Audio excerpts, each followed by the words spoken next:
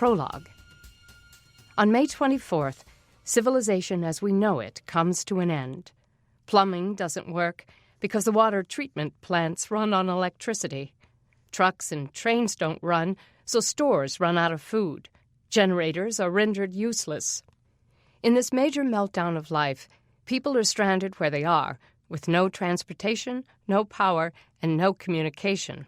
Crime runs rampant as evil fills the void, and desperation becomes the only moral guide many people recognize. Eventually, word makes its way to Crockett, Alabama, that the event was caused by a star, a supernova named SN 1999, which is emitting electromagnetic pulses every few seconds. With no assurances of when the star might burn itself out and allow them to rebuild, people are left with a choice. Will they hoard what they have until it all runs out, or will they share with those around them who are in need? The Brannings, an upper-middle-class Christian family, struggles to maintain their faith in the midst of the world's new challenges and learn the lesson of giving of themselves, even when it threatens their survival. Chapter 1. The buck fell with the first shot, and Zach Emery couldn't help being impressed with himself. From his deer stand, it looked like an 8 or 10 pointer.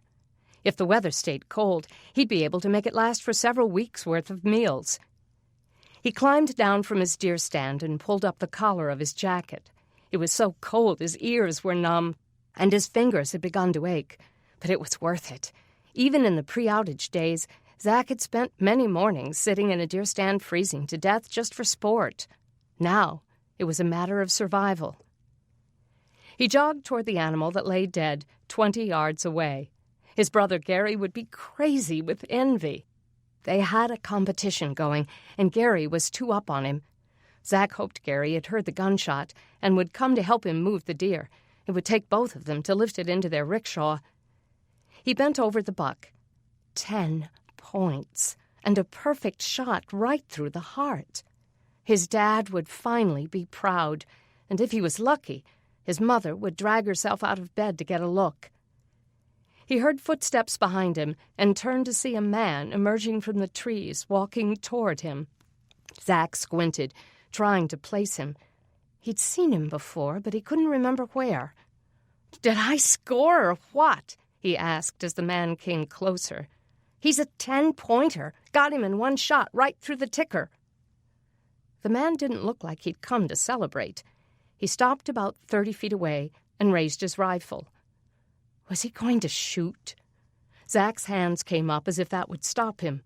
The gun fired, its impact propelling Zach backward, bouncing him onto the dirt. Chapter 2. The building smelled of motor oil and grease, a scent Deni Branning associated with progress. A symphony of roaring engines brought a smile to her face as she rolled her bike inside.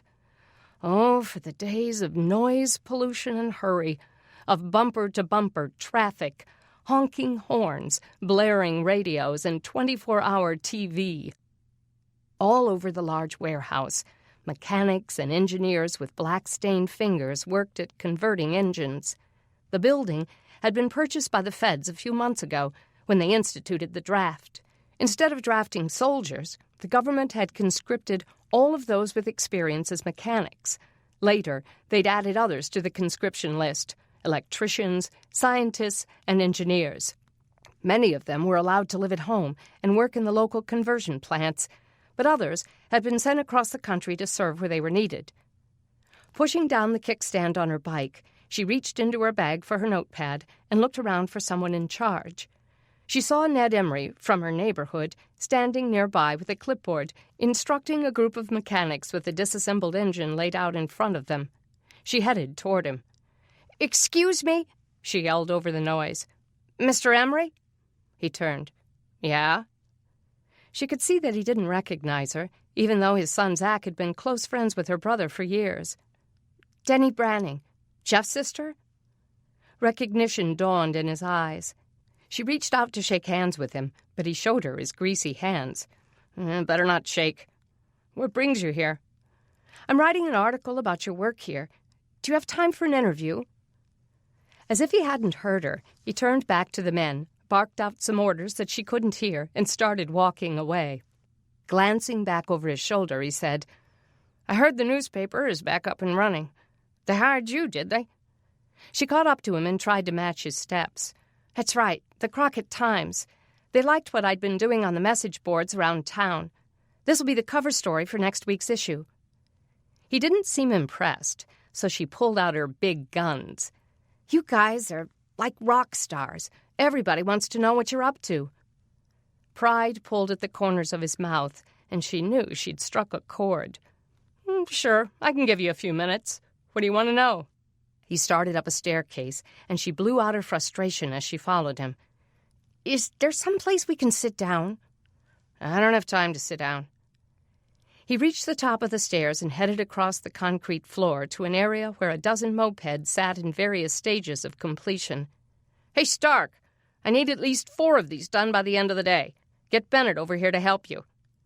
Deni's gaze swept over the bikes. "Wow, how can I get one of those?" "You can't. They're not for the private sector." He was walking again, but she hung back, unable to tear herself away from the coveted mopeds. She stepped toward one and touched the seat. He turned back and gave her an impatient look. "Do you want to do the interview or not?" She shook off her longing and forced herself to focus. "Of course." He led her past a table filled with generators, and again her longing kicked in. "Do those work?" "They do after we harden them against the pulses." Her heart quickened. If they were making hardened generators here, it wouldn't be long until they actually had electricity. Could there really be light bulbs at the end of the tunnel? "When will those be available for the public?" she asked, catching up to him again. "Our illustrious supernova will burn out before we can finish supplying the hospitals. They're priority number 1 for the generators right now. Without robotics, assembly lines, electricity for that matter, we have to do everything by hand, one at a time. And even if we could produce enough for the public, there's one missing ingredient." "Gasoline," she said. "You got it." He reached a series of offices with glass walls, overlooking the work on the floor below them. "We can't get enough gas without operating tanker trucks, and once we get it here, we don't have electricity to work the pumps." She was well aware of the chain of problems. "But aren't you guys all about creating workarounds?" "Right now, we're just trying to help critical services operate.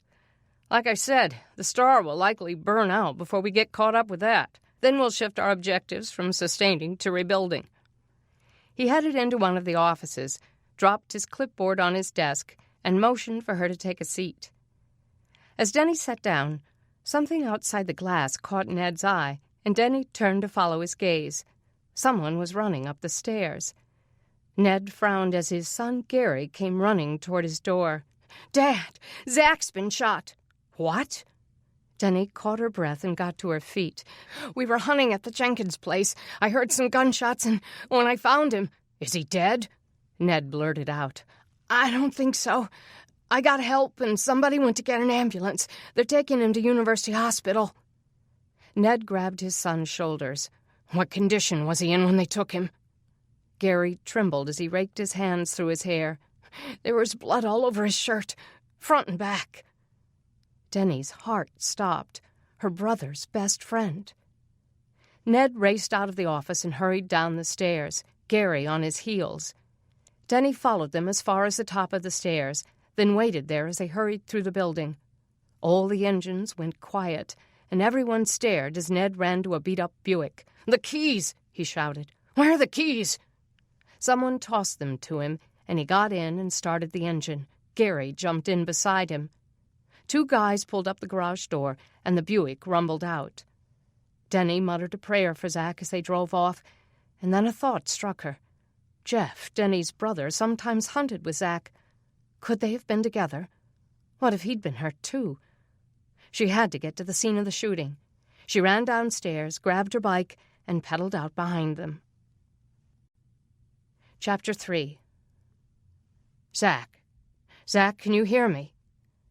Zach tried to open his eyes, but they were glued shut. Something was shaking and bumping him, and with each jolt, pain exploded through him. Zach, we're getting you to the hospital, okay, buddy? Stay with me. Was he in an ambulance? How long had it been since he'd been in a running car? Weeks? Months? Years? His brain couldn't find the answer. He tried to breathe, but something was crushing his chest, drowning, choking, gurgling.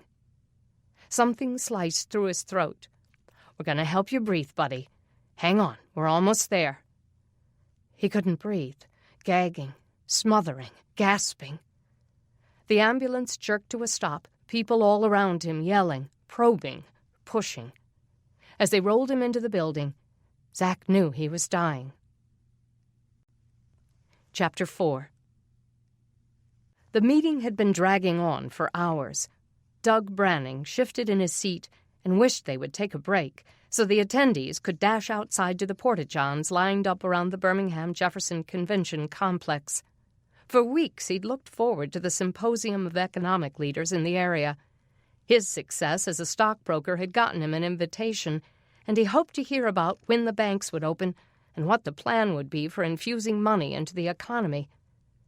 Because the big complex was without electricity, chairs had been set up in the multi-leveled lobby of the big building so they could take advantage of the light from the windows. He'd sat, riveted, for most of the day, as financial leaders argued that opening the banks would have a destructive effect on the economy. Others countered that opening them would help. Doug wasn't sure which side of the fence he landed on, professionally, but as a victim of this disaster, he wanted his cash. The government leaders who'd come in for the symposium and who had been conducting meetings like this in several major cities were here to gather advice from local leaders and update them on the state of the economy. So far, all Doug had done today was listen. The banking systems lacked sufficient records of their account balances to open the banks a few months ago, Edward Freelord, Federal Reserve Chairman, said, his voice carrying over the crowd. When the computers crashed, most of the banks had only a few current hard copies, and those have had to be reproduced by hand. Local banks now have the information they need for their local account holders, so it is feasible for them to open. We're considering instructing them to give account holders no more than 2% per month of their balance to avoid a run on the banks. They'd already established that the law would prohibit foreclosures on property during the pulses, since no one was able to make payments right now, and the banks would not be allowed to loan money except to those involved in rebuilding the infrastructure and helping the government function. Several of the audience members weighed in on Freelord's idea, offering pros and cons that Doug was sure the leaders had already considered. But Doug's mind was busy calculating the scenario's direct benefit to his family. He'd had about $15,000 in his checking account at the time of the outage, and another $30,000 in savings. His stocks and bonds and other investments totaled over $1 million, but those were worthless right now. He jotted the figures in the margin of his legal pad. With the government's suggested plan, his family would be entitled to $900 a month. With the new rock-bottom prices, they would be in great shape. Once again, the world would be separated into the haves and have-nots, and his family would rise to the top. It wouldn't help his friends in the Sandwood Place apartments, most of whom hadn't had any money even before the outage. But maybe it would help them indirectly, as money spent in the economy trickled down to make their lives better. Would it? That was a pipe dream, he feared. But he'd deal with it later. Someone tapped on his shoulder, and he glanced up to see Jeff, his 16-year-old, standing over him. "What are you doing here?" Doug asked in a whisper. "Sorry, Dad." Jeff looked upset, and Doug knew something was wrong. "I have to talk to you." Doug got up and followed Jeff back up the aisle to the front door. They stepped out into the cold. "What is it?" "Dad, Zach Emery was shot this morning." "What? How?" Jeff told him the little he knew. "You weren't with him?" "No, I was helping Mom set up at the swap meet. They said he was really bad, that he lost a lot of blood. Some people who were there when the ambulance came weren't even sure he was alive." His chin trembled, and he settled his misting eyes on Doug. "Dad, I want to go see if he's all right, but Mom told me to come by and get you first." "Of course," Doug said, glancing through the glass back up at the podium. "You don't have to leave," Jeff said. "I can go by myself. It's just that Mom thinks I'm a kid who can't be alone in the city. I can leave now. Don't worry about it." "But what if you miss something important, like when they're opening the banks?" Doug shook his head. "This is just a fact-finding mission. They haven't made any decisions yet." They headed to the bike rack and unchained their bicycles. Getting onto his bike and pumping out into the street, Doug couldn't imagine what Zach's parents were going through. He looked over at Jeff as they rode. The boy's gaze was fixed on the road, but Doug could see the pain behind his eyes. Zach was one of Jeff's closest friends. He prayed as they rode, but his prayers were selfish. As much as he wanted Zach to be alive when they got to the hospital, he wanted even more to protect his son from the pain of sudden and unjustified loss.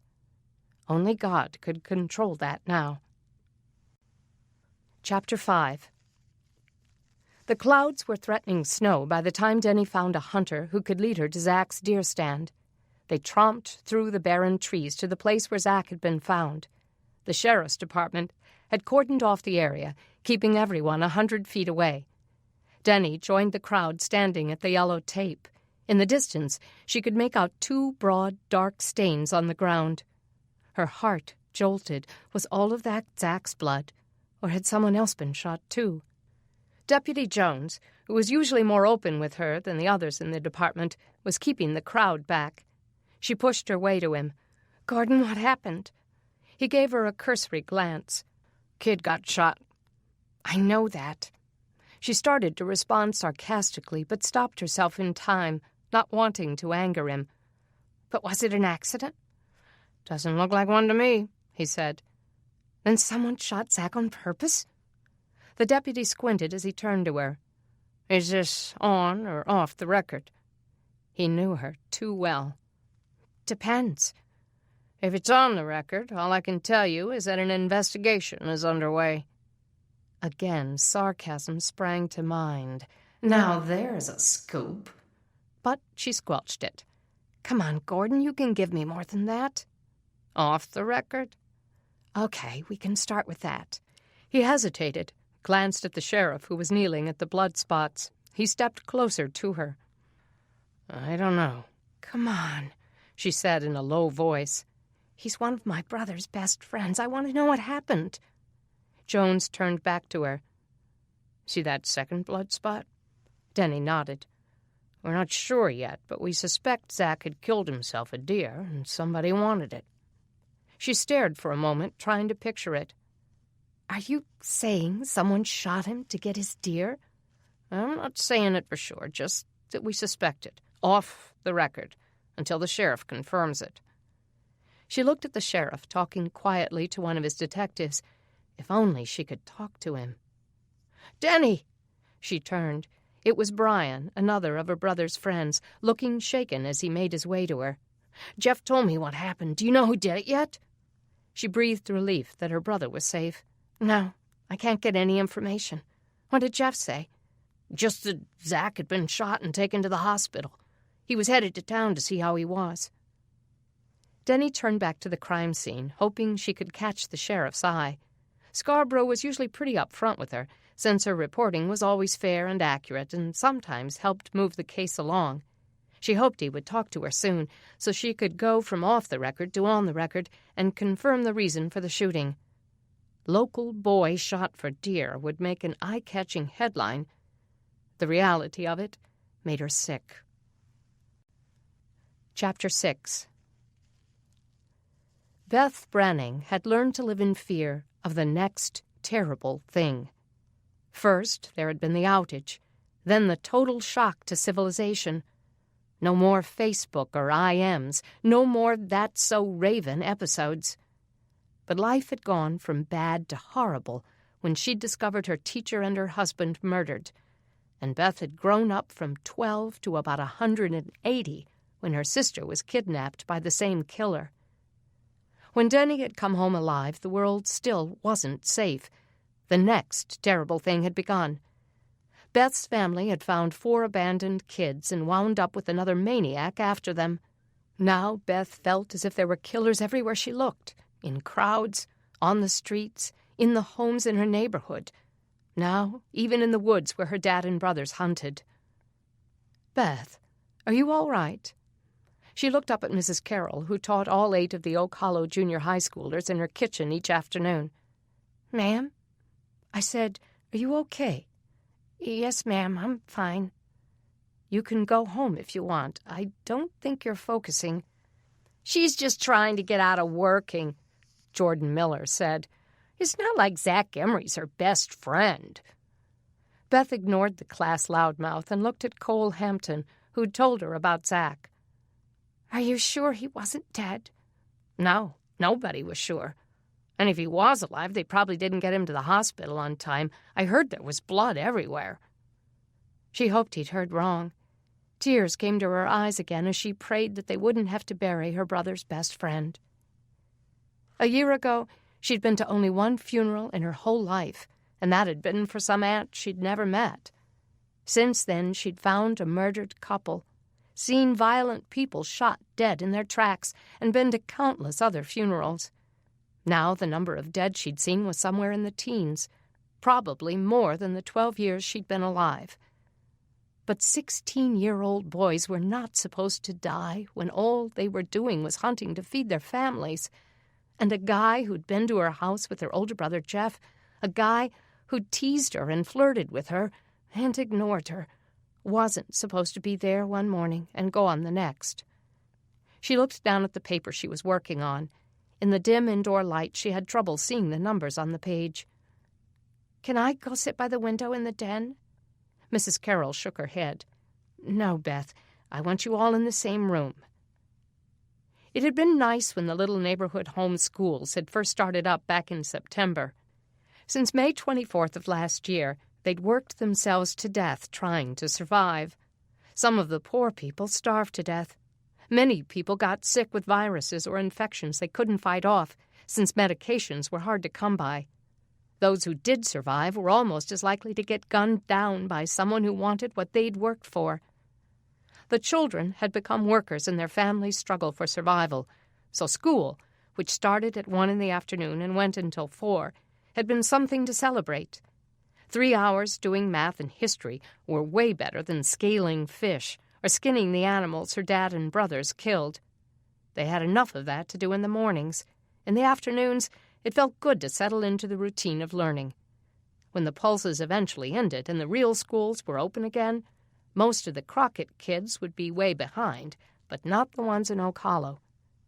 But today, Beth didn't want to be here. She couldn't concentrate. Tears came to her eyes again. Maybe she should take Mrs. Carroll up on her offer to go home. She could find out if they'd caught the shooter and whether her family had any word on Zach's condition. After all, if he could just wake up, he could tell them who had shot him. By now, Deni may have found out something as she snooped around for the Crockett Times. Beth grabbed her backpack from under her folding chair and started to load her books in. "I changed my mind." Her teacher looked up from her stool at the kitchen bar. Beth hated to disturb her. As teachers went, she was a little scattered, and she wasn't used to dealing with kids this age. She'd taught 2nd grade before the outage, but they already had enough elementary school teachers in the neighborhood, so she'd taken this group. She had a nervous tic that continuously jerked her lip up at the corner, and a mild personality that invited the worst kids in the class to walk all over her. She hoped Mrs. Carroll didn't think Beth was taking advantage. "Changed your mind about what, honey?" "I think I will go home." "What a drama queen." Jordan wiped his paper where he'd erased a hole in it and set his jaw on his fist. "She didn't hardly even know that guy." "I did, too. He was my brother's best friend." "Was not. Your parents wouldn't even let Jeff hang out with him." She wished she had a sock to shove into his mouth. "That was before. Jeff's allowed to hang out with him now." "Stop it, Jordan," Mrs. Carroll said. "Don't be so cruel. Beth, it's fine if you go home. Just bundle up. It's cold." Beth blinked back tears of indignation and pulled her coat on. It was just a lightweight denim jacket. After all, it never stayed cold in Birmingham for long. But today it was in the 20s, and people who knew clouds were saying it was going to snow. She'd worn several layers of clothes under her jacket, but even with the corduroy lining zipped in, it still wasn't quite enough. She hoped someone at home had kept some logs on the fire. Jordan made a face at her as she packed up her book bag. The idiot acted like he was in 4th grade instead of 7th. He gave all of them a bad name. He didn't know anything about her brother or his friends. It was true that her parents hadn't approved of Zach, but over the last several months, Jeff had become so responsible, helping protect the family and making good decisions, that they'd given him a little more slack with the Emrys. He still wasn't allowed to go to their house at night. Ever since he'd been caught sneaking out to party with Zach and his brother a few months ago, right after the pulses began, he'd been forbidden to go there after dark. But he was allowed to hang out with him during the day and early evening. She pictured Zach going out in the 28-degree cold that morning, watching his breath fog in the icy air. She imagined him walking through the woods to his deer stand with his rifle, climbing into the tree, waiting there in the chill for a deer to come along. One thing had become clear to her over the last 8 months. Since the pulses, there didn't have to be a good reason for killing. As she turned off Mrs. Carroll's street, she saw Mark Green in his driveway, holding a dead bobcat by its back legs. He opened the door to his mother's stranded caravan and leaned inside. "Hey, Mark," she called. He turned and grinned at her. "Hey, Sparky. Where'd you come from?" "School." Mark was the only one who ever called her Sparky. He'd made up the name because he said she'd sparkled on the stage when she'd played Mary in the neighborhood Christmas play, which she had also written and directed. She came up his driveway and looked into the van. Several slabs of meat hung upside down from hooks in the roof. Mark hung the bobcat up. "Did Mrs. Carroll let you guys out early because it's going to snow?" "No, she let me go because I wasn't feeling well." She shivered. "Mark, what are you doing?" He grinned in that way he had. "Check out my new meat locker." "A van? No offense, but that's crazy." "Why? It's below freezing out. When I trap animals, I need somewhere to put them, and in the van I can close them in and keep other animals out." She made a disgusted face. "What are you going to do when it gets warm again? It'll be all gross." He shrugged. "Stop using it. Your mom will never want to drive this again." "Let's be honest," he said, closing the door. "This van's engine is fried. It's not like it's going anywhere unless it's chained to a tow truck." "But Dad says the body will still be good, and the engine and electronics can be replaced." "By the time you do that, it'd be just as easy to replace the whole van. But don't criticize. I'm feeding your family tonight. I killed a deer this morning, too." She was glad he was a friend of her family. They never went hungry when Mark was hunting. In fact, most of the people who knew Mark were better for it. Mark had figured out how to make solar ovens out of ruined refrigerators, and the Brannings were just one of many families who were now able to cook so much easier. Beth's mother had been a bread-baking maniac lately and was helping the family by selling the loaves. "So, have you got any new inventions?" she asked. He walked her back to his garage. "I'm no inventor. These aren't my ideas." "But you're the only one who knows how to pull them off." She looked at the things he was working on in his garage. There were 2 sliding glass doors from a shower leaning against the wall. Each had a crack. "What's this going to be?" "I'm working on a solar water heater. I got these doors from Sam Tobias, who has that bathroom renovating company. He let me have them free because they're cracked. I had to promise that if I made it work, I'd give the first one to him." His flat-screen television sat on the floor. "What are you doing with that? Are you going to use the sun to make the TV work?" He laughed. "Nope, can't do that. But I'm going to use the TV screen for some of my solar projects. You ever heard of a Fresnel lens?" She giggled. "What do you think?" "The screen is a sheet of clear plastic, and its surface has tiny little grooves in it. If I use it in the sun, that'll have the effect of magnification, so you'll be able to concentrate the heat where you want to create energy." "But you have to tear up your nice TV to do it?" "No way my mom would agree to that." "Why not? They're fried, too. They're absolutely worthless, even when the power comes back on. If we can use them for something else, especially something that'll heat or cool our houses, then why not do it?" She let out a heavy sigh. "I guess so. It's just all so sad." "What? That all our stuff is ruined?" "Yeah. Sometimes I get really depressed." He sat down on a table and smiled. "It's just stuff, Sparky." "Yeah, I know." She shoved her fists deeper into her pockets. "We're lucky just to be alive, especially after what happened to Zach today." "Yeah, I heard he was shot. But he's okay, right?" "I don't think so. It sounds really bad. They said he might have been dead by the time the ambulance came." "But he was still alive when they drove him off, right?" "Oh, Zach's tough. He'll pull through. A lot of people are praying for him." He looked down into her face and messed up her hair. "Don't let this get you down in the dumps now. Everybody depends on your smile." A grin pulled at her lips. He slid off the table. "Come on, I'll walk you home." "Deni's not home, you know. She's out snooping." He chuckled. "I think they call that reporting, and I'm not doing it for Deni. What do you think, that I'm some kid with a crush trying to find excuses to see her?" She grinned. "Yep." He laughed and messed up her hair. "Okay, but I'm walking you home anyway." She didn't really know why Deni and Mark weren't together. It was a romance waiting to happen. It just hadn't quite happened yet. Late last September, Deni had broken off her engagement with Craig, her pompous boyfriend from Washington. Since then, Mark had been around a lot. The chemistry between them almost crackled on the air. Whether it was just plain busyness or something deeper, something had kept them apart so far. For the life of her, Beth didn't understand it. If she were older, she would have snapped Mark up and made sure everyone knew he was hers.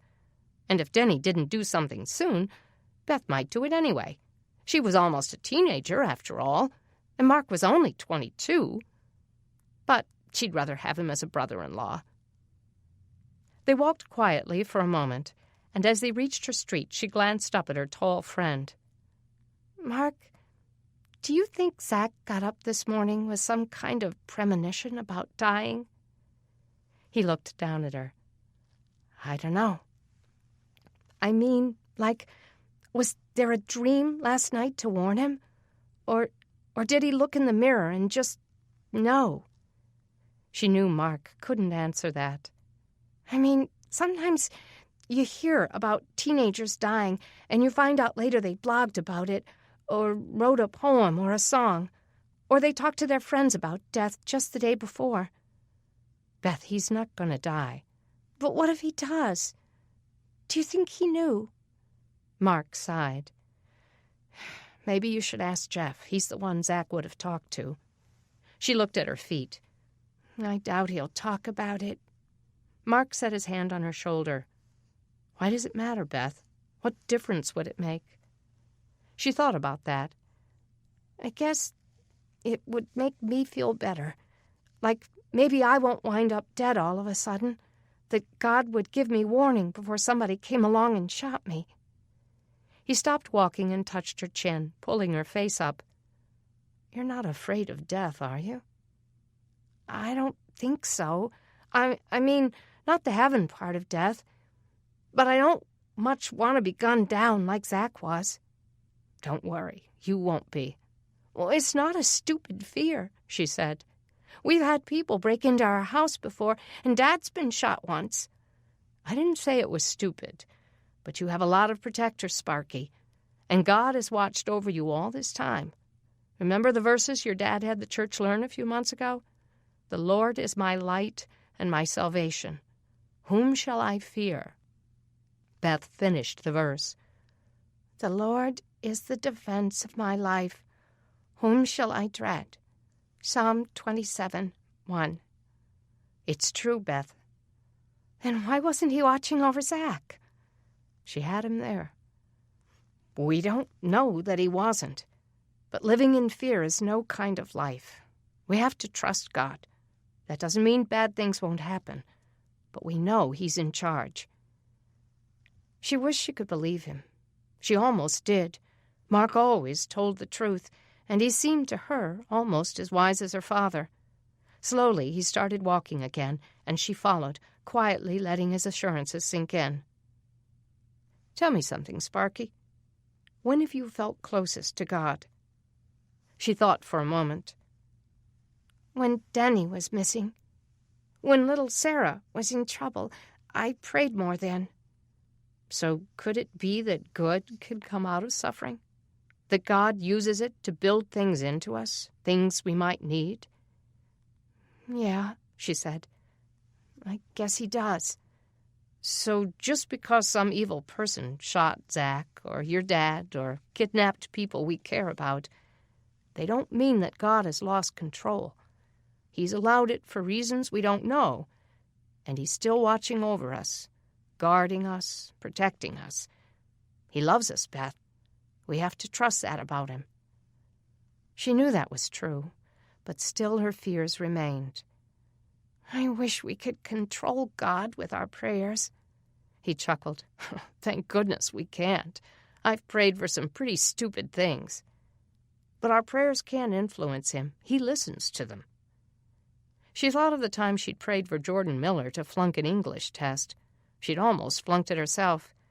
She sure hoped God took her more seriously when she prayed for Zach. They got to her house, and Mark hung back on the sidewalk. "Lock the door, Beth," he said. "And when Deni gets home, tell her to come see me. I want to know what she found out about Zach." "Okay. Thanks for walking me home." She went into the house and locked the door behind her. The fire had almost died out. The house was almost as cold inside as outside. She stirred the embers in the fireplace and put the last 2 logs on the fire, then went outside to get more.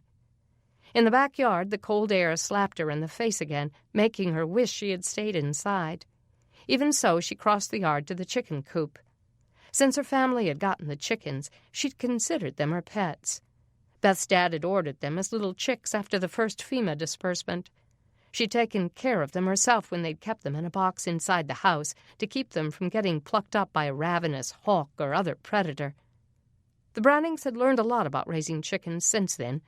They'd had to remodel their original chicken coop so the chickens had room to roam and feed on the ground.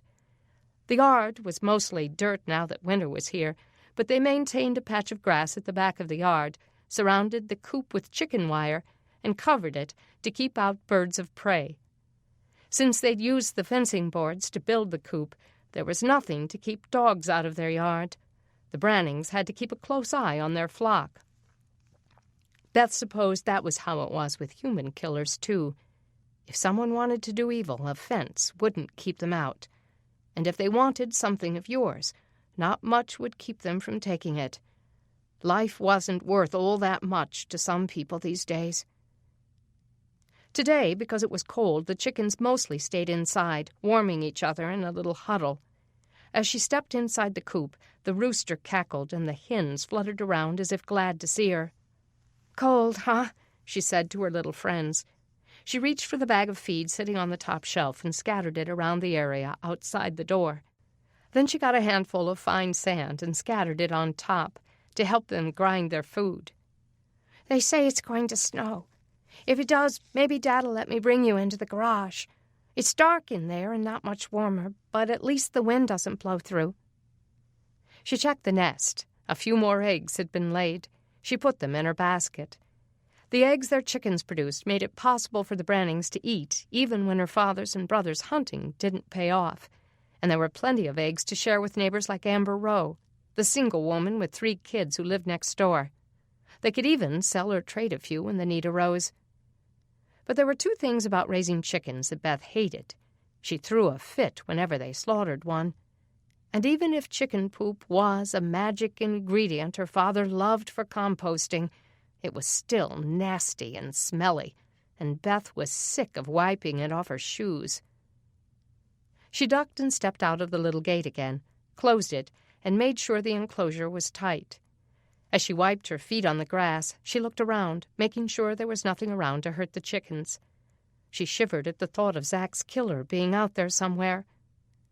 Maybe he didn't live in Oak Hollow, or even in Crockett. Maybe he'd gotten what he wanted and hopped a train out of town. Maybe he wasn't a danger anymore. Whatever. She decided she'd better take the firewood in and keep the house locked tight. She suddenly wished she'd stayed at school. She went back in, leaving her chicken-soiled shoes by the door, and stirred the fire. Then she curled up in the chair close to the hearth and prayed that someone in her family would get home soon. Chapter 7. Doug and Jeff locked up their bikes and went into University Hospital. Dim light bulbs shone from the ceiling in the lobby. "Hey, Dad, look. They've got electricity." "Yeah. The conversion plants have hardened enough generators to get the hospitals operational. Otherwise, a lot more people would die." They pushed through the people crowded into the waiting room, in various stages of illness or injury. They saw a nurse in purple scrubs. Doug headed toward her. "Ma'am, we're looking for a shooting victim who was brought in a little while ago. Where would they have taken him?" The woman looked tired and overworked. "The surgical ICU is up on the 4th floor."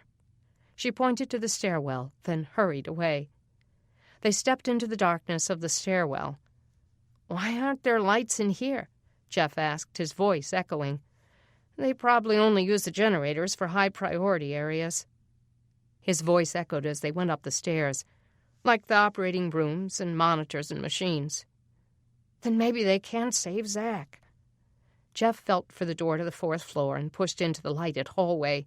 They saw a sign that said Surgical ICU Waiting Room and went inside.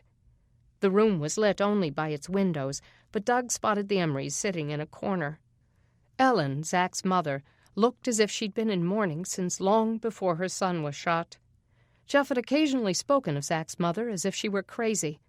One minute she was screaming at everyone in her family, the next she was so depressed that she couldn't get out of bed. "It's like she's given up," he'd said a week ago. "I really think she's losing it." She got up when she saw them coming and hugged Jeff as if he were part of the family. "He's alive," she said. "They've got him in surgery." Gary Emry, Zach's brother, paced back and forth across the waiting room.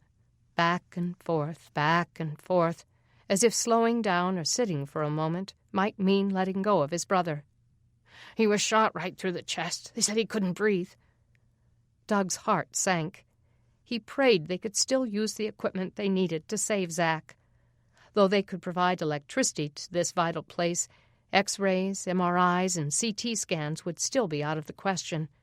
Any sensitive equipment too high-tech to withstand the frequent gamma-ray pulses emitted from the supernova would still be useless. "I know why you're here," Ned said, leaning against the wall and looking at Doug. He seemed stunned, shell-shocked, as if the news of his boy's injury was still circulating in his head, trying to find a place to rest. "You're here because you think we need a preacher. And the truth is, we do." Ellen shot him a look. "Speak for yourself, Ned. I don't need one." "Then who's going to bury Zach if he dies?"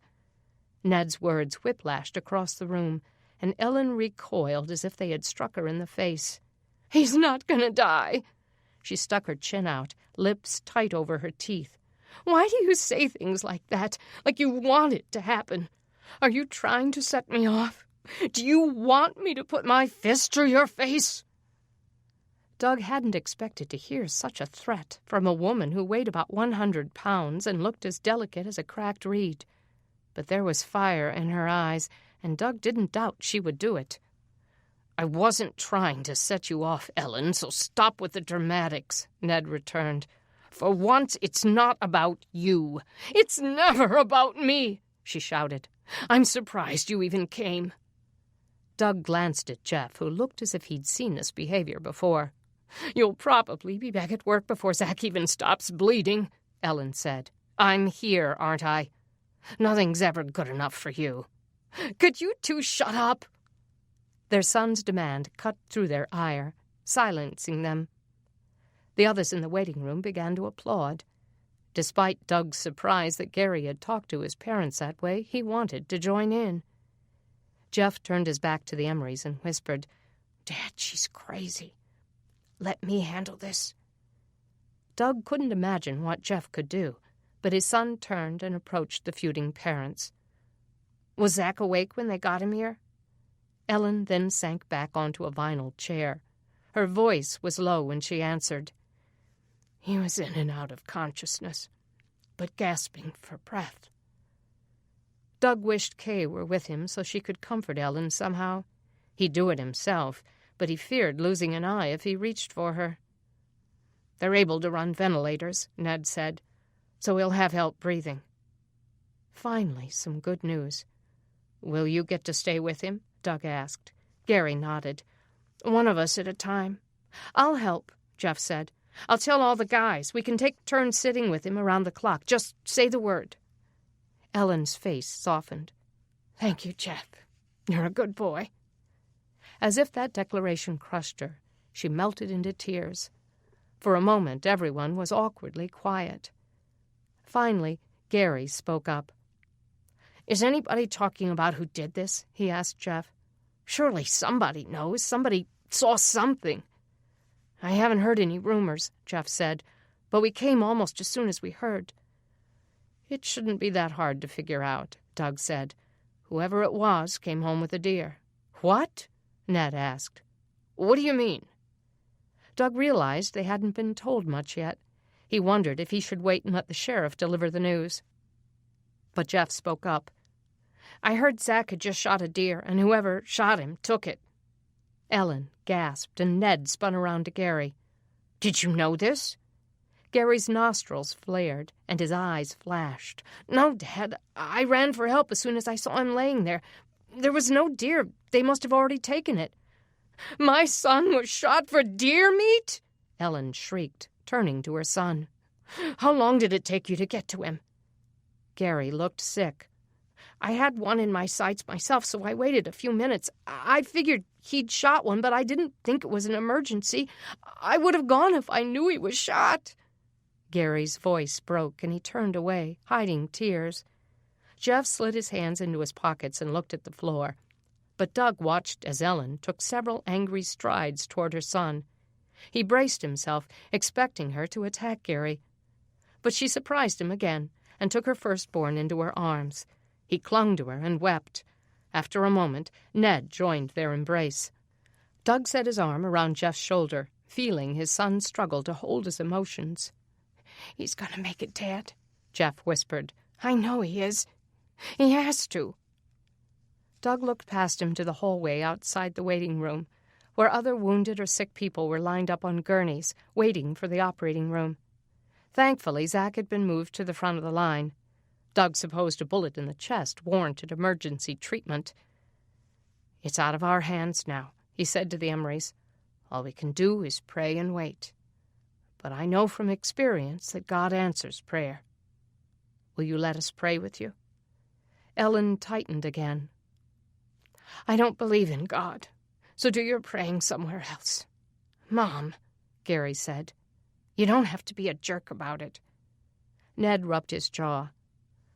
I don't know what I believe, but I'll accept your prayers, Doug. They sure can't hurt. Doug hadn't been in his preaching role for very long, only 8 months, since the pulses began, and he'd started a church in their home. He'd never been comfortable in situations like this, especially when the family had shunned his efforts to invite them to church. He wondered if Ellen and Ned's attitudes toward God had anything to do with the fact that he'd forbidden Jeff to hang around with Zach in the past couple of years. The boy had seemed like a bad influence for Jeff, and Ellen's behavior just now reinforced that. He was glad that over the last 3 or 4 months he had let Zach come around more often, and Doug hadn't tried to stand in the way when Jeff and Zach started a band. The boys needed a diversion, and that was as good as any. But now he wished he'd been more caring toward the family. He bowed his head and began to pray aloud for Zach, knowing that God heard his prayers whether Zach's family were believers or not. He prayed for miraculous intervention and for God to give the Emorys peace and comfort. Then he asked God to lead the authorities to the one who'd done this. When Doug opened his eyes, Ellen's cold eyes were fixed on the wall. If they find the guy who did this, she said, I'll make sure he doesn't live to brag about it. Doug cleared his throat and remembered his own declarations of vengeance when Deni had turned up missing. He couldn't say he blamed her. Chapter 8. It was a terrible day for a swap meet, but Kay couldn't back out now. Despite the snow beginning to blanket the ground and the 28-degree cold, and the terrible news they'd gotten about Zack, she had managed to get a wagon load of goods to the tent. She hoped she traded it all, because she sure didn't want to borrow a horse and wagon again to take it back home. The swap meet was held every month on the playground behind Crockett Elementary. It was a way for people to trade for things they needed. Since anything other than food was considered a luxury, no one had the means to purchase birthday gifts or clothes or shoes or anything else. The swap meet tents were always full of baby furniture, clothes, and toys, and young parents looked for necessities for new babies and growing toddlers. Kay hoped she could trade for some bags of flour and baking soda. She also hoped to find some presents for Doug's birthday tomorrow. She had brought all of her children's outgrown clothes, a tub of shoes that weren't being worn, some blankets she'd made, some old curtains, and a number of other items she hoped someone wanted. She'd also used her makeshift solar oven to bake 20 loaves of bread, with which she hoped to buy food from local farmers in a nearby tent. Logan, her 9-year-old son, had brought his own box of stuff. She watched as he unloaded it onto their table. There were several action figures, a Rubik's Cube, some soccer shin guards, an old bicycle helmet, and something she couldn't identify. He pulled out a wooden ball with sticks coming out of it, each with a smaller ball on the end. She picked it up. "Logan, what's this?" Logan took it from her and grinned. "It's my molecule. I made it for science class last year." She remembered then he'd spent hours drilling holes into the wooden ball made for a banister. "And you think somebody'll trade for it?" "Sure. Look at it. Who wouldn't want this?" It would have been funny on any other day, but her heart was too heavy for amusement now. The news about Zack had made it hard to focus. Logan spotted something across the tent. "Cool! A parachute! I'm going to see if I can get it." "Logan, we need flour, not parachutes. And don't you want to get your dad a present?" "Dad would love a parachute, Mom. Besides, I have plenty of stuff to trade." "But what would you use it for? I don't want you jumping off anything." "Mom, get real. You can do a million things with it. It's fun just to have." She sighed and hoped they wouldn't be interested in trading for a molecule. Terrible about Zack, huh? Kay turned and saw Mark Green's mother, Martha, sitting up next to her. "Oh, yeah, really terrible. I sure hope he pulls through." Martha's black hair had grown long enough to wear in a ponytail. With her petite frame, she looked years younger than she was. And Martha didn't have the gray stripe Kay had at her roots. Kay tried not to envy her. "Have you heard any details?" Martha asked. "Not really." "Who would do that?" Martha shook her head and sighed. "Oh, I'm telling you, it's a dark world." Martha knew of what she spoke. She had once been married to a psychopath. He was dead now, but he'd been the bane of her existence for much of her adult life. The trials had made her stronger. Kay supposed she deserved to have great hair after all she'd been through. "This is the first one of these I've been to," Martha said as she unloaded her boxes of solar panels Mark had built. "Tell me how it works. If someone wants one of these, but they don't have anything I want, what do I do?" "You take it to the uneven trade table, where they'll assign you some tokens for the value of your item. Then you can spend them on other items at that table." "Sounds complicated." Kay laughed. "It is. Trade even if you can. But the farmers do set up at those tables, so if you need flour like I do, you have no choice but to go there." Kay's eyes drifted to Logan, negotiating for the parachute. Thankfully, the owners didn't seem to want his dirty shin guards or his science project. Looking discouraged, he started back toward her, but then he spotted a litter of Cocker Spaniel puppies, and hope filled his eyes again. "Score!" he shouted. "Logan, no animals," she called over the crowd. But he didn't hear her. He made a beeline toward the puppies, brandishing his useless currency. He was going to drive her crazy before the day was over. Chapter 9. Deni Branning stood over the printing press at the office of the Crockett Times, watching Harriet Campbell set the movable type so she could print Denny's story about the shooting for the next issue. Too bad we can't wait to hear about Zach's prognosis, Harriet said as she worked. Her breath fogged in the dimly lit room. They'd managed to get the press set up, but getting any kind of stove or fireplace into the small building was a luxury they couldn't yet afford. "Wish we could get the paper out every day instead of just once a week," Deni said. "Well, with your updates on the message boards around town, we can keep the people informed." Months ago, when Deni had first decided to be the self-proclaimed journalist for her little community, she'd started the Crockett Community Journal, a big name for such a small undertaking. Since she didn't have the benefit of computers and Xerox machines, she'd had to handwrite her stories and stick them up on the literal message boards posted in neighborhoods all over town. Those boards, which were covered with notes, for sale signs, and other scribbled communications, had become the area's source for all their news. Then, back in November, Harriet Campbell had shown up at Deni's door and asked if she'd like a job. Harriet had bought an old-time printing press that didn't rely on electricity, and she was ready to get the Crockett Times up and running again. She'd been impressed by Deni's news items on the message boards and decided she'd be an asset to her little newspaper. Deni had jumped at the chance.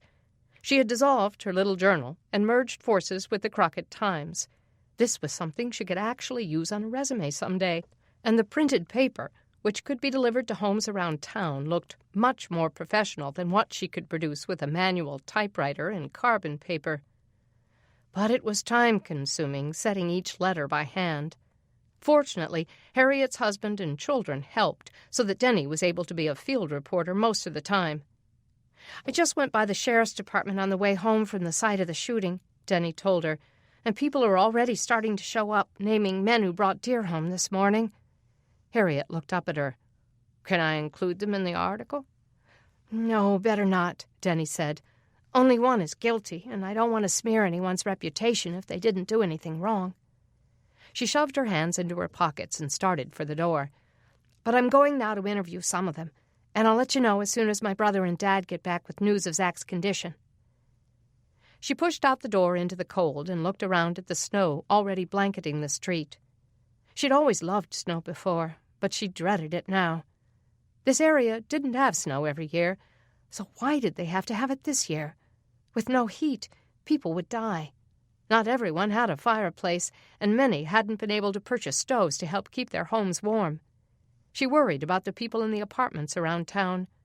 Many of the residents had died of typhoid, dysentery, and other diseases from the backed-up sewage. Others had left the apartments and migrated to places where living was a little easier, near lakes or farmland. Those who remained were trying to work together to survive. But living without air conditioning in summer was a lot easier than living without heat in freezing weather. At least the government had used some of their working and revamped car engines to haul tanker trucks full of water to areas where there weren't any wells. This had lowered the mortality rate among the apartment dwellers. Though the tankers were never replaced as soon as the water ran out, still, it had helped the quality of life for so many. News from up north told of thousands dying this winter. The hospitals that were open overflowed with people with contagious diseases and bacterial infections. Deni hoped her dad and Jeff weren't exposed to anything while they were checking on Zach, and that Zach wouldn't develop a staph infection, something that had emerged as a killer of many after serious wounds. That morning's interviews of the men who'd been first on the scene after Zach's shooting had left Deni feeling, once again, as if life balanced on a thin fulcrum, ready to tip and crash at any moment. Never, in her 22 years, had she been more aware of the fragility of life than she had been these last few months, and Zach's shooting hammered that home. Sheriff Scarborough had given her little in the way of comments for the paper, but his suggestion to ask people if they'd seen anyone coming home with a deer this morning had been a good one. She'd had Harriet print up a sheet to put on the message boards around town earlier today. The top half gave the news of Zach's shooting and the known circumstances. Below that she'd written, Can you help find Zach Emery's shooter? If you know of anyone who came home with a deer this morning, February 4th, report it to the sheriff immediately." It hadn't taken long for people to start talking, and before she'd gotten the paper tacked up on all of the boards, she'd started getting names. But there was one name on the list that she'd rather not see. Mark Green. She stopped her bike and wrapped her scarf more firmly around her face to keep the bitter wind from chapping her skin. She doubted that Mark knew he was on the list of possible suspects. The idea of his having anything to do with shooting Zach was so preposterous that she couldn't even consider it. Yet the neighbors would. His dead father had been sinister and violent, and no one would forget that. The mere hint that he might be responsible would send the neighborhood into a panic. Pedaling into Oak Hollow, she bypassed her own house and went straight to his. She found him in his garage, surrounded by the inventions he'd created in the last few months. "Hey, Mark. What are you doing?" "Hey." He looked happy to see her. That warm feeling she always got when she was near him swelled in her heart as she parked her bike. "Any word on Zach?" he asked. "No, not yet. I'm still gathering facts." She looked at the little box on which he was screwing a hinge. "What's this?" "I'm working on a birthday present for your dad." He showed her the box he'd built with a slat at the top. "What is it?" "A toolbox. I know he has one, but I thought maybe he could use another one." He opened the top. "I carved out this Bible verse inside." Deni bent over and saw the ornate inscription. "Do your best to present yourself to God as one approved, a workman who does not need to be ashamed." 2 Timothy 2:15. "He'll love it," she said. Mark was always thoughtful with her family members, but for some reason he held back when he was with Deni. She couldn't forget the kiss they'd shared last summer. Fireworks had gone off in her chest, and her heart had raced more in Mark's arms than it ever had in Craig's. Then Craig had shown up and messed up everything. She'd wound up breaking off her engagement once and for all, and had sensed afterward that Mark was giving her time to reconsider. And just when he'd finally seemed satisfied that she wasn't pining away for Craig, he'd found a letter she'd been writing to him. He had trouble believing that her letter, far from being a declaration of love for Craig, was simply answering Craig's pleas for her to take him back. But the letter had been unfinished, and what wasn't written had done more harm than what was. So Mark had backed off. Pride had kept her from groveling, but the chemistry remained, and his friendship had become something she cherished. He glanced at her face, and she knew he sensed that something was wrong. He set the toolbox down. "What's wrong, Deni?" She sighed. "Mark, I need to ask you something. Did you kill a deer this morning?" "Sure did. 8 points. Don't worry, I'm bringing your family some venison tonight." He clearly had no idea what was being said about him. "Mark, that deer is going to cause you a world of problems." He frowned. "Why?" "Because the sheriff is compiling a list of all those who brought home a deer this morning, and you're on it." Mark set his hands on his hips. "What would my killing a deer today have to do with Zach's shooting?" "They're saying that whoever shot Zach did it for his deer. They left him for dead and took his game." Understanding dawned on his face. "And they think I did that?" She sighed. "Mark, you know there are lots of people around here who don't trust you. They'll think, I don't care what they think. I didn't shoot anybody. Zach knows that, and you know it too. Of course I do. But I wasn't there, and Zach may not make it. Mark, where were you hunting this morning?" "Off Tiger Road on the Carlisle property." "Oh, that's a long way from where Zach was. Did you see anyone? Anybody who can confirm that you were there?" Mark grunted and gazed down at her. "You don't believe me?" "Of course I believe you. It's not that. It's just that the sheriff is going to question you, Mark, and you need to have someone corroborate your alibi." "Alibi?" Mark gaped at her in disbelief. "I don't need an alibi, Deni." "Think," she said. "Anyone. You need a name." He gave her a look that declared her a traitor. Turning his back, he went across the garage, picked up a screwdriver, and hung it on a hook on the wall. I didn't see anybody at the Carlisle property. They have 100 acres, and their house is all the way on the other side. I have a blanket invitation to hunt there ever since I helped them convert their car into a horse-drawn carriage." He turned back around. "But I saw people when I was on my way home with the deer. It was before I'd heard about Zach. Maybe the timing will clear me." "What time was it?" "About 10 o'clock. That doesn't help. They don't really know what time Zach was shot. He wasn't found until a little after 10, and he'd been lying there a while. This is incredible." Mark dropped into a lawn chair and looked at his feet. Deni sat across from him. "Mark, someone must have seen you. Someone who can confirm the time you were at the Carlisle place. We just have to calm down and think." They heard the rattle of an engine coming up the street, and Mark got to his feet as the sheriff's van came into view. "Oh, no. It's happening," he said. Deni stood back up and made him look at her. "Mark, Sheriff Scarborough knows you. He'll listen. Just stay calm and tell him the truth." Mark walked out into the driveway as the sheriff pulled in. Sheriff Scarborough looked sullen as he got out of his van. "How you doing, Mark? Deni?" Deni nodded a greeting. Mark shook his hand. "Go ahead and cut to the chase, Sheriff. I know why you're here." Mark was too blunt, Deni thought. Meeting this head-on might make him look guilty. "Sheriff, I heard he was on the list," she said. "I came to tell him." The sheriff nodded. "Mark, I have to do my job." "I guess you'll want to see my deer," Mark said, striding toward his mother's caravan. "I've got it right here. I shot it at the Carlisle place this morning." He opened the side door, revealing the deer he'd already skinned, but it was still in one piece. The deer he'd killed weighed 200 pounds, Deni guessed, and had a bullet through the breastbone. The sheriff examined the animal for an exit wound. "Looks like the bullet went straight through. Maybe we can find it at the Carlisle place." He glanced up at Mark. "I need to see your guns, Mark." Mark nodded and led him into the house to get them. He handed them to the sheriff one by one, then brought him back out to the garage where the light was better. Scarborough laid the guns out on Mark's work table. Deni watched him examine them. "He didn't do it, Sheriff. You know he didn't." Scarborough just coughed. "Sheriff Scarborough, you know him. Mark's not that kind of a person, and he doesn't have to steal someone else's game. He's a good hunter. He's even put food on your table." Scarborough quit coughing and cleared his throat. "I realize that, Deni." "And why don't you leave him alone?" "The best thing I can do for Mark right now is to find evidence that rules him out." Hope rose in her. "Then you do know that he's innocent."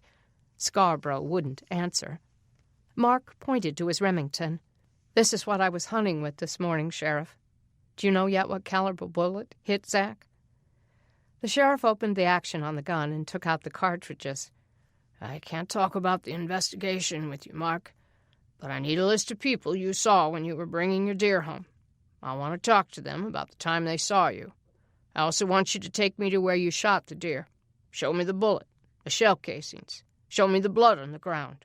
Show me your footprints. Prove to me when you were there."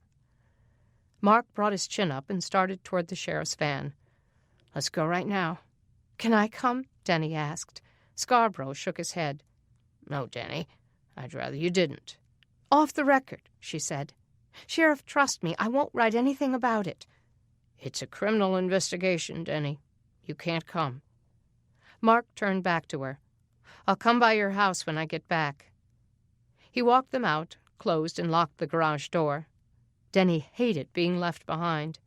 "Do me a favor and tell my mom," he said as he got in the van.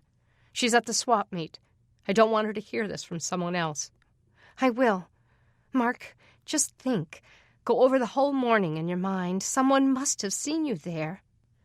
As the old rattletrap of a van pulled out of Mark's driveway, Deni watched as several neighbors came out to see. Lou Grantham crossed his yard and approached her. "Did he arrest Mark?" he asked her. "No, of course they didn't." She got on her bike. "He just asked him some questions." "He did it, didn't he?" Roland Gunn and his wife were crossing the street. "They locking Mark up? I always knew that kid was no good." She wanted to run over him. "No, you didn't. You thought he was good enough to help you build your greenhouse so you could grow food. And how many times have you eaten things he's provided for you? So he's a good actor. Mark is innocent, she yelled back. But no one was listening. They already had their minds made up. Chapter 10. Kay had just made a deal to trade a blanket she'd made out of old clothes for some leather gloves and a knitted scarf for Doug's birthday. She'd also spotted a parka in Beth's size, and now she waited for Logan to come back and man her table so she could go make a deal. She spotted him in front of a toy table, looking like he'd just hit the jackpot. She dreaded seeing what he had traded for. A few minutes later, he turned with his arms full of badminton equipment and ran back to her. "Mom, look what I got Dad!" "You got him badminton equipment? Are you sure that's not for you?" His face fell. "Well, he can play it with me. But isn't it cool?" "So what did you trade for it?" "My molecule," he said. "Told you I'd sell it." Something didn't sound right about the deal. She looked across the tent at the people who'd made the trade. Surely they weren't stupid. "So let me get this straight. You told them that was your science project and that it was a molecule, and they traded you?" He looked away and shrugged. "Sort of." "Why don't you explain sort of?"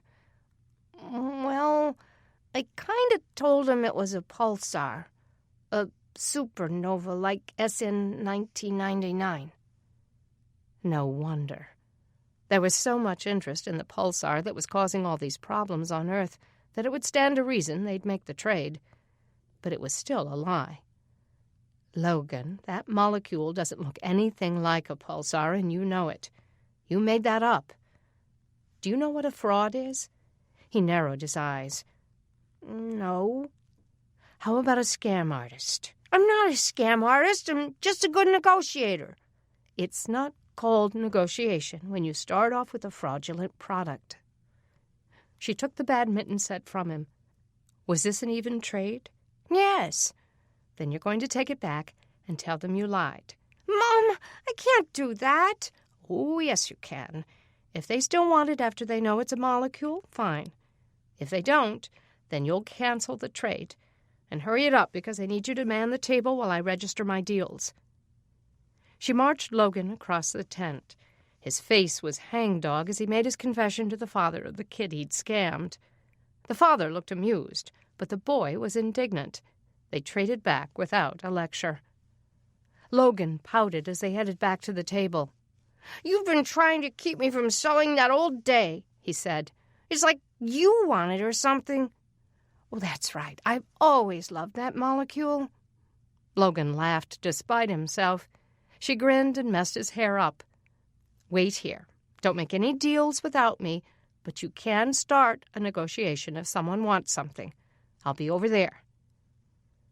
As she went around the table, Martha winked at her, then sidled up to Logan. "Logan, I've actually had my eye on that molecule all day long. Do you think you might like to trade for one of Mark's old track trophies?" Logan caught his breath. "You bet I would." Kay couldn't help laughing. At the table with the girls' clothes, she looked at the ski parka. It was perfect for Beth, just what she needed. She made a deal to trade them for some of Deni's outgrown ski clothes, the perfect size for their 15-year-old daughter, and hurried back to the table with her prize. "Mom!" She looked up and saw Deni coming through the crowd. "Hey, honey, look what I got Dad for his birthday. And I found this parka for Beth. She's going to love this." Deni looked right past her to Martha Green. "Oh, Martha, you're the one I came to talk to." Martha smiled up at her. "What is it, Deni?" But Kay could see from Deni's face that something was wrong. "Is there word on Zach?" "No, not yet," she said. "But Mark wanted me to come and tell you." Her voice broke, and she cleared her throat. "Sheriff Scarborough came to question Mark about the shooting." "What?" "People are saying he did it since he brought home a deer this morning." Martha stood up, knocking over her lawn chair. "Was he arrested?" "No. They just took him to where he was hunting to see if he can prove he was there instead of at the crime scene." Martha grabbed a box and started throwing things in. "I have to go home. I have to get in touch with my husband." "Where is John?" Kay asked. "At the conversion plant in Huntsville. They drafted him and sent him there. I don't know if they'll let him come home." "Martha, what can I do?" Martha threw up her hands. "I don't know." "You go on. I'll box your stuff and bring it to you later." They watched as she walked her bike through the crowd and out of the tent. Deni was shaking. Kay hugged her. "Honey, it's going to be all right. Mark just has to prove he wasn't near where Zach was shot." "He can't think of anyone who saw him, Mom. And with this snow, what if he can't find proof?" "Sheriff Scarborough knows Mark's character. Besides, Zach will wake up. Maybe he has already. He'll tell them who it really was." Kay could see that her words weren't calming Deni. "I have to go," Deni said, starting abruptly away. "I have more people to interview about the shooting." Chapter 11. Mark led the sheriff and Deputy Jones through the woods behind the Carlisle property. The sheriff had a nasty cough, and Mark knew the icy air wasn't helping. He hoped he could quickly find the evidence that he'd been here and be done with it. The snow was coming down hard now, blanketing the ground and collecting on the naked branches. They trudged up over the frosty earth and through the barren trees and reached the deer stand where Mark had spent much of the morning. He showed them where his deer had fallen, but the ground was covered with snow. Dropping to his knees, he raked the snow away with his hands until he found a small spot of blood. "There it is," he said. "This is the spot where he fell." He hurried to his deer stand and looked for a shell casing or discharged cartridge on the ground below. Kicking away the snow, he realized it might be hard to find. Jones climbed up onto the stand. "Here's a shell, boss." Mark felt a surge of relief. "See? I told you." Deputy Jones brought it down, and Scarborough examined it. "Mark, this could have been fired today or 2 weeks ago. It doesn't prove anything." "Sure it does. Sheriff, I told you what you'd find. It's right here where I said. It proves I was here." "It doesn't prove when you were here." "Then why did you come out here? Did you expect the casing to have a date stamp on it?" "I told you I shot a deer, that I shot it here, and I've shown you evidence that I'm not lying. What more can I do?" "Show me someone who saw you here today. Give me something I can work with. I need a time." "And what if I can't?" The sheriff just looked at him. "Mark, you see the dilemma I'm in." "I didn't do it, Sheriff." Mark opened his arms. "I got here while it was still dark. Unless someone saw me without my realizing it, I was alone until I started home. It can't be a big surprise that I wouldn't bring a crowd with me." Scarborough rubbed his tired face. "Mark, witnesses who saw you bringing the deer home said you were carrying it in a bike trailer with car tires, like the one your dad designed." Mark nodded. "That's right. You've seen my bike trailer." "There were the same kind of tracks at the crime scene." "Sheriff, you can look at my tires, compare the tread, check to see if it's the same dirt. You know I'm not the only one with that kind of wagon. People around here have copied that design since my dad came up with it." Jones buried his hands in his pockets. "Want me to get some dirt samples, Sheriff?" Scarborough coughed. "Yeah, go ahead. We'll need them from both sites and from Mark's tires, and compare the shell casings at the crime scene with Mark's guns." Mark couldn't believe they were treating him as a suspect. "So are you going to arrest me?" "That depends on what we find, Mark." Mark threw up his hands. "Sheriff, you know me. You know I'm not the kind of man who would do that." "Right now I'm only interested in the facts, son." Mark decided to keep his mouth shut so he wouldn't make things worse. But that old bitterness burned inside him. Blame Vic's kid. His dad was a killer, so he must be one too.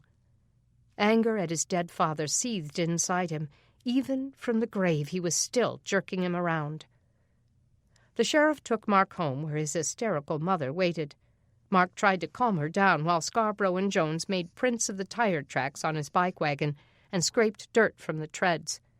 When they finally left, Mark tried to believe that the evidence would clear him, but something in the pit of his stomach told him there would be more to come. Chapter 12. Ralph Scarborough's lungs felt full of fluid. He coughed as he drove down the streets, dodging bicyclers, horse-drawn buggies, and pedestrians who walked like there were no rules. That weary sense of dread he'd been battling for the last few weeks fell over him again. Another shooting, another killer on the loose, and he didn't know if he had the energy to track this crime to its final conclusion. For the last 8 months since the outage began, Scarborough had been racing from one emergency to another. His job had been busy enough before the outage, when he had radios and telephones, computer databases, functional forensic labs, and a complete, reliable staff. But everything had changed on May 24th, and since that time the number of crimes reported to his county offices had gone up by about 50%. He felt certain that half as many more went unreported, since people had figured out that minor, nonviolent crimes were hardly ever solved these days. The sheriff and his shrinking band of deputies spent all their time chasing down threats, solving crimes without the benefit of modern technology, and trying to keep the county safe. And Crockett wasn't his only problem. He had all of Jefferson County, including the entire Birmingham area, to worry about, plus the prison and the holding jails in each of the county's regions.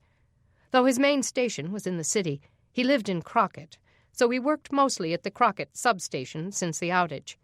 It was too expensive and time-consuming going into Birmingham every day, but he'd stationed capable deputy chiefs over all of his substations. He only hoped he could keep them. Each payday he lost a few more deputies who decided the job wasn't worth it. He couldn't say he blamed them. They were all exhausted and demoralized, and they didn't even make a living wage. It was past lunchtime, and he hadn't eaten breakfast, so he drove to his own house on a rural road where the houses were spaced far apart. He had about 3 acres with a small house planted right in the center of it. He pulled onto the dirt driveway and rumbled up to his house. He hoped his wife had been able to put a lunch together. Since last summer they'd been raising rabbits for meat, and when he left this morning she had been planning to slaughter one today. He pulled his van into the open garage, thankful to be out of the snow, and went into the house. It was warm from the fire crackling in the den. His wife was kneading bread at the counter, a spot of flour on her chin. "Do you believe that snow?" she asked, as she took off his hat and shook it out over the sink. "Wouldn't you know it," he said. "Where's Jimmy?" She glanced out the window. "Trying to fish the dead cat out of the well." What next? He went to the window and saw the pump-style well disassembled. "Who took the pump off?" "Jimmy was cleaning it," she said.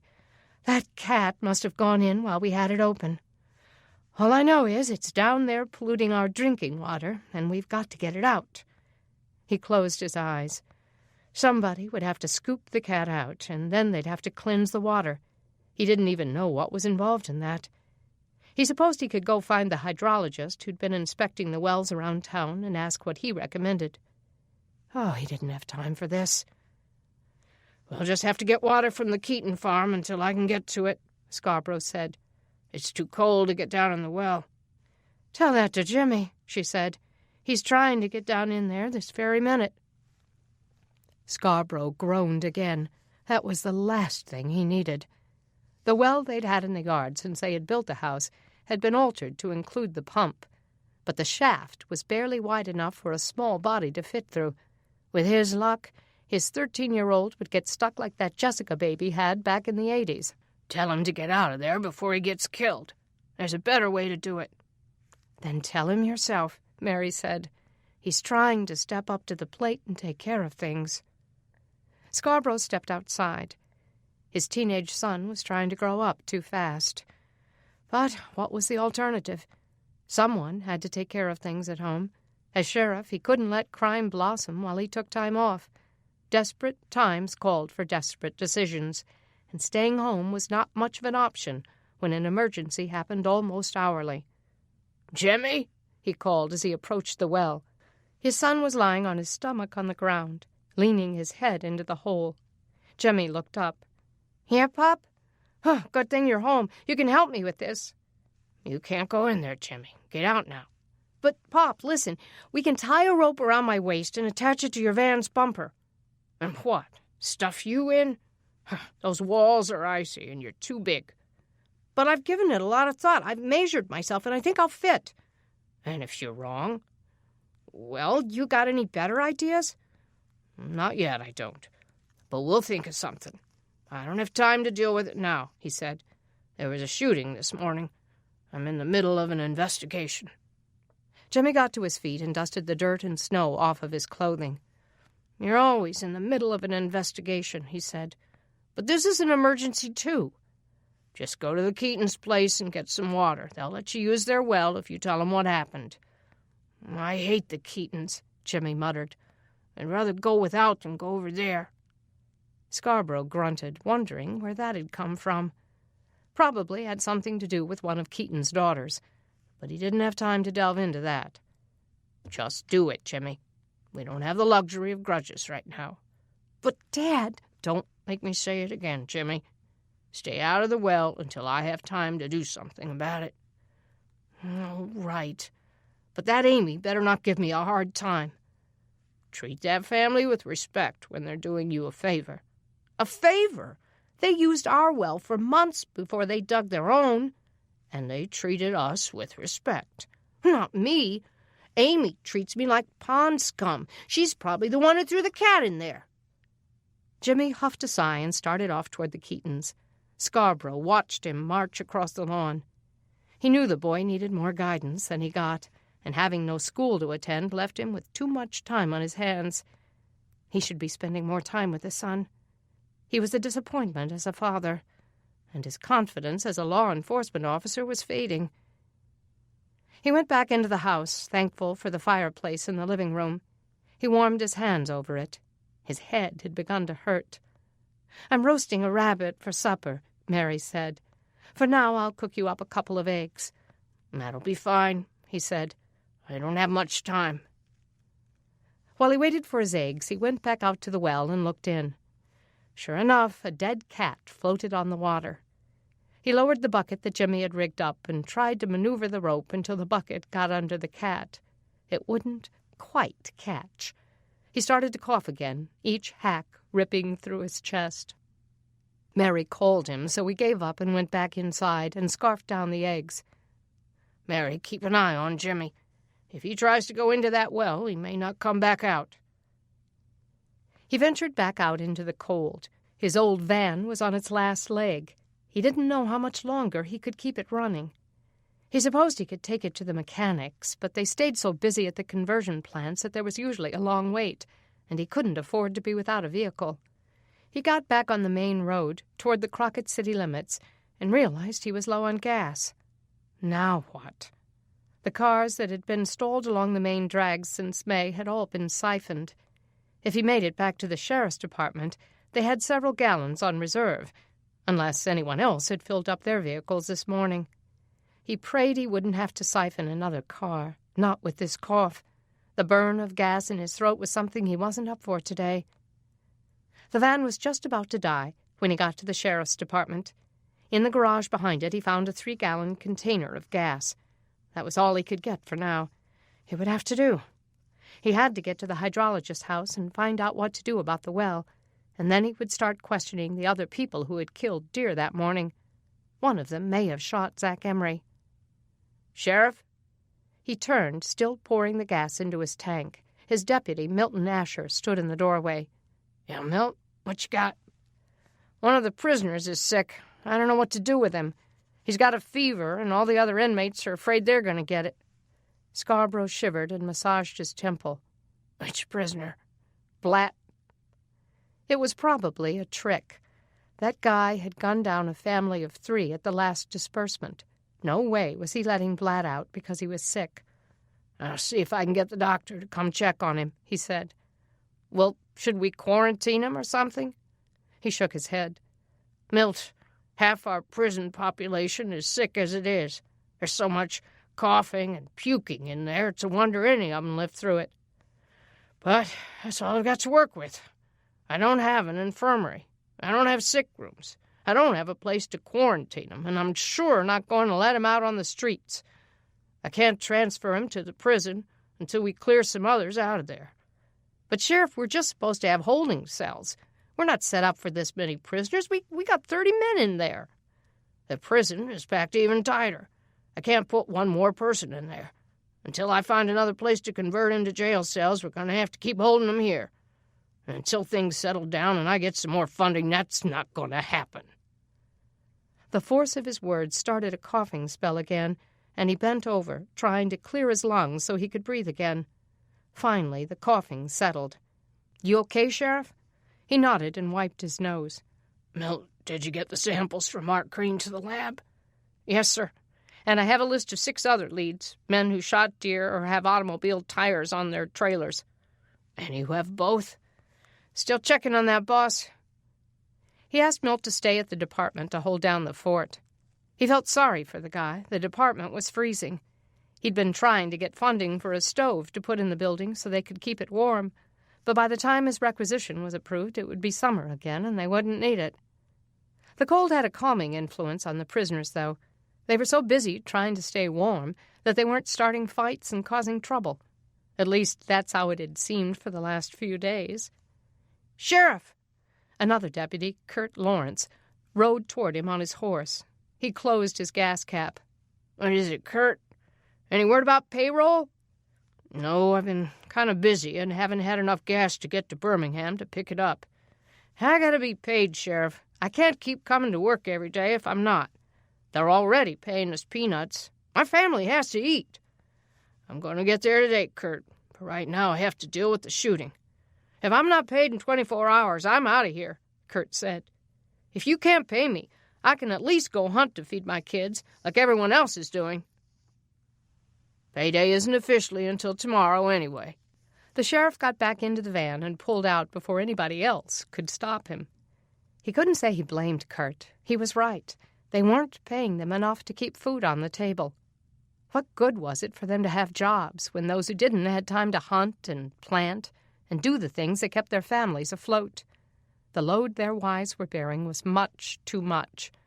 Scarborough did it because he felt a sense of duty to keep his community safe, but not all of his men felt that duty. And his own calling was growing more faint with each passing day. Chapter 13. "Dad, I had you a great badminton set, but Mom made me give it back." From the sincerity on Logan's face, Deni would have believed that her little brother had had nothing but her dad's birthday on his mind for days. But her mother had told them about Logan's wild trading spree, so none of them was fooled. "I'm not much into badminton," Doug said, "but I sure would have liked a parachute." Logan gasped. "I almost got one." Everyone started laughing, and he realized he was being teased. Slamming his hand on the table, he said, "Man, you know you would have loved that. But no, Mom had to get flour, yeast, and baking soda." "Don't look now," Beth said, "but you happen to be eating what she made of it."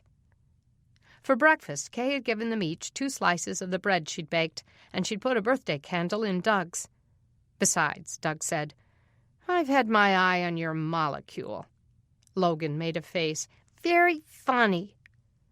"The scarf and gloves were from all of us, honey," Kay said. "I hope they'll help keep you warm.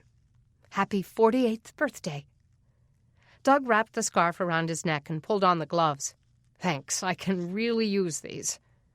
Someone knocked at the door, and Deni ran to answer it. Mark stood there with a wrapped present in his hand. "Hey, is your dad up yet?" She pulled him in. "Sure is. We were celebrating his birthday over breakfast." "I wanted to get here before everybody scattered." "Any word on Zach?" she asked as she let him in. "Nope. I hear he's still unconscious. I'm still the pariah of Oak Hollow." "Everybody's praying, Mark." "Yeah, but most of them are praying I'll be locked up." Deni knew that was true, but as he went into the kitchen, Mark's melancholy look gave way to a celebratory smile. "Happy birthday, Doug. You don't look a day over 60. After they finished breakfast, Deni announced that she was going to the hospital for an update on Zach. "It's too dangerous for you to go alone," Mark said. "I'll go with you." Mark's concern for Deni always fell on a soft place in her heart. "I'll take my dad's rifle," she said. "You stay here and figure out how to clear yourself." "Zach is the only one who can clear me," Mark said. Maybe he's awake by now and can tell them I didn't do it. She finally agreed to let him go with her, secretly glad that he'd be by her side. She felt safe with him. At 6'3" and 190 pounds, most of it pure muscle, he was a deterrent to anyone who might hurt her. Bundling up in gloves and scarves and several layers of clothes under their winter jackets, they set out in the snow and freezing wind, their faces chapping against the cold. Though her legs were much stronger than they'd been last May, the cold searing through her lungs and numbing her face made her wonder if she could make it. There were still another 15 miles to the hospital. Oh, how she longed for her Maxima, parked in the airport garage where she'd left it in Washington. I'm not sure this is worth it, Mark. I'm freezing to death. They'll have to thaw me out and treat me for frostbite before I can climb the stairs. She wished he hadn't sold his horses and the little VW he'd converted into a horse-drawn wagon. It wouldn't have made the trip faster, but it would have been warmer. You want to go back? She considered it for a moment, but she couldn't stand leaving anything unfinished. No, we have to see about Zach. Oh, man, I'd kill for a telephone. You know, when the pulses stop, the telephones will probably be the first things back in service. And even if the star doesn't burn itself out, they might be able to get the phones working using an old-time operator and switchboard. The fiber optic lines were underground, so they weren't damaged. Imagine reporting with phones, she said, not having to brave the elements to get one story. Oh, it seems like a dream, looking back. It'll all be restored before we know it. The pulses will end, and we can start rebuilding. She knew he was trying to get her mind off the miserable ride, and it worked. The thought of technology kicking back in made her pedal a little faster. By the time they reached the hospital, her lips were cracked and her lungs felt bruised by the icy wind. She hoped it was warm inside. They chained their bikes to icy bicycle bars, then went inside. She felt as if she should leave the scarf up over her face to block out germs wafting on the air. People who looked gravely ill lined up on gurneys in the lobby and down the halls, or sat on the floors waiting for treatment, their family members pacing back and forth, looking for a doctor or nurse who could help. The building was cold, but the crowd warmed it slightly, and Deni was thankful to be out of the wind. Mark decided to wait in the lobby to keep from upsetting Zach's family in case they'd heard the rumors that he'd been involved. Deni started up the stairs, but halfway up she saw Ellen Emery descending. "Mrs. Emery?" she asked, hoping there wouldn't be a repeat of what her dad had experienced yesterday. He had warned Deni to speak softly and not make any sudden moves. This woman had a hair trigger, he had said. Ellen's face slowly showed recognition, but she didn't slow down. "Yeah? I'm Deni Branning, Jeff's sister." "I know." Ellen kept walking and pushed through the door into the first-floor lobby. Deni hoped she didn't spot Mark standing beside the door. "Is there any change in Zach?" "No, he's still unconscious. I'm just going out for some air. Oh, this place smells terrible. It's making me sick. I don't know how anybody can get well here. If Zach were awake, he'd be fighting to get out. A lot of people are praying for him. We're so hoping—" Deni saw Ellen's gaze connect with Mark, and her words trailed off.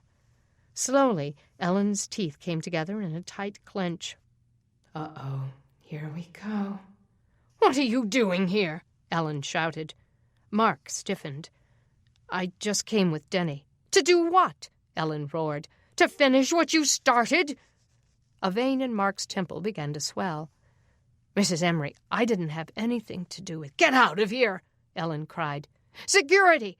Someone call security!" Mark started to back out of the building, but rage shot through Deni, and she stepped in front of the crazed woman. "Look, I know you're upset, but it won't do any good to accuse Mark. You don't want them to arrest him just to lock somebody up. You want them to find the person who really did it. And I'm telling you, it wasn't Mark." "You go with him," Ellen bit out. "And don't you come back here." All eyes in the waiting room watched them, frightened, as if they were armed killers. Deni decided the best response was to make a quiet exit. "All right," she said quietly. "We're going." "They should lock you up, Mark Green," Ellen shouted as he and Deni went out the door. "They should put you in jail with the other criminals and show you what it's like to suffer." Mark was familiar with suffering, Deni knew, but it wouldn't help to tell Zach's mother. The wind assaulted them as they hurried back to their bikes. Some key part of Ellen's brain must have snapped with the news of Zach's shooting, Deni decided. She'd always had a reputation for being volatile and angry, but right now she seemed beyond that. "She's crazy, Mark," Deni said as he unlocked their chains. "I can't believe she did that in front of all those people." Mark's face was pink, but he didn't look angry. "Her son is struggling for his life, Deni. She has every right to be upset, especially when she thinks I did it." "But she's wrong. She slandered you in public." Mark got up. "I appreciate your indignation, Deni, but this isn't about me. God knows I didn't do it. And when Zach wakes up..." "What if he doesn't, Mark?" He was quiet for a moment, his breath clouding in front of him. "We'll deal with that then." She wished she could be more like him. "Mark, aren't you scared?" Her voice shook with the question. Yes. She hated that pain in his eyes. It wasn't fair. Ellen Emery had no right to say what she'd said, even if her son was dying. They were quiet as they pedaled home, and Deni's mind buzzed, compiling a list of people she could talk to help clear Mark's name. Time was running out. The people of Oak Hollow would take matters into their own hands if they thought the law wasn't handling it. Innocent or not, that could cost Mark his life. Chapter 14. Zach heard voices, muffled and garbled, like the teacher's voice in Charlie Brown. Wah, wah, wah, wah, wah. His chest was on fire, and his throat was tight around some object in his mouth. He opened his eyes. Wah, wah, wah. He's waking up. Wah, wah. Can you hear me, Zach? He tried to focus through the haze. His mother's face moved closer. She'd been crying again. At least she was out of bed. He tried to whisper Mama, but that thing in his mouth choked him. Something was clamped to his face. "Hey, buddy, you're in the hospital. You're going to be okay." It was Jeff standing over him, looking worried. "Zach, you were shot. His dad now. Wake up, son." He clawed at the thing on his face, pulled it away, gagged. His chest felt shredded, lungs ripped apart. Fire. "Help. Honey, you can't breathe on your own." His mother sounded sane. He must be dreaming. "Leave the mask alone. The tube in your throat is helping you breathe." He swung his arms, pushing her back, fighting. His father wrestled him, and they were all pulling him down, fighting him, shoving the tube deeper, smothering him, until he slept again. Chapter 15. Sheriff Scarborough's throat hurt. His head felt as if it had been slammed with a sledgehammer, and he couldn't stop coughing. He must have the flu, but he had to keep going. His staff needed payroll, and somehow he had to get to Birmingham to pick it up. Thankfully, his old van did have heat, but it was almost out of gas again. The 3 gallons he'd put in earlier had already been used up.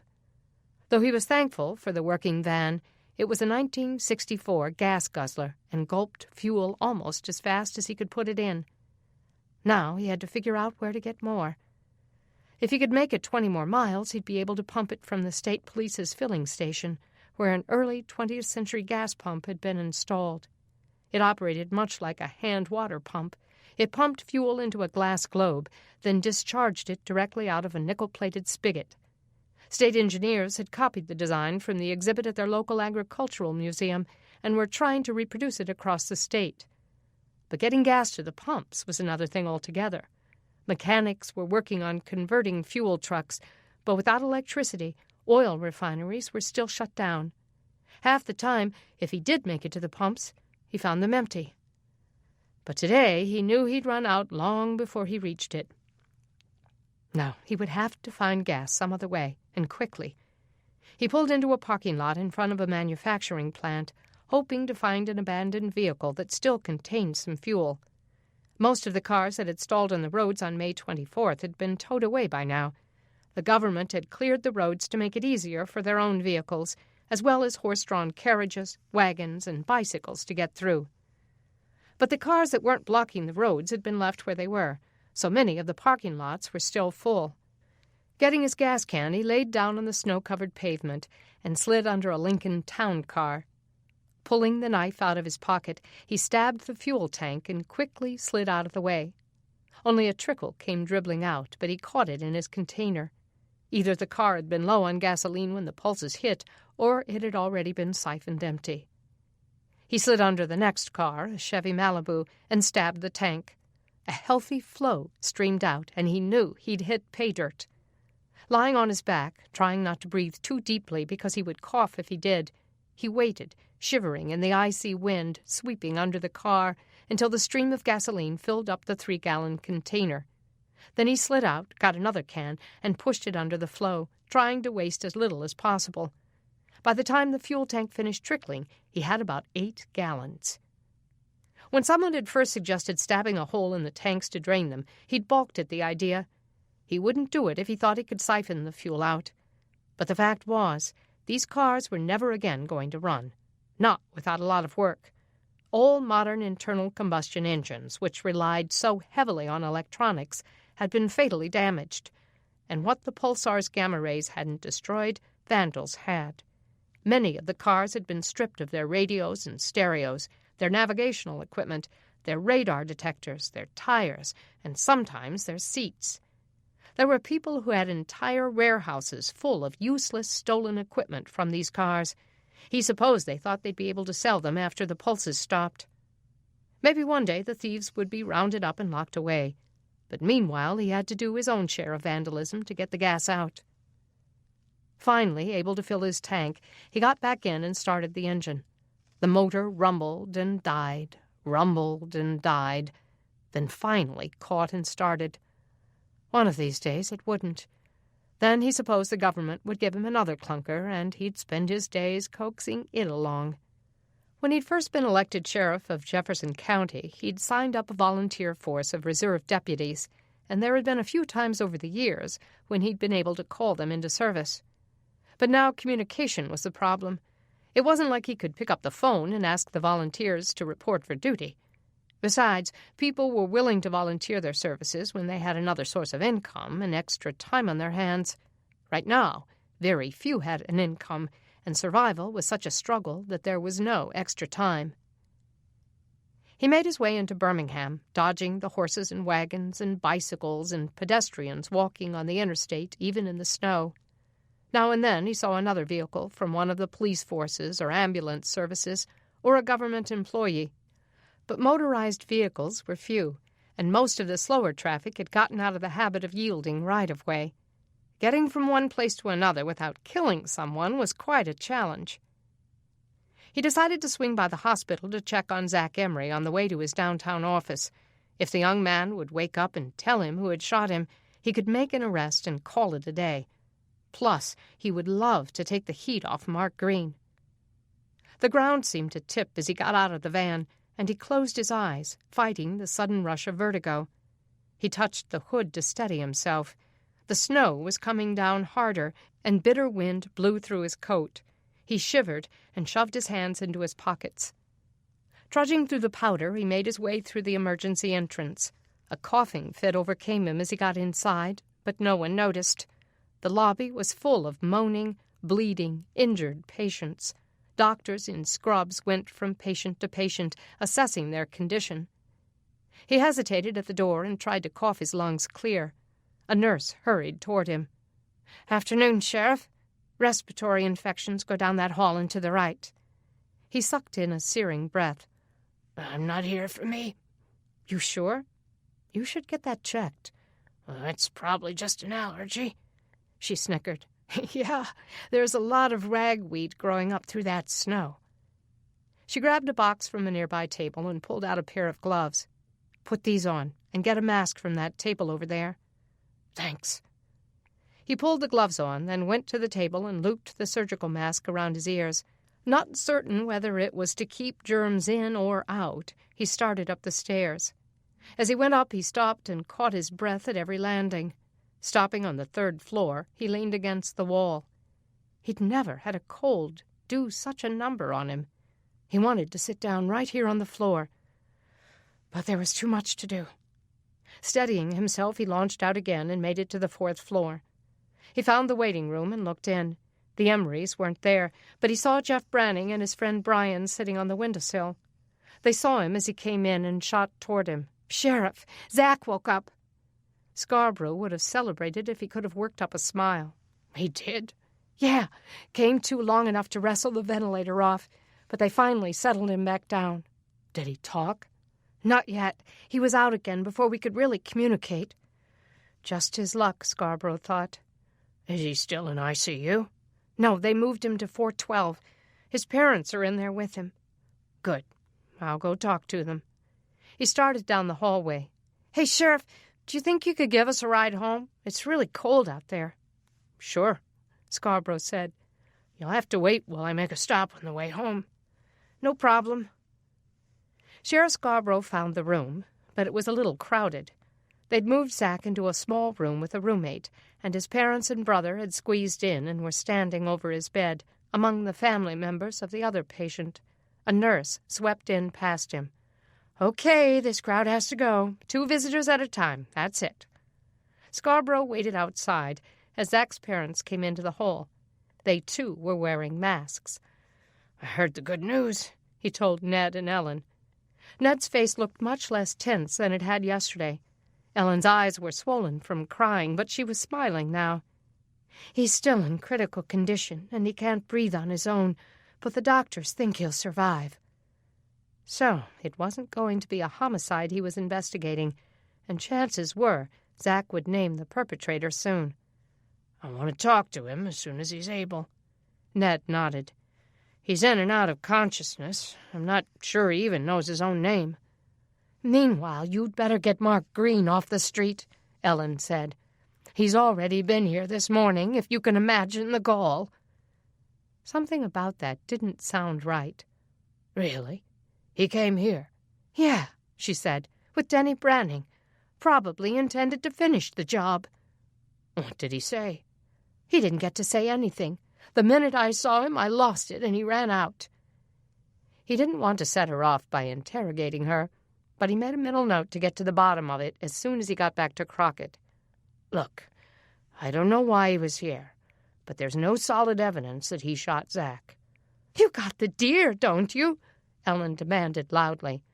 "Yeah, but Mark's not the only one who came home with the deer yesterday." "Oh, I see what we're dealing with here," Ned said. "You're one of his buddies, aren't you?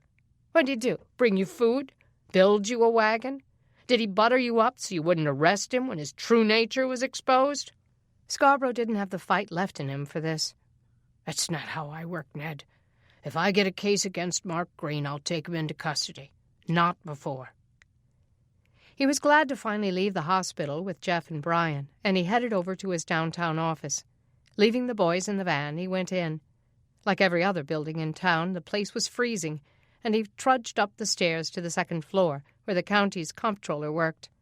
Thankfully, Andy Truitt had stayed on board, but he had a thankless job. Scarborough tried not to give him too much flack when things didn't go the way he wanted. Andy sat back behind his desk, papers covering the surface. He wore a big parka with the hood up. He was blowing on his hands when Scarborough came in. "How's it going, Andy?" he said. "You got the payroll ready?" "Yeah, such as it is, Sheriff." He turned his desk chair around, pulled out a big envelope, and thrust it at Scarborough. "They've cut everybody's pay again." "No way." Scarborough snatched the envelope. "Nobody told me."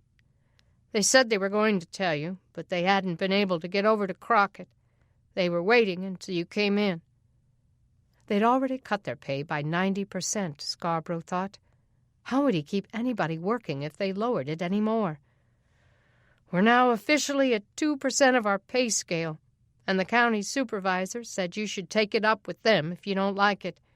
Seems they're not getting paid a thing. Yeah, well, they're not out risking their lives chasing bad guys either. He opened the envelope from Andy's hands and looked inside. Just make sure you get what you've got over to the substations, even if you have to take it yourself. We got to pay them something to keep them from walking off the job.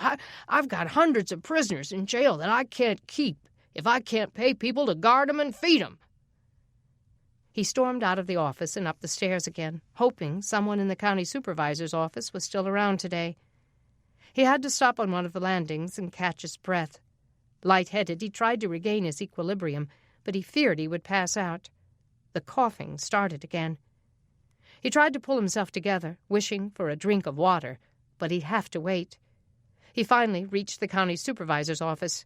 Joe Hamilton sat behind his desk, looking as haggard as Andy. Joe, what do you think you're doing? Scarborough demanded in a raspy voice. Joe looked up at him, unsurprised. I was waiting for you, Sheriff. Well, you should have been waiting for me. How did you think I was going to react? Sheriff, you're lucky you got anything. It's not like I can reach into my own pockets and pull out the cash. We take what the feds give us, and even then it has to trickle down through the state agencies. I don't care about the state agencies, Scarborough said. I have to uphold the law and keep prisoners locked up. In case you haven't noticed, crime's at an all-time high, and you need me and my force. I already have enough problems keeping a staff as it is. Now you're doing this? I'm sorry, Ralph. It's the best I can do. He rubbed his unshaven jaw and raked his hand through his unkempt hair. Believe me, I know how you feel. I'm working for free, just trying to hold things around here together. I'm doing everything I know to do. His voice broke off and his mouth trembled. Scarborough knew he was about to lose it. They all were. There was no point in chewing him out. It wouldn't do any good. He looked down at the envelope in his hands. So, this is the best we've got. That's it, Joe said. Ralph, I promise you, if any other funds come up, I'll be sure and direct them to your department. You just can't get blood out of a turnip. The country's in a crisis. If they would just open the banks, it wouldn't be so bad. Tell that to the feds, he said. They must have their reasons for keeping them closed. Chapter 16. Mark had been quiet for most of the ride home, and Deni knew Ellen Emery's hysteria had shaken him. She tried to make comments along the way to lighten his mood, but eventually the cold numbed her lips into silence. As they rounded the corner into Oak Hollow, she saw the welcoming plume of smoke from her chimney.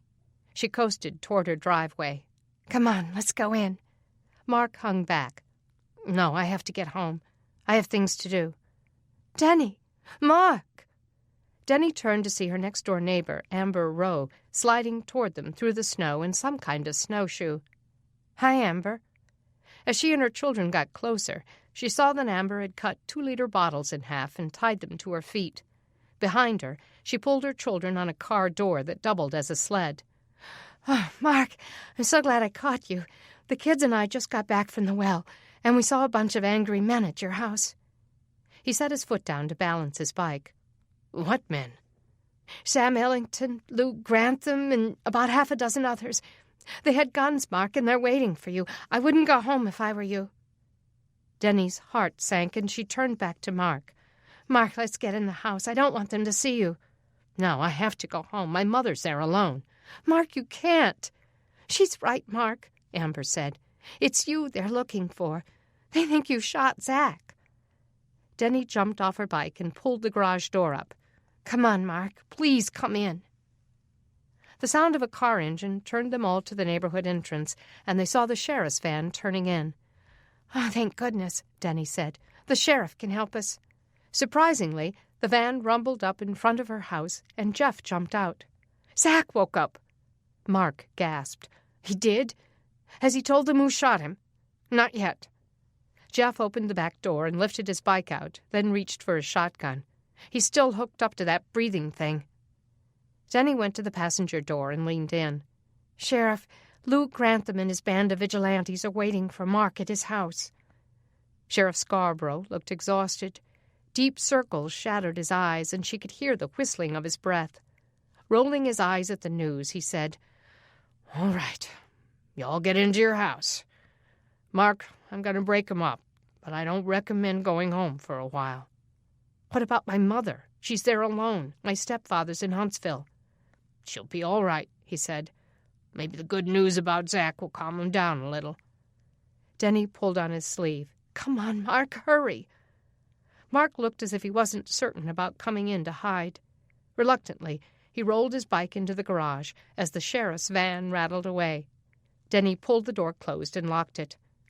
"Jeff, is your shotgun loaded?" she asked as they went into the house. "You bet." "Then give it to Mark." Deni looked out back and saw her mother in the chicken coop with Logan. She pulled off her gloves and went to the fire. Mark stood just inside the door, staring at the floor, as if trying to think this through. Finally, he looked up at Jeff. "Jeff, instead of the gun, can I borrow some warm clothes?" "Warm clothes?" Deni asked. "What for?" "I need to pack a bag, and I can't go home." She turned from the fireplace. "Pack a bag for what?" "I have to leave. I obviously can't stay here and endanger the lives of my mother and your family." "Mark, you're not endangering us. My dad and Jeff won't let those guys—" "I don't want your dad and Jeff to have to fight for me. They didn't do anything wrong." "Neither did you." He turned back to Jeff. "I'll need a sweatshirt, some socks, a sleeping bag." "What are you planning?" Jeff asked. "To sleep outside?" "I don't know where I'll sleep. I'll be okay." Jeff hesitated a moment, then said, "I'll get some stuff together." Deni stood in front of the fire, gaping at him. "Mark, what are you doing?" "I have no choice but to leave, Deni. I can't stay here or I'll get lynched. Everyone around me will get hurt in the fallout." "But where will you go? You can't just skip town and run away, especially if you're a suspect." "I'm not skipping town. I won't go far." "But Zach is getting better, Mark. What if he clears you and they can't get in touch with you?" "Then I'll find out tomorrow." He went to the window and looked beyond the backyard toward his own street. "Why would I kill Zach Emery over a stinking deer? My family's not starving. I'm a good hunter. How could they think I would do such a thing?" She came up behind him and touched his arm. "Just wait here until Zach can talk. He'll tell them, Mark. He'll clear your name. We just have to wait a little longer." "I don't have time to wait. The vultures are circling." She stared up at him, stricken by the pain in his eyes. Those eyes always killed her. They were so blue and clear and represented him so well. Deep with layers of pain and heartache, but usually bright with hope. Right now, they were framed in defeat. He looked down at her, a million unspoken words poised on his lips. She touched his face. He took her hand and held it against his cheek. "It'll be okay, Deni." Their eyes locked and held for a long moment, and finally Deni rose up on her toes and kissed him. She felt the tension in him relaxing into the kiss. Her heart slammed with unforgettable pain, as if she stood on the brink of a cliff, trying to hold him back. But he was destined to jump. She pulled back and looked at him, her lips inches from his. "I'm scared, Mark." "Don't be." He stroked her hair back and swept her face with his gaze. For a moment she thought he might change his mind and stay. Then someone banged on her front door.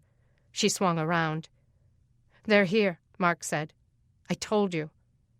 Jeff ran down the stairs.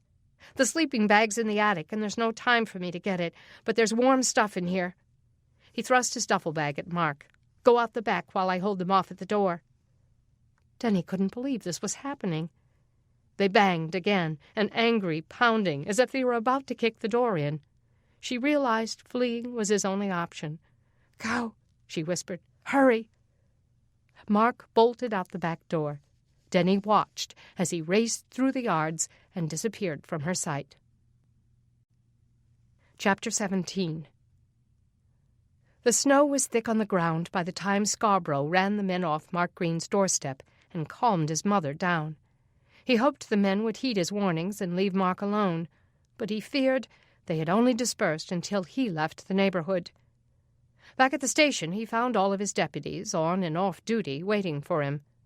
"Did you get it, Sheriff?" Gordon Jones asked him. He tossed him the envelope. "Hot dog!" Jones shouted. "Come and get it, everybody!" Scarborough wished he could disappear as they tore into the package. The cash was separated into smaller envelopes, and Jones pulled them out. "Anderson? Asher? Black?" Anderson tore into his envelope, and his face fell. "Hey, this is even less than last time." "Bit glad you got anything at all," Scarborough muttered. The others opened their envelopes and looked at him like they'd been betrayed. "Sheriff, what's going on?" Asher yelled. "You said they were going to pay us." Jones knocked a framed picture off his desk. "I can't feed my family with this. You got us in here working like dogs, and this is the thanks we get? Look, I fought for us, but you can't squeeze quarters out of a banana tree. I'm in the same boat you're in.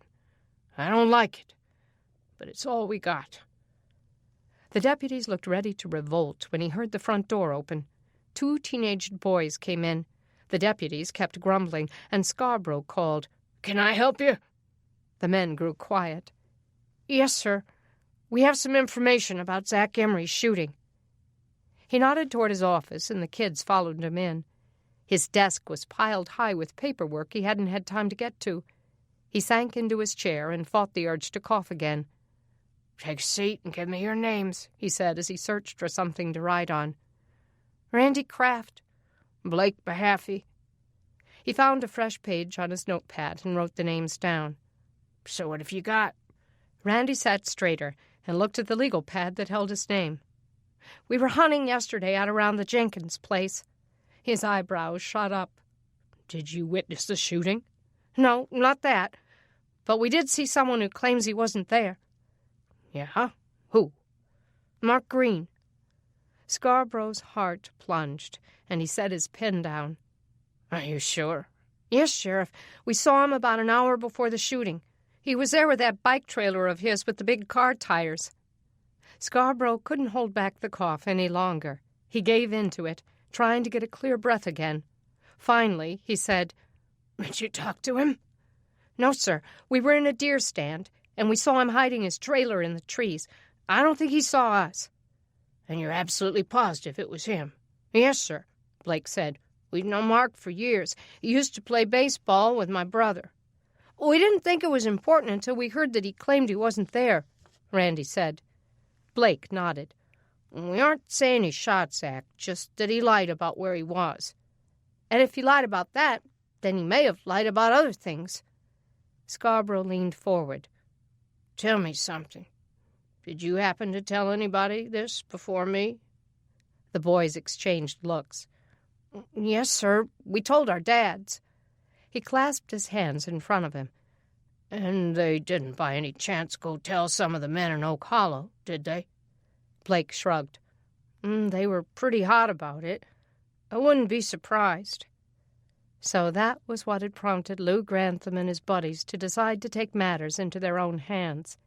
He leaned on his desk and rubbed his tired face. "All right," he said. "I appreciate you coming by. If you don't mind giving a statement to Deputy Jones, I'll need this in writing." The boys exchanged looks again. "Do we have to? We don't really want Mark to know we told you this. He might come after us." Scarborough was losing patience. "Yes, you have to.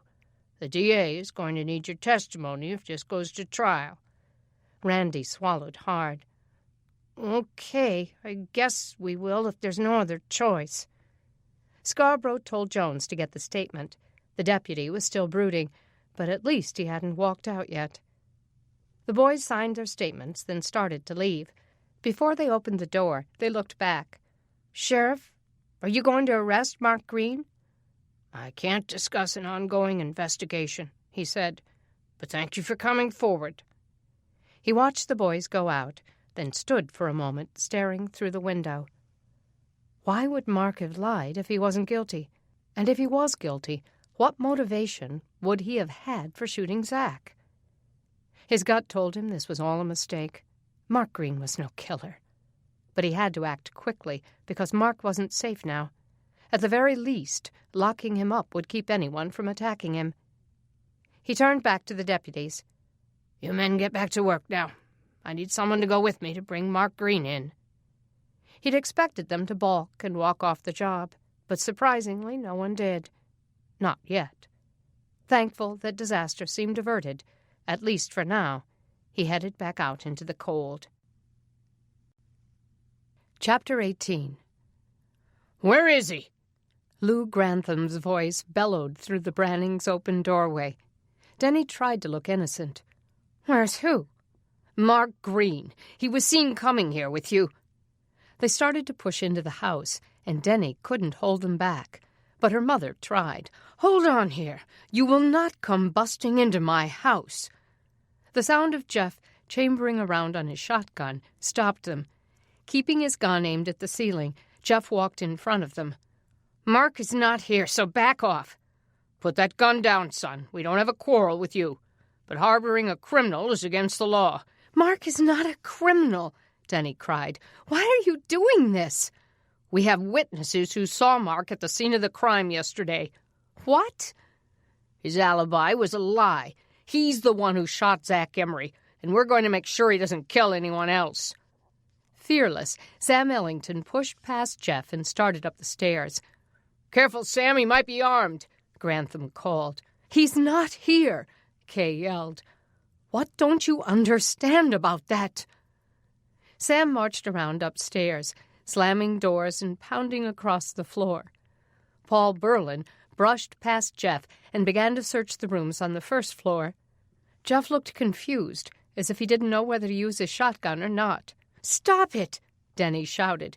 "You're trespassing on private property." Kay grabbed her arm and held her back. "Just let them look, Deni. When they see he's not here, they'll leave." Deni swallowed her rage as they completed the search of the house. If her father came home while this was going on, he would go ballistic. Finally, the men came back and reported to the crowd. "They're right. He ain't here. He must have got away." "Where'd he go?" Grantham demanded. "Deni, tell us where he is." "I don't know." "If you're helping him, Deni, then you're an accomplice. Is that what you want to be? An accomplice to murder?" "Zach is not dead. He's improving." "Get out of my house," Kay said, ushering the men to the door. "If you see him, Kay, you let us know," Luke Grantham said. "It's in your daughter's best interest to tell us where he is." Deni gasped. "Is that a threat?" "It's a warning," Grantham said. "We're trying to help you." "I said to leave." Kay shoved them out and slammed the door. Then she turned to Deni. "Where did he go, Deni?" she asked quietly. "I don't know. He wouldn't tell me." She sighed. "Oh, honey, I know he wouldn't shoot Zach, but a lot of people think he did. I don't want you getting caught in the middle of this." "I am in the middle, Mom. This is Mark we're talking about." Chapter 19. Not certain what direction to go, Mark headed into the woods surrounding Oak Hollow. He wouldn't be surprised if they got the dogs out after him, so he couldn't stay here long, just long enough to make a withdrawal. The forest changed daily as people cut down trees, and without their leaves, the trees remaining provided little cover. Some of his markers were hidden under the snow, but he still managed to find his way. He'd set a trap for small animals near the stump that held his treasure. He counted off the trees from the dry creek bed next to a fat spruce, then found the trap. And right behind it was the stump. The hole he'd chiseled out was stuffed with dead leaves. No one had bothered it, thankfully. If they'd known what was in it, it would have been long gone. He pulled the dead leaves out. They crunched with frost and crumbled in his hands. He let them drop to the snow. Reaching inside, he pulled out the metal lockbox he'd hidden there. It was heavy with the weight of his fortune. He opened it. The box was filled with gold coins, the ones he'd found in a chest in his father's house. He had thought of taking it home and sharing it with his mother and stepfather, but he knew that if they started spending them, someone would paint a great big bullseye at the center of his forehead, and his family would be in danger of being killed and robbed. Instead, he'd kept it to himself, hidden in this tree. He hadn't used any of them yet, and he had never intended to spend any on himself. His father had been involved in the pornography industry and had been guilty of a long list of criminal activities, including murder. Mark wanted nothing to do with any of his illegal gains. But he'd found a receipt for the gold coins, meaning they'd been bought, not stolen. The U.S. Eagle gold bullion coins weighed an ounce each, and the receipt said they had cost $660 apiece. There were 100 of them, $66,000 worth, before the outage. What they were worth now was considerably less, but it was still a fortune by anyone's standards. Maybe it wouldn't hurt to keep a few of them with him now. He might have to pay for a place to stay. He took 3 coins out and dropped them into his pocket. Then he closed the box, put it back into its hiding place in the stump, and stuffed the opening with more crunchy dead leaves. He went back to the creek bed and followed it to the other side of the woods, to the alley behind Kroger. Sitting on an old crate, he waited for daylight to play itself out so he could get away from Crockett without being seen. The cold and snow made him feel more bereft. He'd gotten up yesterday morning with a sense of confidence and purpose that all was as it should be. Then everything had gone terribly wrong. Was it some sin he'd committed, or just more of his father's curse being played out?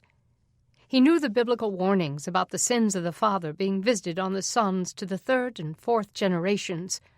But didn't it also say that God would bless to the 1,000th generation those who loved him?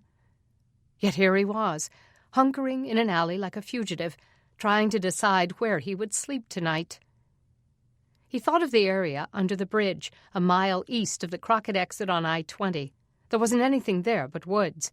It would be easy to walk to, and if he started a fire there, maybe no one would see it. Maybe by morning Zach would tell them the truth, and all of this would end. Mark sat in the alley for hours until darkness fell. As he waited, he looked through the bag Jeff had packed for him. He'd given him a flashlight with extra batteries, some sweatpants and a sweatshirt, a ski cap, some extra socks, and a small Bible. Way to go, Jeff. He couldn't have packed better himself. When he felt covered by darkness, Mark made his way to the street and started walking to I-20. The interstate was barren and covered with 4 inches of snow. The moon overhead lit the road ahead of him, uncertain and long. Cold dried his lips and numbed his face, and he wished for waterproof shoes instead of this worn-out pair of Nikes. Burrowing his hands into his pockets, he trudged toward the bridge, doubting he would find much comfort there.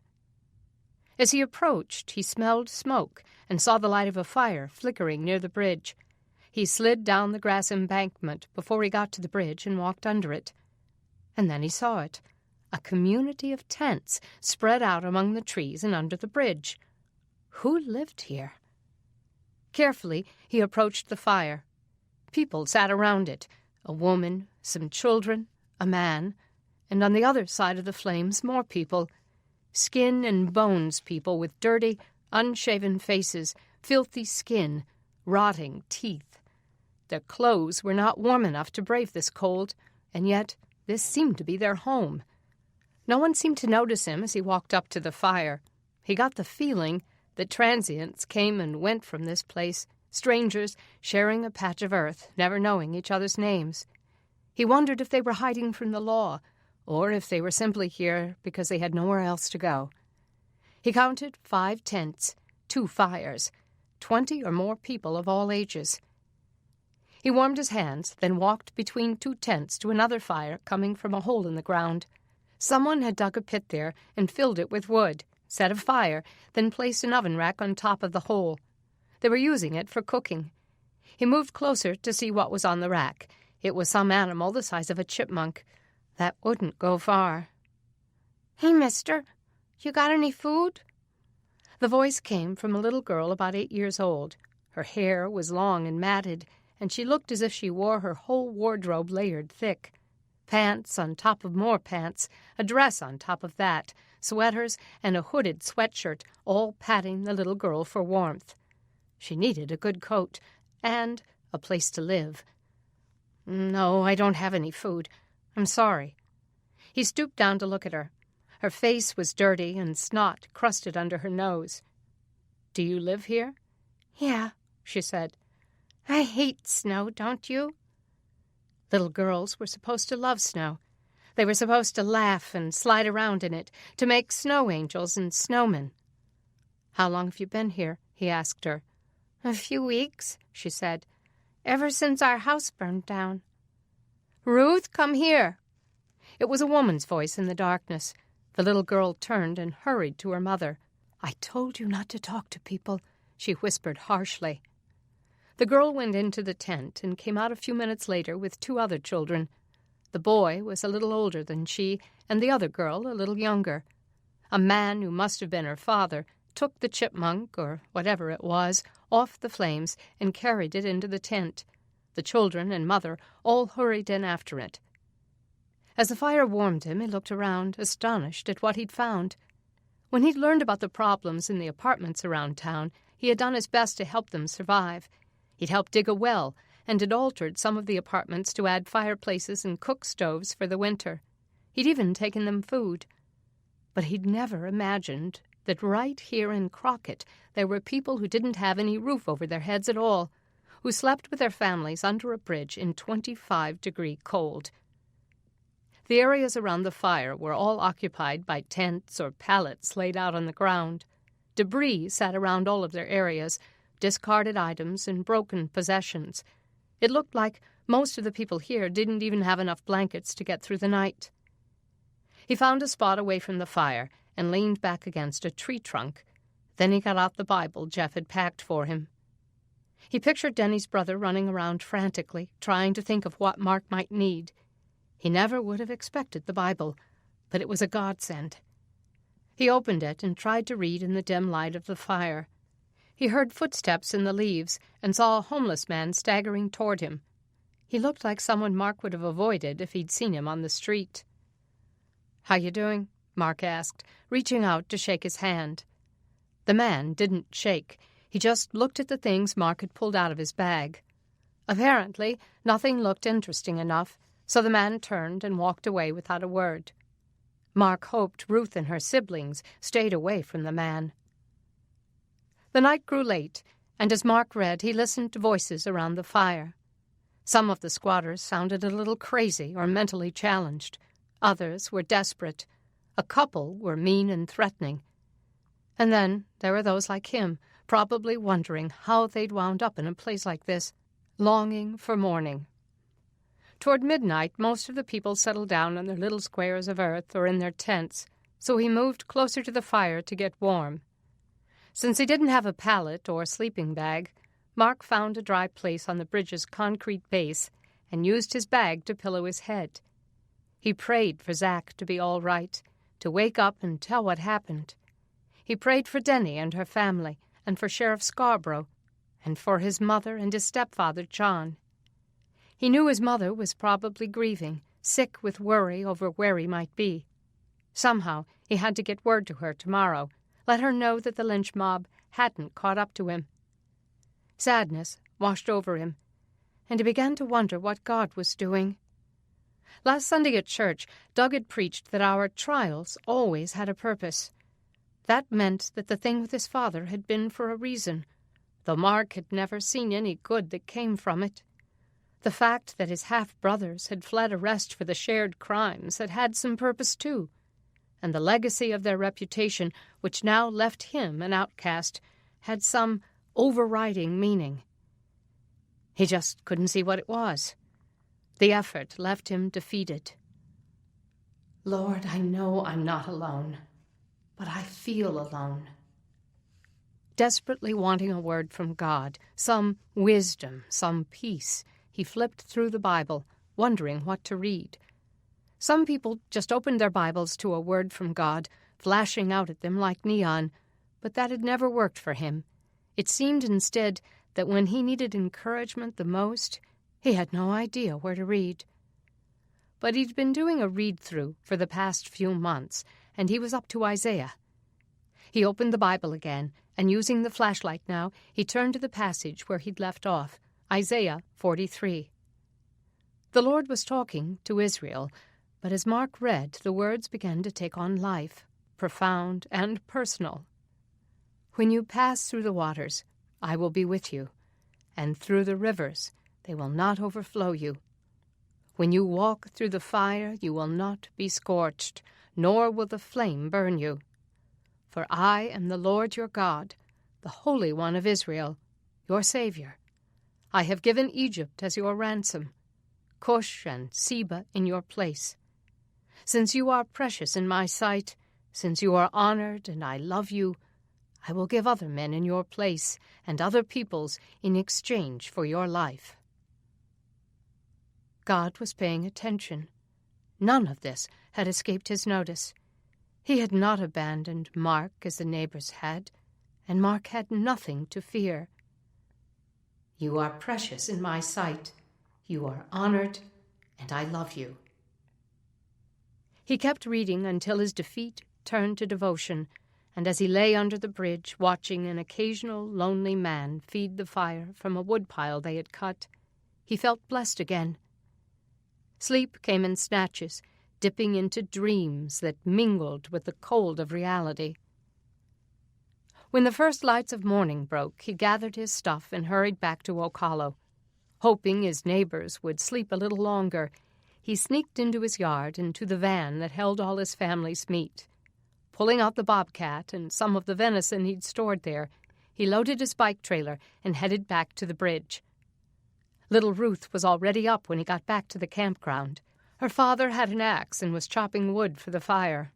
Mark pulled his bike trailer among the tents and began unloading the meat. "I brought you some breakfast," he told her parents. "There ought to be enough for everybody." Others came out of their tents, and those on the ground began to stir. They eyed the meat with hungry eyes. Ruth's father got the pit stove lit and began to cook. As hungry as Mark was, he ate only a little. Then he sat by the fire, savoring the smell of roasted game, watching as the homeless filled their bellies. After they'd cleaned the bones and tossed them into the fire, Ruth approached him again. "Thanks, mister," she said. "You're welcome." Grief overcame him that this child had to live in a place like this. He reached into his pocket and pulled out the 3 coins. "Here," he whispered. "Give these to your dad. Maybe he can use them to get your family into an apartment or something." She took the coins, her eyes widening with the beauty of them. "Wow," she said. "Pretty quarters." He grinned. "They're worth a lot more than quarters." She brought her curious gaze up to him. "Are you rich?" He thought of evading the question, but compared to them, he was. "Yeah, I guess I am." "Then why were you sleeping outside?" He smiled. "It's a long story." "Ruth, come here. I told you." Ruth hesitated, looking up at him. "You should listen to your mom," he said. "People around here could be dangerous. You really shouldn't talk to strangers." "You're not a stranger. You brung us food and money." "It's not money, exactly. Just give it to your mom and dad, okay? Don't tell anybody else." "Ruth!" Her mother was getting angry. "I'll see you later, Ruth," he said. "I have to go." He started to walk his bike back out of the woods.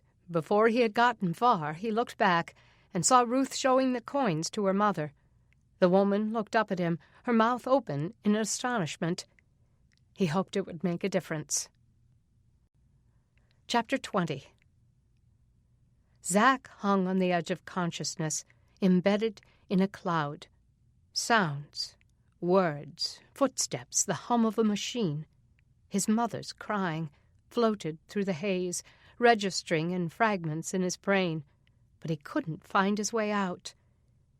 He tried to open his eyes or to reach out to his mother to tell her to stop crying, but he couldn't move his hands or his eyelids. She was always crying, lying in bed in a dark room, staring at the walls and wishing for brighter days. He never could make her smile. Voices slammed against each other over his head. Dad, condescending, Mama raising her voice, a nurse asking them both to leave. "Yes, Mama. Cry somewhere else." Silence, then a crash some distance away. Had his mother turned something over? "Calm down, Mama. Calm down." The clouds thinned, and he managed to slit his eyes open. Tubes tangled over him, Something on his face, in his throat. Someone beside his bed, bent over. The hum silenced. He tried to focus on the man rising up, looking down at him. Blurred, unfocused. "Doc, you gotta help me." Whose voice? It came from across the room. Clouds closed in again. Eyes shut. Swimming through the fog, trying to reach the surface. "Sorry, I'm not a doctor. I'm just visiting Zach." It was the man above him, strange, unfamiliar. He couldn't breathe, forced his eyes open. "Think I'll get one, man." The panicked voice came from the bed next to him. "My IV's come loose." Zach couldn't catch his breath. Panic tightened his chest. "Help!" Man walking around his bed, too fast, too blurry. "Help! Can't breathe." Gasping.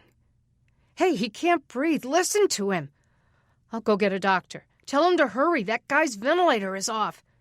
Sucking air through a straw. "Help me." "I'm going. If anyone asks you, tell them Mark Green stopped by." "I don't care who you are. Call him a doctor." "Help! Somebody help!" Chapter 21. The last thing Sheriff Scarborough wanted to do was arrest Mark Green. But the Emorys' claim that Mark had been in Zach's room and unplugged his ventilator gave him little choice. Thankfully, the event had shown them that Zach was able to breathe on his own, though he'd struggled at first. They'd been able to take the tube out of his throat, and Scarborough hoped he'd be talking soon. But the exhaustion from the struggle had plunged him back into sleep. "So you didn't see him?" he asked Ellen and Ned softly, as they stood over Zach's bed. "No, we had stepped outside. Something crashed down the hall. Some drunk guy was yelling. We went to see what was happening." Charles Hoyt, the man in the bed next to Zach, looked exhausted. Yesterday, he'd had stomach surgery for a stab wound. "I saw the guy," Hoyt said. "Right after the nurse left the room, he came in here real quiet. I was trying to sleep, didn't even hear him come in. When I woke up, he was standing over Zach's bed, and the ventilator was off." "What did he look like?" Scarborough asked. "What do you mean, what did he look like?" Ellen asked. "He looked like Mark Green." "Guy must have been crazy," Charles said. "Walked over and introduced himself." Scarborough couldn't make it add up. "Presuming Mark Green wanted to kill Zach to keep him from telling who shot him, why would he leave his name so he could be identified? It doesn't make sense." "He's insane, like his father," Ned said. "If you don't arrest him, we'll make sure that someone else takes care of him." "Don't go making threats, Ned. You let me handle this." "Are you going to? Before he really kills Zach?" Scarborough evaded that question and looked at the man in the bed again. "Mr. Hoyt, you never did describe the man you saw." "He was average height, I guess. 5'10", 5'11". Light brown hair, kind of skinny." Scarborough frowned. Mark was taller than average, 6'2" or 3". His hair was dark brown, almost black, and he would never be considered skinny. He glanced at Ellen and Ned. "That doesn't sound like Mark." Ellen seemed dumbfounded that he wouldn't just believe them. "Charles, did you have your glasses on?" Charles shook his head. "I was trying to sleep. They were on my bed table." Scarborough stepped closer to him. He was wearing the glasses now. "So you didn't see him clearly?" The man took his glasses off and handed them to the sheriff. "I'm not that nearsighted, but yeah, the man was a little blurry. But I saw him." Scarborough looked through the lenses. They were pretty strong. His heart sank. Maybe it was Mark after all. Maybe he didn't really know the kid. Maybe everything he thought about Mark was just a facade to cover his true nature. He had been wrong before. Chapter 22. Deni Branning paced across her living room, the heat of her anger warming her face, even though the fire had died out an hour ago. "Not Mark!" she cried to her father. "He wouldn't do that." Zach's roommate confirmed it, said Mark told him his name. This was getting worse and worse. Why would Mark go to the hospital after Ellen Emery's reaction yesterday? Tears burned in her eyes as she tried to sort through it. "I tried to go talk to him, Deni, but he isn't home and hasn't been seen all day," Doug said. Deni hadn't heard from Mark since he left yesterday to escape the lynch mob. Where was he? "Dad, I don't know what happened or why he was there, but I know it's not like they're saying. What if something's happened to him? What if Grantham's gang caught him?" "I think we'd know if that had happened. They would have bragged about it. It's more likely that he's been arrested." She didn't like that idea any better. She grabbed her coat and started for the door. "I have to go look for him." "Deni, what if he comes here? We're one of his last safe places." She sighed and realized he was right. "I'll give him an hour," she said. "Then I'm going out there to find him." Chapter 23. Scarborough left the hospital, a sick feeling in the pit of his stomach, rivaling the fluid in his lungs. He now had probable cause to arrest Mark Green, 3 of them to be exact, and he knew there was no way around it. But for some reason he couldn't make it compute in his gut. The DA gave him an arrest warrant, and Scarborough picked up 2 deputies to accompany him. But when he got to Mark's house, he found Deni and Doug there, talking to his crying mother. No one knew where Mark was. He searched a few places that Mark might be, but came up empty. Fatigue washed back over him, and he thought of that cat in his well. He hoped Jimmy hadn't tried again to get it out. He'd forgotten to get a hydrologist to tell him what to do. He supposed they'd have to get water from the Keatons for another day. But there wasn't time to waste taking care of personal business. He had to find Mark and lock him up before someone else found him. If Lou and his buddies got wind of the latest accusations and found him first, Mark might not live through it. He pulled his van back into the parking lot at the sheriff's department and headed inside, despite his debilitating fatigue. He'd give anything to lie down just for a moment. The coughing had exhausted him. Maybe if he did go to the doctor, he could get some cough medicine to get him through. Maybe it would be worth the time. After he found Mark, he went up the front steps and into the cold building. Deputy Jones met him at the door. "Sheriff, there's someone here to see you." "What now?" He started to cough outside his office door, doubling over as he tried to clear his lungs. Finally, he heard a familiar voice. "You really need to see a doctor, Sheriff." Scarborough stopped coughing and stepped into his office. Mark Green sat with his elbows on his knees. "Here I am," he said. "I've come to turn myself in." Chapter 24. The jail smelled of porta-johns that weren't meant to be inside. They had been set into each cell, the inmates' only way of relieving themselves. The nauseating stench hit Mark the moment he stepped into the dark room, and he fought back the urge to gag. The only light came from slits of windows at the tops of the walls, not big enough for anyone to crawl through, and not low enough to illuminate the faces of those crammed into the cells. The inmates were like shadows, moving aggressively through a dream, but their voices layered upon each other in a deafening sound, obscenities, accusations, threats echoing off the concrete walls. The muscles in Mark's neck, shoulders, and arms were on full alert, rigid with dread. Men yelled demands through the bars. Scarborough walked Mark down the center of the room, just out of their reach. The holding cells in Crockett were not meant to be long-term, nor were they meant to hold more than a few prisoners at a time. Before the Pulses, those who were arraigned in the county court were transferred to the county prison or penal farm in Birmingham. But now the substations around the county housed their own inmates until places for them could be found. As they walked through, Mark wondered whether he'd been wise to turn himself in. He'd tried earlier to come back to Crockett, but as he'd approached one of the community wells for water, he'd seen his name on a message board. Wanted, Mark Green. Pulling his ski cap low over his face, he'd moved close enough to read of his alleged attempt to kill Zach yesterday. Someone was setting him up, and they meant business. He'd decided there was no point in running any more. Now, regret pulsed through him. The sheriff and his deputies didn't buy his innocence, and he had to admit that he looked guilty. The room was freezing, almost as cold as it was outside. Still, perspiration broke out over his lip and beaded on his temples. He tried not to make eye contact with any of the prisoners, but he could see that there were 5 cells, 2 on each side and 1 at the end of the room. Each had 3 bunk beds, 6 beds in all, but there were at least 10 men in each of the cells. Where did they all sleep? Dread seized Mark as the sheriff stopped at the last cell and ordered the inmates to back against the wall. Mark's mind raced for refuge. "Even though I walk through the valley of the shadow of death, I will fear no evil, for you are with me. Your rod and your staff, they comfort me."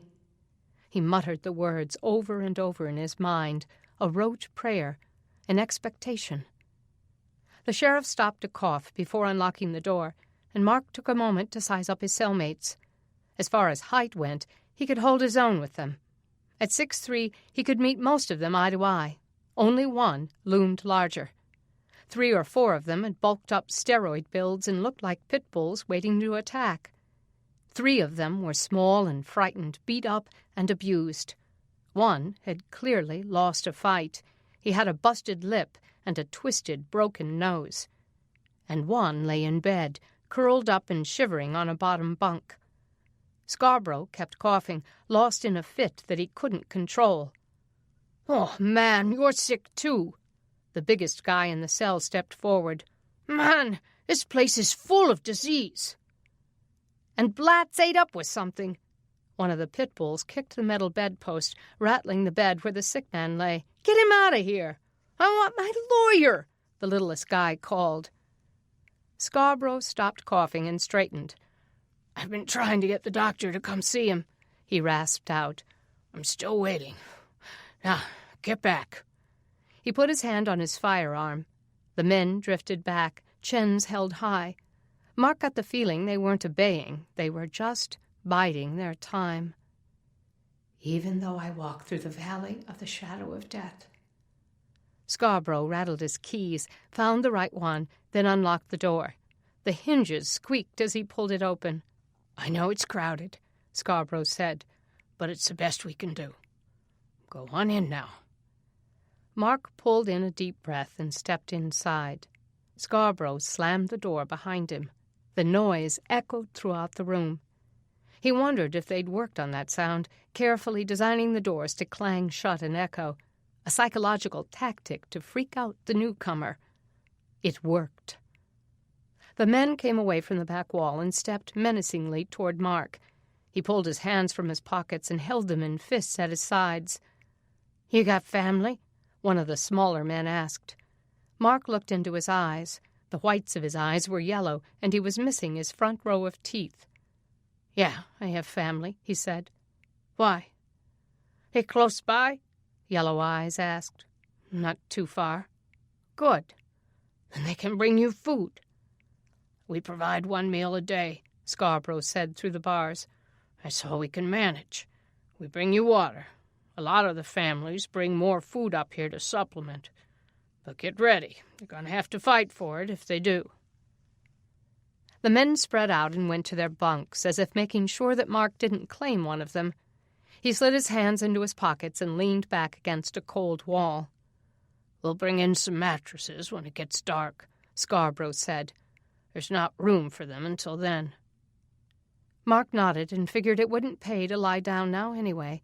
He was better off standing, warding off those who had something to prove.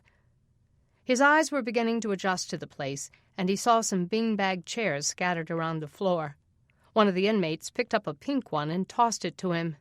"Here, this looks like yours." He didn't much care what color it was. Catching it, he said, "Thanks." "They can't trust us with real chairs," somebody said. "They figure we could break them over each other's heads." Suddenly he was thankful for the beanbags. He gripped the vinyl in one hand, but didn't sit just yet. "What's your name?" the little guy asked him. "Mark Green." The little guy held out an ice-cold hand, and Mark shook it. "I'm Sam. You can call me Samuel or Samson or Sambo or Sam I Am, whatever you want." The man seemed simple and defenseless. Mark wondered how he'd survived here. "Thanks. I'll just go with Sam." "And he's Treehouse," Sam said, pointing to the big guy. Treehouse looked like he could mow down a crowd with an AK-47 without blinking an eye. "I'm the one with the most upstairs." The man had an accent Mark couldn't place. Caribbean, maybe? He was taller than Mark and twice as built. He had a smooth, bald head and the beginnings of a beard. The sheriff started coughing again as he walked away, letting the steel door clang, its sound echoing through the room. Mark felt abandoned in the very pit of hell. The noise level rose again as the sheriff closed them in. In another cell he heard a fight, flesh pounding flesh, vile shouts, and a pitiful scream. Suddenly Treehouse was next to him. Leaning over, he whispered in his ear, "You hear that, man? I'm the boss in this cell. You cross me, you wind up like that dude in there." Refusing to show fear, Mark stood taller, straighter, and looked the man in the eye. He could hold his own with him, he thought, if it came down to it. He would do what was necessary to protect himself. They stared at each other for a long moment. Then Treehouse took a step back. Walking over to the bunk with the sick man, he grabbed the man's arm and pulled him off the bed. The man hit the floor with a thud. Mark lunged forward, but Treehouse's hand shot out and clamped Mark's throat. "I told you, don't mess with me." Mark jerked free and stooped next to the man as Treehouse stretched out on the sick man's bare mattress. The man's eyes were sunken, dark circles shadowing them. His face had a deathly gray pallor, and his lips were blue. His shivers bordered on convulsions. He was burning with fever. Mark thought of fighting Treehouse to get the man's bed back, but he knew it wouldn't be just the two of them. There was a whole crowd of bloodthirsty men just waiting to jump in. Sam stooped next to him. "We've been hoping Blatt would die so we could get him out of here," the little man said. "He's been dying for days." This man might not make it, even if the sheriff managed to get him to a hospital, but he would surely die if they kept him in here. Why hadn't Scarborough gotten him out? Mark looked at Treehouse as the big man got up from the coveted mattress.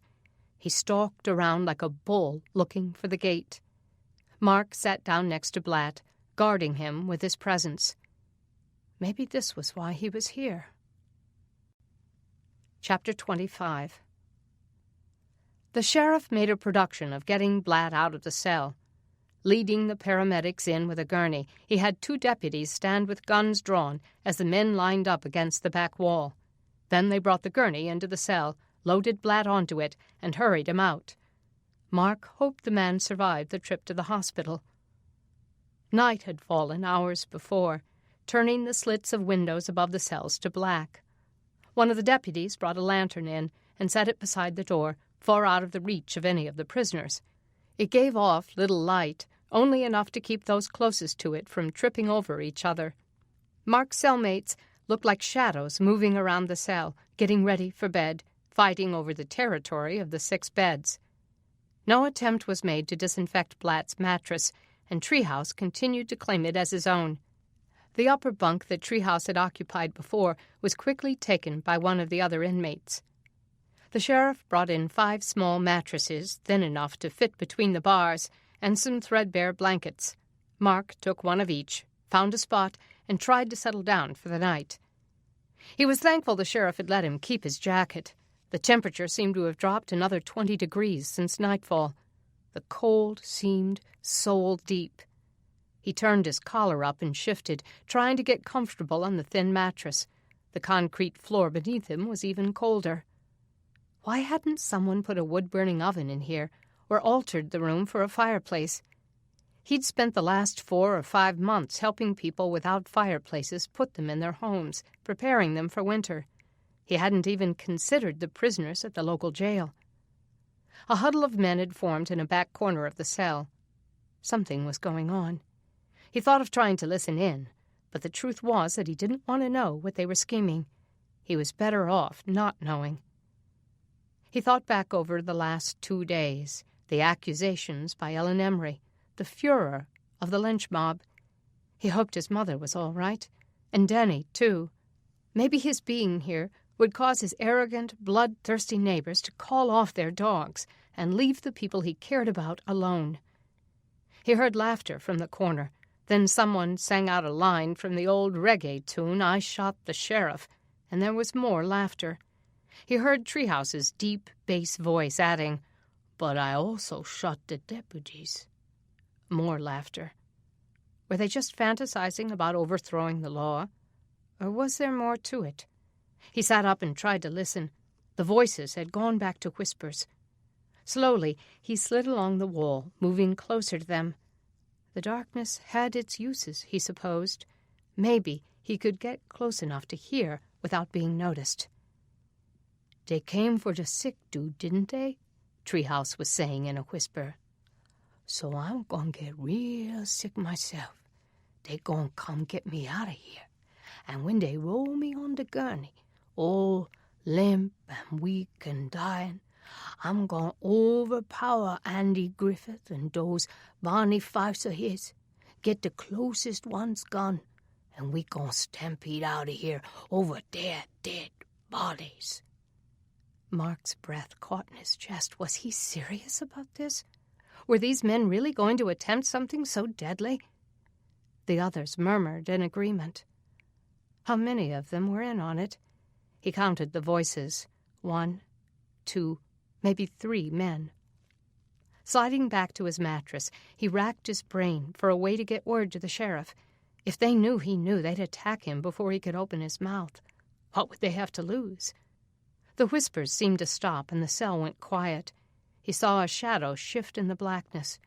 Suddenly, something was on top of him, knocking him back. His head hit the floor. A man's weight mashed down on him, suffocating, crushing. But Mark gritted his teeth and flipped him over until Mark was on top. "Get him, Treehouse!" one of the men shouted. Mark's victory was short-lived. The big man's hands came around Mark's throat, cutting off his circulation and his air. He intended to kill him. But Mark wouldn't die. His knee came up, knocking his tormentor off balance. He brought his fists up between the man's stiff arms, making him release his hold on Mark's throat. Suddenly, it wasn't just Treehouse, but at least 3 other inmates around him, holding him down while Treehouse got in his face, his perspiration dripping into Mark's eyes. "You listen to me, white boy. I'm in charge here. You got that?" Mark struggled and kicked against the hands holding him down. "I don't care who's in charge," he said through his teeth. "Be the general for all I care. The king, the stinking emperor. You keep your mouth shut about what you hear and stay out of my way. Maybe I won't have to kill you." "I'm not interested in anything I hear in this place," Mark said. "Oh, no? That's right. You above it all, aren't you, white boy?" There were 6 other white men in this cell alone, and he suspected a couple of them were holding him down. "You understand what I'm saying, or do I have to explain it a little more clear?"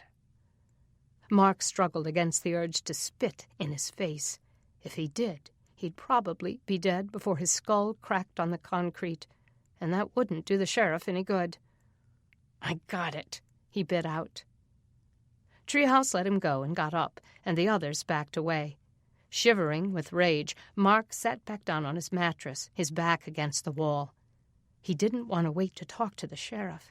He wanted to counterattack, knock out Treehouse's teeth, listen to bones snap. "Help me, Lord." He didn't know what to do with all this hate pulsing through him. Maybe he was more like Treehouse than he thought. Maybe he was even like his dad. Temptation ignited within him, its heat spreading through his veins. He could hear Treehouse moving to his left, talking to his friends, chuckling under his breath. He could reach him in 3 steps, have him on the floor face down before he took another breath. "The Lord is my light and my salvation. Whom shall I fear? The Lord is the defense of my life. Whom shall I dread?" The verse he'd quoted to Beth days ago poured through his mind, unbidden.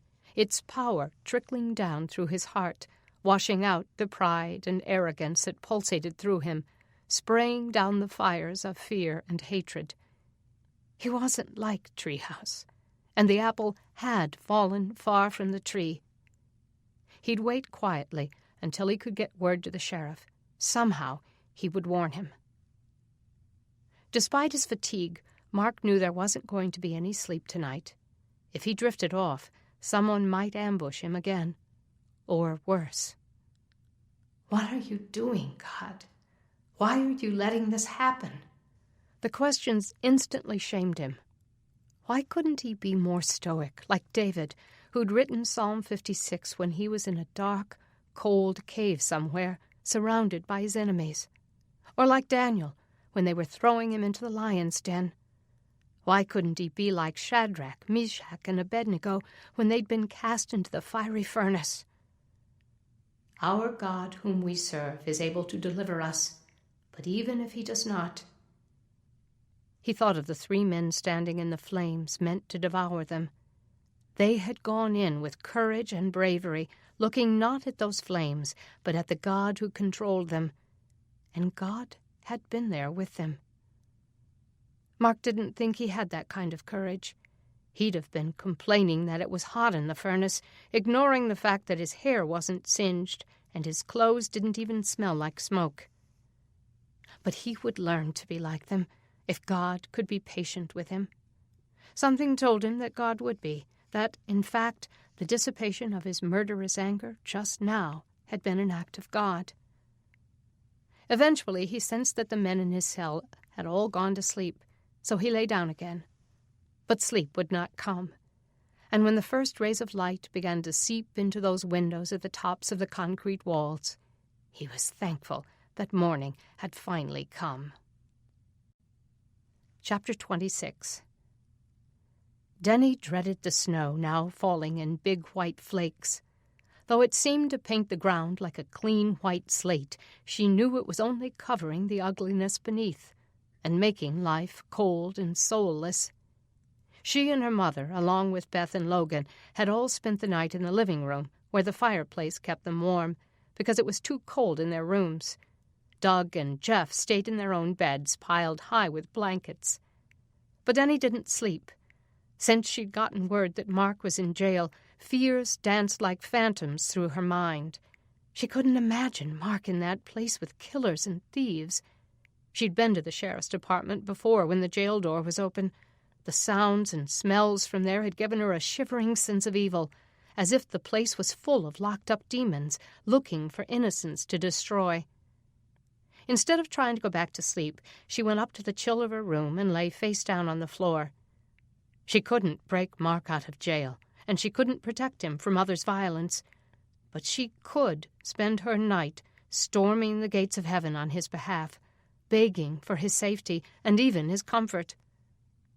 When morning finally came, Martha showed up at their house, terrorized and trembling. "My house was robbed last night." "Oh, Martha!" Kay pulled her into the house and dusted the snow off her shoulder. "Are you all right?" Deni asked. "Yes, they didn't find me." Deni helped Martha shrug out of her coat and led her to the fire. Doug came from the bedroom. "What happened?" Her words rolled out in rapid fire. "They broke the window on the back door and came in about 3 a.m. I hid in the back of my bedroom closet while they tore through my house. They came right into the closet, but I was hidden. They didn't see me. I thought they were going to kill me." Deni got an Afghan from the couch and put it around Martha's shoulders. "Martha, come sit down." Clutching the Afghan, she sat down. "I stayed in my hiding place in the closet until just a few minutes ago. The house is ransacked. They pulled out drawers and turned things over like they were looking for something. They took all the food Mark had in the van." Deni looked up at her dad. "Dad, do you think it was Lou and his men?" Doug shook his head. "I know those guys. As bad as they are, they think they're doing the right thing. I don't think they would have taken advantage of a woman at home alone to rob her. Have you told the sheriff, Martha?"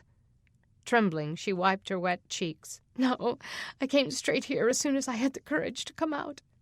But I have to go report the break-in and check on Mark. Whoever it was might have broken in looking for him. I'm afraid to go back there." "Well, you don't have to," Kay said. "You're staying here until Mark gets out."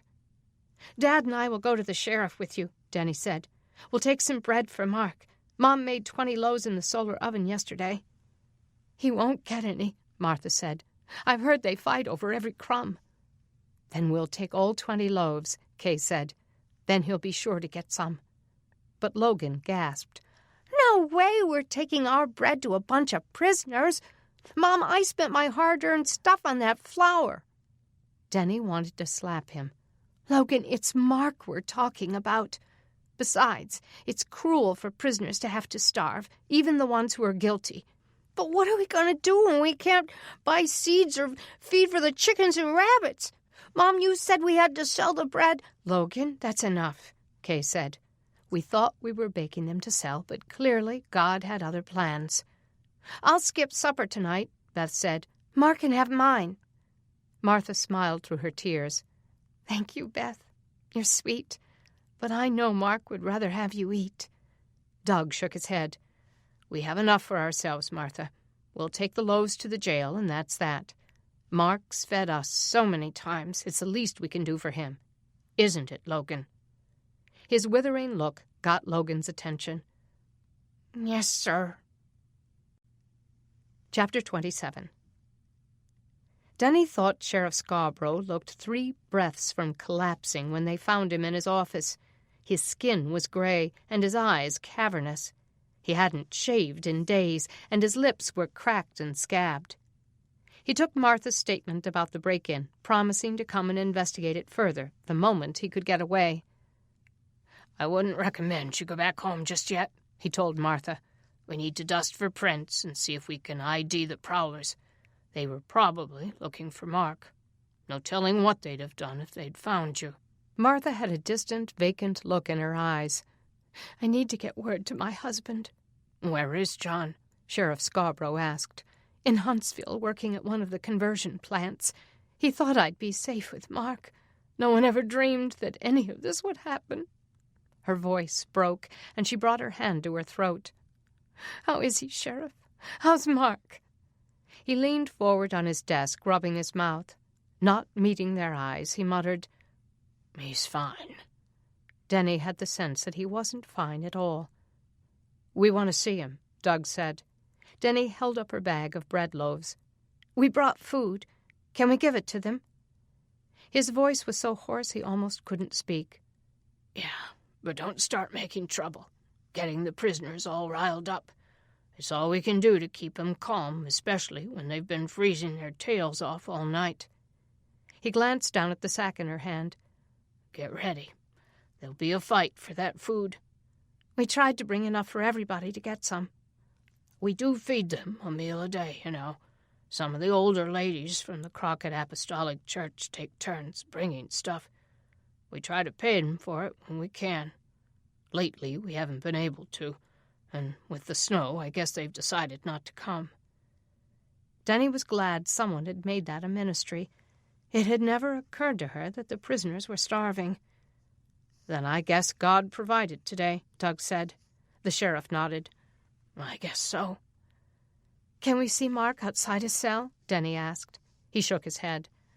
"I don't have the manpower to let him out and guard him while he talks to you. You'll have to visit him inside." He started coughing, doubling over, hacking his heart out. They waited until he could breathe again. "You're really sick, Sheriff," Doug said. Scarborough ignored the comment and got his keys. He led them out of his office and to the door to the jail. He stopped before opening it and looked back at Deni and Martha. "Ladies, I want you to keep your eyes on the floor until we get to Mark. Don't look around. Don't touch anything. Don't engage with the other prisoners, and don't get feisty. Do you understand?" "What do you mean, feisty?" Deni asked. "I mean, I don't want you to be disruptive. You're a pretty young woman, and these men are going to be making cat calls and yelling lewd things at you. That'll be bad enough, but I don't want you talking back to them." Her mouth felt suddenly dry. "You act like they're going to come through the bars and attack me." "They might try. Some of the people locked up here are the worst of the worst, and they don't have a lot to lose right now. Mark's not the worst of the worst. Maybe there are other innocent people in there like him. Don't count on it, Deni. His breath whistled as he spoke. He opened the door, and they stepped into the rancid-smelling place. There was little light, and the temperature seemed even colder than outside. The men spotted Deni and Martha as soon as they came in, and catcalls started up just as the sheriff had predicted. Lewd suggestions came pealing across the room, and several of the men came to the bars, making grabbing gestures that made her cringe. She put her hand over her mouth to keep from gagging at the smell, and she strained to see through the dim light coming from the small, barred windows at the top of the wall. Today it was cloudy and overcast, only a faint gray hue spilled in, just enough for her to see where she was walking. "Over here!" She heard Mark's voice over the den, and they headed to the cell where he stood at the end of the room. He looked rough with 2 days' worth of stubble on his jaw, and his hair was dirty and tangled. His mother burst into tears and grabbed his hands through the bars. "Mark, are you okay?" Deni asked. "I'm fine," he said, but she knew he couldn't be, not in a place like this. She got out a loaf of bread and thrust it into his hands. Immediately the others descended on him, and men from neighboring cells cried out. Doug took the bag from her and began breaking the loaves and passing them out. It kept everyone away from Mark, for a moment. He leaned into the bars, trying to be heard while keeping his voice low. "Mom, Deni, tell the sheriff they're planning something. They're gonna—" A tall man with a bald head moved closer, and Mark's words fell off. "What?" Deni asked. Mark cleared his throat. "Just, have you talked to the sheriff about my case?" That wasn't what he'd started to say. Deni took his hand and felt the hard squeeze. He was trying to tell her something. "Yes," she said, glancing at the big man who seemed to have more than a passing interest in their conversation. Mark wasn't going to talk as long as he was eavesdropping. He changed the subject and looked at his mother. "Have Grantham and his men harassed you any more?" The question brought tears to Martha's eyes. "No, but there's something I have to tell you." She brought her hand to her mouth, trying to get the words out. Deni spoke up. "Mark, your house was broken into last night." He flinched as though he'd been punched in the gut. "Mom, are you all right?" Martha nodded and pulled herself together. "I hid, but they took all our food and turned the house practically upside down." He clutched the bars, his face twisting. "I can't believe this. What is happening?" The big man moved away for a moment, and Mark took the opportunity. "Things are getting worse and worse." Lowering his voice so that only his mother and Deni could hear, he said, "We had a sick guy in here last night. He almost died. They came in and got him." "What was wrong with him?" "I don't know." Mark glanced at the big man as he began to step back toward him. "But when they came in to get him, it was dangerous." The man was in earshot again, but Mark kept talking. "The sheriff, he should have confirmed it." Deni frowned. "Confirmed what?" The big man's arm came around Mark's shoulders, but his expression suggested anything but camaraderie. Mark's chin came up and he stood taller, his muscles rigid and alert. Only then did she notice the bruises on his neck. Mark grew quiet again. He broke off a piece of the bread she'd given him and put it into his mouth, chewing with his eyes fixed on her. The big man devoured the rest of his own bread. "You tellin' her about Blatt? About how he's contagious? Tell her about the human waste festerin' in that toilet back there? Breeding disease?" She didn't doubt it. She could smell the toilet. But somehow his words sounded like a threat. Their food devoured, several of Mark's cellmates turned their attention back to her. Some of the men pushed in around Mark, making lewd comments that made her shiver. One of the inmates, who looked like a bodybuilder on steroids, pushed in next to Mark.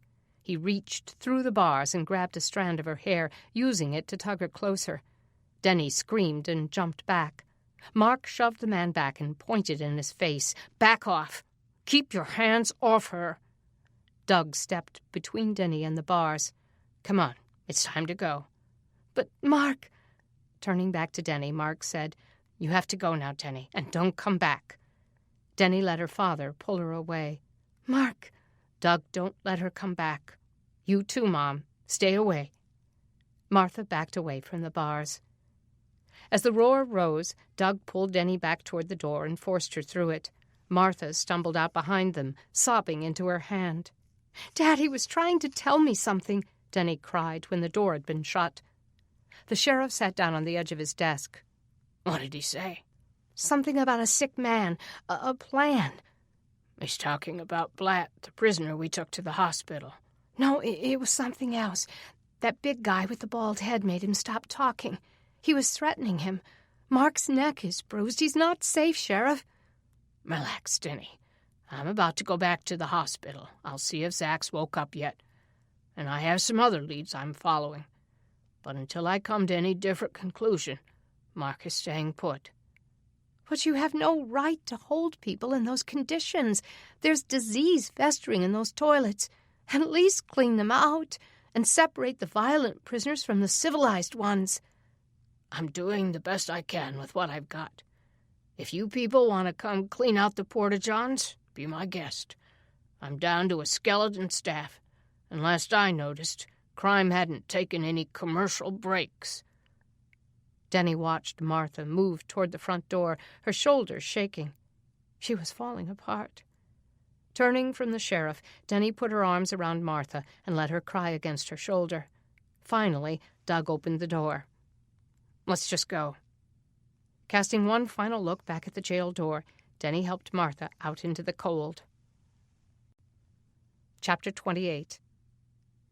Mark was sickened by his cellmate's treatment of Deni and his mother. He hoped Doug would keep them from returning. His mom was fragile, and Deni, despite her toughness, was small and pristine and naive, not the kind of woman he wanted to parade in front of men like these. If he couldn't protect her from the verbal assaults or the groping hands through the bars, then he wanted her to stay away. He slid down the wall of his cell and sat on the floor, elbows resting on his knees. He thought of his poor attempt to warn Deni of the scheme Treehouse was cooking up. He'd meant to give her a message for the sheriff, but it had been so poorly phrased that he knew she hadn't gotten any of it. As astute as she was, his vague words didn't have a shot of hitting home. How could she guess that his mention of the need for sickness to be confirmed was a warning to the sheriff? No, she was probably so shaken from her experience here that she was racing home, glad to get away from this place. His gaze drifted up to the huddle in the corner. He didn't know when Treehouse would set his plan into action, but he knew it would be soon. Somehow he had to figure out a way to stop it, even if it meant he got beaten to a pulp. "She's purty, that girl of yours." Mark glanced at Pete, the little guy who'd slept next to him on the floor last night. Pete was no more than 5'6", maybe 100 pounds, with all his clothes on. "I don't want to talk about her," Mark said. "Don't blame you." Pete sat down next to him, legs crossed like a little boy in front of the television. "They're like animals sometimes. That's why they're here, I reckon. Ain't nobody here for being a gentleman." Mark looked toward the huddle again. "They're planning to attack the sheriff, you know," Pete said in a low voice. "They say we'll all be able to walk free. You think they can pull it off?" Mark shivered at the thought of these prisoners let loose in Crockett all at once. "I don't know," he said. "I gotta get out of here," Pete said. "My wife and 2 kids can't survive without me. She come up here yesterday and told me she got throwed out of the room we rented on account of what I done. I don't know where she'll go, and it's mighty cold out there." Mark's heart softened. He looked at Pete then, saw the sincere worry in his eyes. "What did you do to get put in here exactly?" "Defended her," he said. "Landlord's boy was coming at her, forcing himself on her, and I fought him off." "Did you kill him?" "No, but almost. He claimed it was attempted murder, that I was trying to rob him. They believed him, of course. Why wouldn't they? He had money, and I'm a nobody." "Did you tell the judge what happened?" He laughed bitterly. I ain't seen a judge since I've been here. Well, you have a lawyer, don't you? Pete thought that was even funnier. You think we have PDs popping up in here, seeing if there's anybody they can help? No, I won't see a lawyer till I go to court. And the way things are moving around here, that could be weeks. I ain't even been able to enter a plea yet. He glanced toward Treehouse and his group of violent followers. I just hope I survive long enough. I've been in jail before, but that was easy time compared to this. Back when there were lights and running water and real toilets. We got showers every day and clean clothes to wear, heat and air conditioning, 3 meals a day. This here is my idea what hell is like. Mark had to agree. And if all that wasn't bad enough, we got Treehouse and his boys who love sticking my head in the toilet and grinding my face in the concrete. Mark's cool gaze drifted back to the man. That explained a lot about Pete's misshapen nose and the bruises on his cheekbones, and his smell. If they attacked Pete again, Mark would have to fight. He couldn't let them do that to someone so indefensible. Heaviness fell over him, and he knew this whole situation was going to get much worse before it got better. God, please help me. Something was going to break loose soon. He only hoped he'd have the power to stop it. Chapter 29. Word traveled fast. Soon all of the inmates were in on the plan. Though the room was cold, a thin sheen of perspiration made Mark's skin slick as he listened to the sinister scheme that would result in lost lives and 50 criminals back on the snowy streets. Just so's you know, Treehouse told Mark, you do one thing to keep this from happening, and I'll snap that Petey's neck right in two. Mark's chest felt so tight he couldn't breathe. A threat against himself he could handle, but he couldn't stand the thought that Pete would take the brunt of it.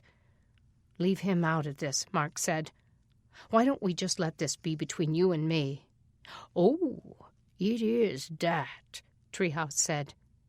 You won't get away with it. Sheriff Scarborough's too experienced to fall for something so stupid. Sheriff Scarborough's sick as a poison mutt, he said. He too weak to fight back. He has a family, Mark said, knowing his argument was weak. So do the deputies. I don't know what you did to get put in here, but I don't think you want to add murder to your list of charges. Add murder? Treehouse laughed. I already got 3 life sentences breathing down my neck. You think I want to spend the rest of my life sitting in this cold, dark dump? I'm getting out, and I don't care who has to die, so don't get in my way. Mark had never felt more helpless. He glanced at Pete, going into the porta-john, and wondered if he knew he'd become a pawn in this game.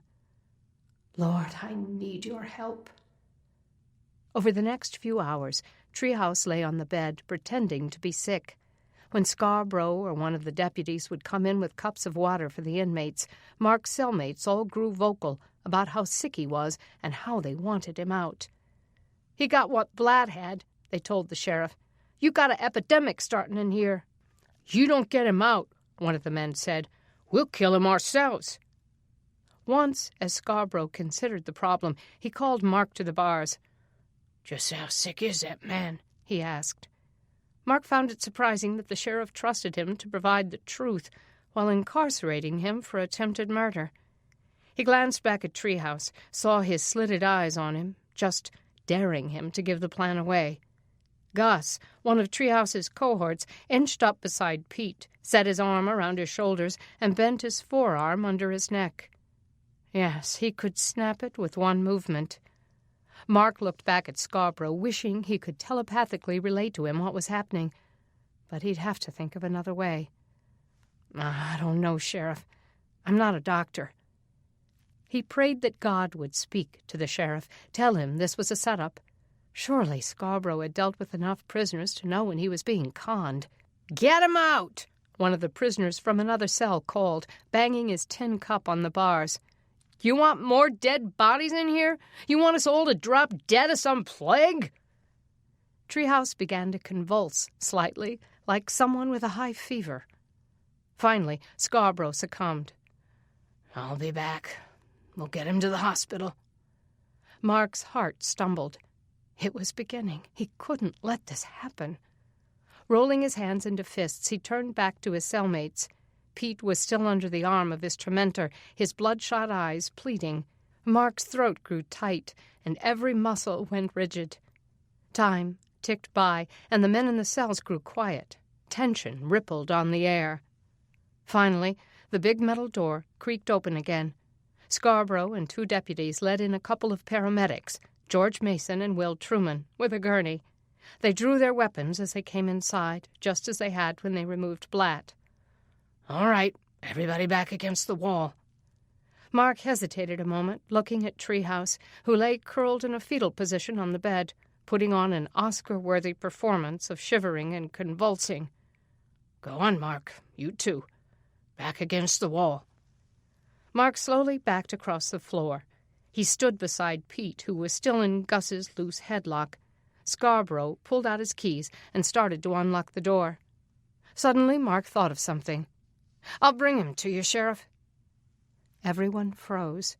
Treehouse's eyes opened and seared on him. Gus's arm tightened under Pete's neck. Mark's throat felt suddenly parched. He couldn't swallow, and his breathing seemed restricted as his heart pounded in his head. Slowly, he went toward the bed. "You might want to check Pete, too," he said. "He's getting a fever, I think." Scarborough's gaze shot to the little man. Gus's arm loosened. At least that situation was now on his radar. Treehouse kept shivering, but he bit out a whispered warning. "Don't do it, white boy. Tell him I'm too heavy." Mark ignored him. He bent down and pulled Treehouse up, slipped his shoulder under the man's armpit, and tried to lift him. Treehouse resisted, but Mark was strong, and he tried to force him to his feet. The man went limp and fell to the floor. "Just back up, Mark," Scarborough said. "We'll come in with the gurney. No, I've got him." Determined, Mark bent, grabbed Treehouse under his arms, and dragged him across the concrete. He knew this was a lethal decision. He'd probably wind up dead because of it. "He's dragging a sick man," Gus shouted. "He's going to kill him." The others joined in, a mob roar of protests. "Let go of him, Mark." Scarborough's gun came up. "Mark, I told you to back against the wall." Mark let Treehouse go and gave the sheriff a pleading look. Something changed in Scarborough's eyes. He looked at the deputies. They got it, Mark thought. They knew he was trying to help them. He raised his hands and backed against the wall. Scarborough put the key into the lock. Anderson and Jones kept their guns trained on the prisoners against the wall. "Gus, let go of Pete and move to the corner over there," Scarborough said. "Anybody moves, we'll shoot. Got that?" Cold, hard eyes registered the warning. Mark held his breath as the door came open. Scarborough told the paramedics to wait. Then he came in slowly, rolling the gurney beside him. He went to the big man lying on the floor, felt his clammy skin. "Okay, men, come give me a hand." The deputies came in and bent to pick up Treehouse. Suddenly, Treehouse grabbed the gun in Scarborough's holster. Mark lunged forward, but the gun went off. Scarborough dropped with a thud. "Freeze!" Jones shouted, but Treehouse turned to the deputies and fired twice. Both men fell. The plan had worked. The cellmates rushed forward, trampling them, and crowded through the door. One of them grabbed the keys and guns from the bleeding men and unlocked the other cells. A stampede ensued as everyone rushed to escape. Mark fell beside the sheriff and checked his pulse. He was still alive. "Sheriff, hang on," he cried. "Somebody help!" Chapter 30. The 2 paramedics who had hit the floor rallied and made their way to the bleeding men. Mark held his breath as they worked on them, wishing he could help. Suddenly, Milton Asher, the deputy who'd been out on patrol, rushed inside, his gun trembling in both hands. "3 men down!" George Mason yelled. "The prisoners escaped!" As if Milt didn't know where to direct his terror, He turned the gun on Mark. "Get back, Green. Hands in the air." Mark got to his feet and raised his hands. "He's not the one," George said, checking the pulses of the 2 fallen deputies. "Anderson's dead," he said, moving to Jones. "Dear God, Jones is dead, too." Milt looked as if he'd been kicked in the stomach. "Scarborough's still with us," Will said. Mark's thoughts of the gun still held on him fled as he watched them intubate the sheriff, trying to open an airway. Scarborough's lower jaw was bloody and broken, and panic seized Mark. The bullet had ripped through his face. He held his own breath as they cut into the sheriff's trachea. "Pulse is weak," George cried, pumping on his chest. Milt lowered the gun and took a heavy step toward his dead and wounded friends. "Oh, my God." Mark let his hands fall and began to pray. "Hold yourself together, Milt," George cried. "Go get those prisoners before they kill more people." Milt gave him an astonished look. I can't." George checked Scarborough's pulse again. "He's stronger. Let's move him." Mark noticed Milt's faltering. "Deputy, you have to go. They haven't gotten far. You could overtake some of them." Milt backed toward the door. "No. I have a family." "Do it for your family," George cried. "You have an obligation to this community." "Not anymore. I'm all alone here. Grady and Black walked off the job a couple hours ago after they got their pay. Nothing is worth this." He sounded like a little boy. Mark didn't know what to do. "Milt, please." But the deputy removed his badge and dropped it on the blood-covered floor. The paramedics moved Scarborough onto the gurney. Milt waited for them to roll it past him. Then he made his own exit. "Mark will send somebody," George called as they rushed Scarborough out. "You'd better stay here." Mark stood helpless, looking at the bodies they'd left behind. This was madness. He heard the front doors slam shut, and for a moment he thought of fleeing. But he couldn't do that. He couldn't be numbered among the escapees, the killers who had gunned these men down. He looked down at the young fathers and husbands now lying dead and wondered who would tell their families. He thought of covering their bodies with sheets from the abandoned bunks. Then he realized he couldn't disturb the evidence. His stomach churned, and he thought he might be sick. Struggling to hold it back, he knelt on the floor next to the bodies. He could guard them, he thought, until someone came to move them. He heard the door again and looked up to see Brett Stampley, who owned the blacksmith shop across the street. Another gun pointed at him. He almost didn't care if Brett pulled the trigger. But there was no fear in Brett's eyes. "George told me you're not to blame. He said you tried to stop it." The small acknowledgment melted what was left of his strength. The tragedy of it all rushed into his chest, and he pressed the heels of his hands against his eyes.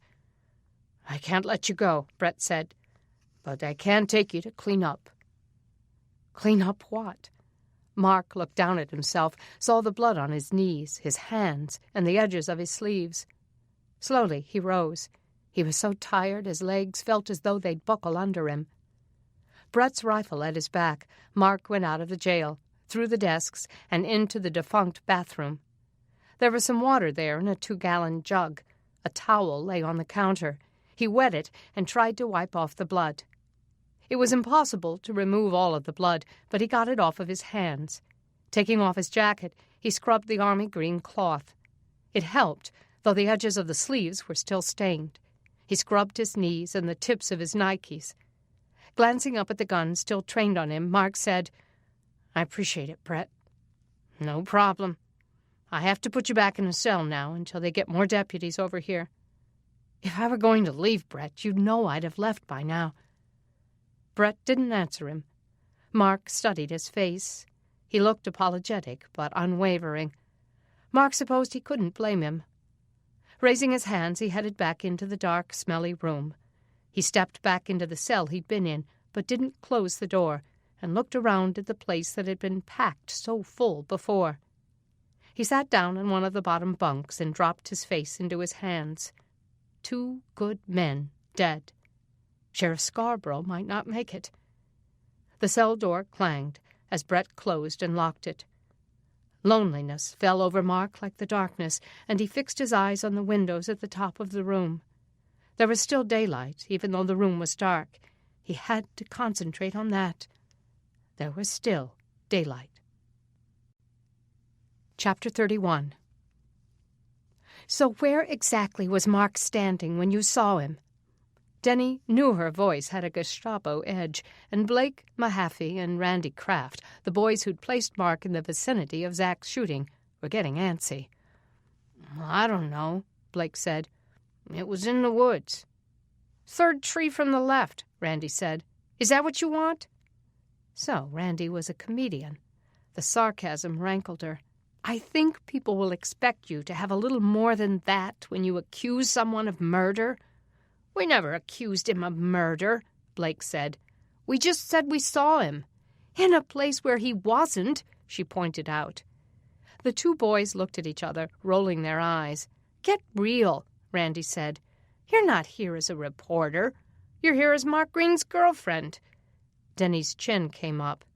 The Crockett Times assigned me this story. I'm just trying to verify what you told the sheriff. Face it, Deni. Your boyfriend is a liar.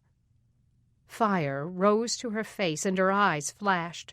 She wanted to take a swing at the smart aleck, but she knew a physical response wouldn't get the result she wanted. Instead, she'd skewer them with words. Already today she'd collected a number of quotes from teens who had nothing good to say about these two boys. Randy's ex-girlfriend said she'd broken up with them for hitting her. Blake's 8th-grade science teacher claimed he had little familiarity with the truth. A group of Jeff's friends told her both boys had had a drug problem before the outage. The article she planned to write about them would amount to clear-cut character assassination, not her usual modus operandi. But the community had a right to know that they couldn't trust the boys' story. She heard a horse's hooves galloping up the street, and she looked up and saw Blake's father riding up the dirt driveway. "Dad, what's wrong?" Blake called out. "I just heard there was a shooting at the jail. 2 dead. Deni gasped. "Prisoners escaped. I have to warn your mother. You boys need to get inside." He jumped off the horse and handed the reins to his son. 2 dead? Deni cried. Who? "I don't know, but we have to stay armed. No one's safe." She pictured Mark, shot and bleeding. Without another word, she bolted for her bike. Pedaling with all her might, she flew through the streets of Crockett. Please, God, don't let Mark be dead. Near the sheriff's station, she saw county vehicles parked haphazardly in the street. Deputies she didn't recognize were roping off the area, keeping her from getting closer. What happened? She cried, ignoring the barricade. "Stay back, lady," one of them ordered. Is Mark Green all right? Was he shot? They ignored her, so she shouted, I'm a reporter for the Crockett Times. I demand to know what's happening. But her insistence fell on deaf ears as the deputies wrestled her back. Chapter 32. Sirens heralded the arrival of Chief Deputy Wheaton from Birmingham. Mark sat up and waited, his eyes on the metal door that closed him in. Finally, the door opened, and 3 uniformed men came in. Mark got up and went to the bars. Hands on their sidearms, the men froze at the sight of their dead comrades. The deputy, who seemed to be in charge, cursed. Mark stood quietly watching as they examined the bodies of Jones and Anderson. It had been about half an hour since the shootings. He wondered if the escapees had been caught or the town warned. Had his mother and Deni been told? After a few minutes, the chief deputy straightened and came toward his cell. "I'm Chief Deputy Archie Wheaton," he said in a shaken voice. "Second in command to the sheriff. Why didn't you tell me what happened?" "Yes, sir. But first, is Sheriff Scarborough going to make it?" "He made it to the hospital alive." Mark let out a long breath of relief, then began to tell him the story, biting out the words with weariness that ached like toxins through his body. I tried to stop it, Deputy. I really did. You have no reason to believe me. But George and Will, the paramedics, saw the whole thing. They'll tell you. They already did. The deputy studied him for a moment, then spoke. "Well, as you can see, we're in a mess here. The deputies here have walked off the job. I've pulled men from the substations to search for the escaped prisoners, but I don't have the resources to keep you here. Mark, I'm going to let you go for now." Mark thought he'd heard wrong. "What?" "I'm letting you go. I don't have a staff here to guard you, and my gut tells me you're not like the ones who left. Judge Myers is outside, and he agreed to release you under your own recognizance, waiving bond. I hope we're not making a mistake." Mark's heart almost soared out of his chest. "You're not. You'll see. When Zach Emery is coherent again, he'll tell you I'm not the one who shot him." Wheaton didn't comment on that. "Just don't leave the county." He unlocked the cell door, and Mark walked through it. This time he appreciated the loud, echoing clang as it closed behind him. "I won't let you down, sir." His gaze strayed back to the bodies. "Is there anything I can do? Notify their families?" "No. We'll take care of it." He led Mark past the bodies and into the office area. He picked up a letter off of his desk and handed it to him. Mark took it and read the handwritten scrawl. "To whom it may concern, I, Judge Alfred Myers, have this day waived bond for Mark Green and released him under his own recognizance." The judge had signed and dated it. "This may not be any protection for you," Wheaton said, "but it's the best I can do right now." The doors opened and the medical examiner came in. Turning to the M.E., Wheaton pointed to the jail door. "Bodies are back here," he said in a raspy voice. Mark folded up the paper and shoved it into his pocket. "Green?" He looked back. "I'm going to have to call together a volunteer force. Otherwise, I'd have no way to replace these guys. Our staff is down all over the county, and even the state police are on a skeleton staff. If you know anybody who could help." "I'll tell Deni Branning and Brad Caldwell." "Who are they?" "They're good men who live in my neighborhood. They'll step up to the plate." "Send them to see me." Deputy Wheaton shook his hand. "You be careful, Mark." "You too, sir. I'll pray for you." Wheaton went to the locker where they kept the prisoner's personal effects, found Jeff's bag that Mark had brought here with him, and handed it to him. Zipping up his coat, Mark stepped out into the cold. Chapter 33. Mark hadn't expected the crowd that had gathered outside the sheriff's department, roped off and held back by a couple of deputies from other substations. Word had gotten around about the shootings, and people had gathered to demand answers. "Mark!" He saw Deni ducking under the crime scene tape and running toward him. He opened his arms, and she threw herself into him. Warmth and relief rushed into his chest, washing like a balm over his body. "Oh, Mark, you're all right. I thought you were dead." A roar arose from the crowd. Angry, condemning voices demanding that he go back inside. Deputy Wheaton heard the din and came out behind him. "Wait a minute, Mark. This could get ugly." "You ain't letting him go, are you?" someone shouted. "He was there when the sheriff was shot. You letting another prisoner run helter-skelter around this town? How many dead bodies do you want?" Wheaton raised his hands to the crowd. "Don't tell me about dead bodies. My friends are lying in there." The group quieted as the deputy chief walked down the steps and came to the edge of the barricade. "You're right. There's an army of escaped prisoners running around out there. But Green tried to stop the prisoners' attack, and he stayed behind when he could have escaped. He's been a help today, not a threat to anyone. But he tried to kill Zach Emery." Mark looked and saw the principal from his high school, the man who had once been his biggest fan when Mark led his track team to victory. "He talks a good game, Deputy, but he's a danger to society." Deni turned on the man. "Mr. King, how can you say that? This is Mark. You know him." Wheaton waved a hand for attention. "The judge has agreed with me that Mark can go home for now, since we don't have the resources to keep one lone prisoner. Nobody better lay a hand on him. If you want to protect the community, then sign up for the volunteer force and get deputized, and you can go out hunting criminals. We can use all the help we can get." No one stepped forward, and Mark couldn't say he blamed them. It would take especially courageous people to go hunting crazed killers who had little left to lose.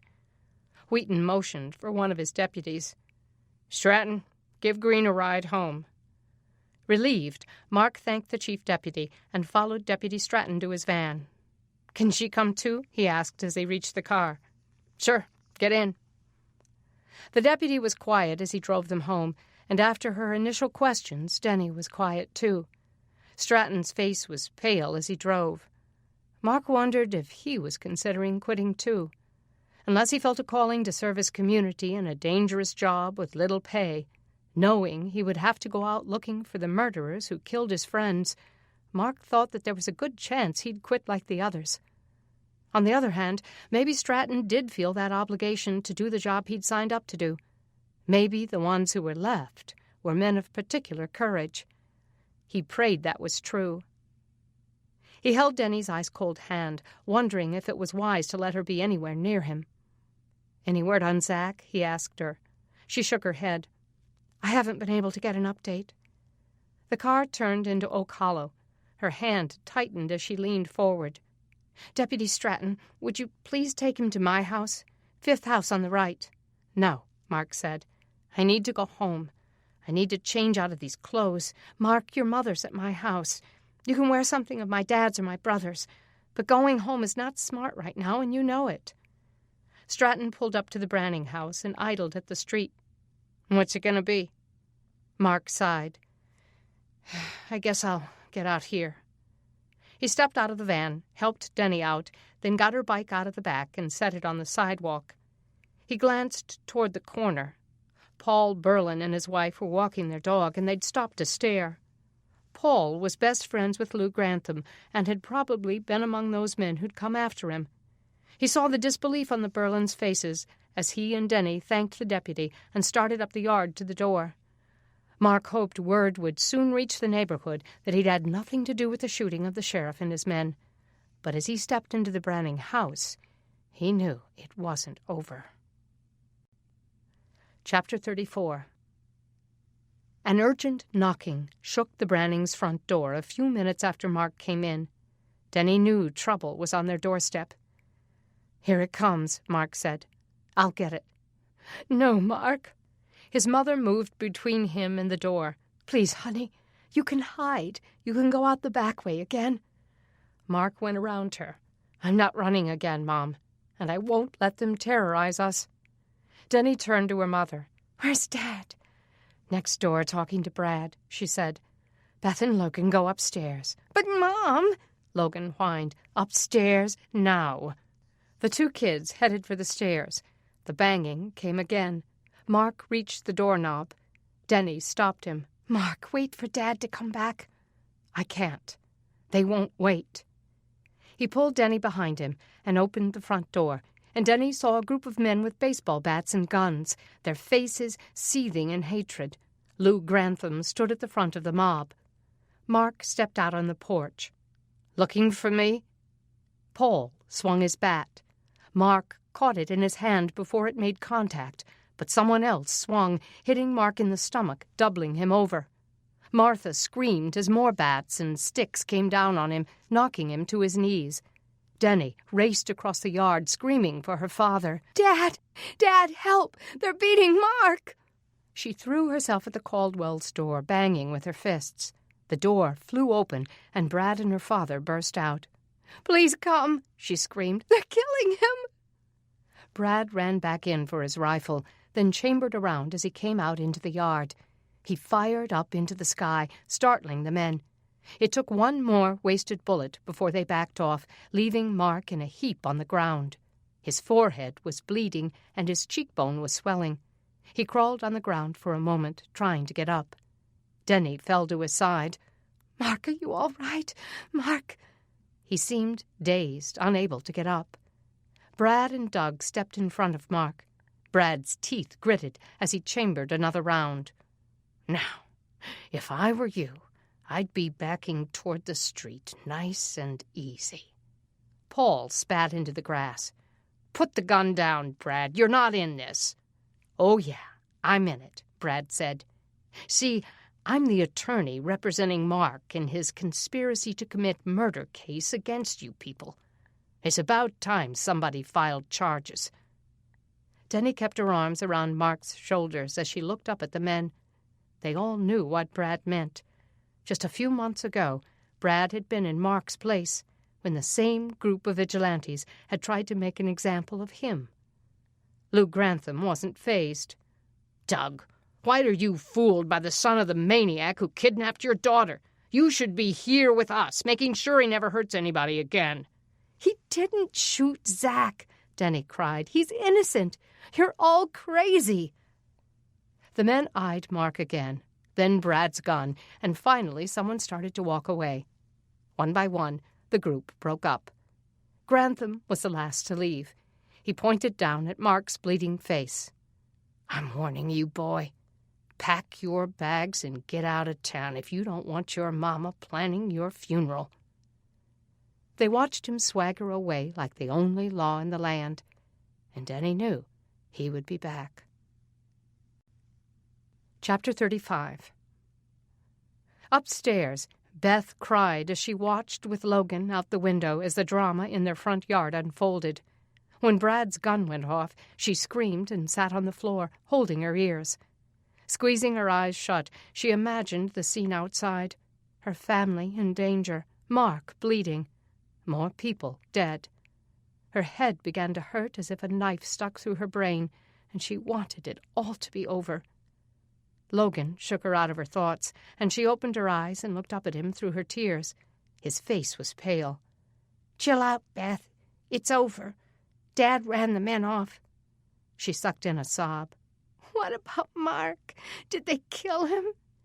He went back to the window and peered out. "No, he's getting up. He doesn't look good, though."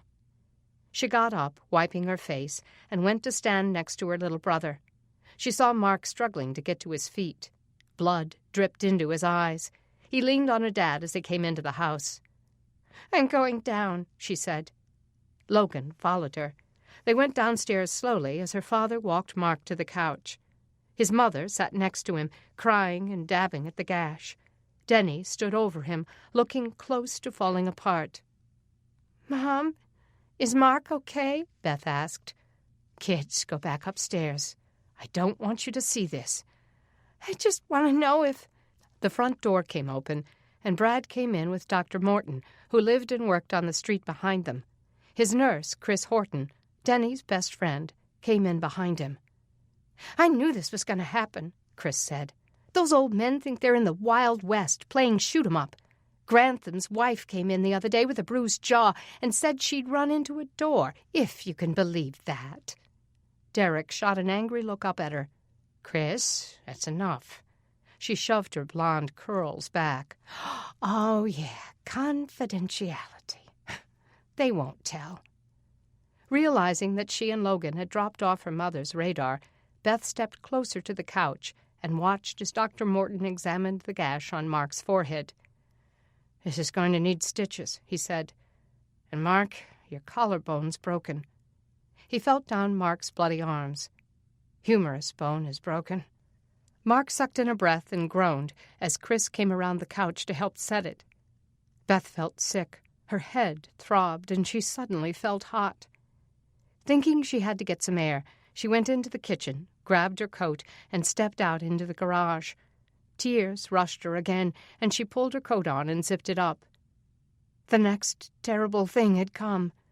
And now there would be a next one, and a next one. It was like dominoes, each one leading to something worse. She decided to escape across the street to Eloise's house. Her neighbor, who died last year, had left her house to her son.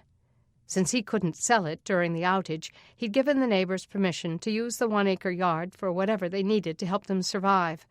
The neighbors had pooled their resources and bought a bunch of rabbits, which they kept in cages in Eloise's yard, and took turns feeding. It wasn't the Brannings' day to feed them, but sometimes Beth went over there just to hold the bunnies, pet them, and be by herself. They made her feel better. The snow was beginning to melt, and slush ran in the gutters. She slid on some ice as she walked across the street. The tears on her face turned cold in the wind. She made her way to Eloise's fence and opened the back gate.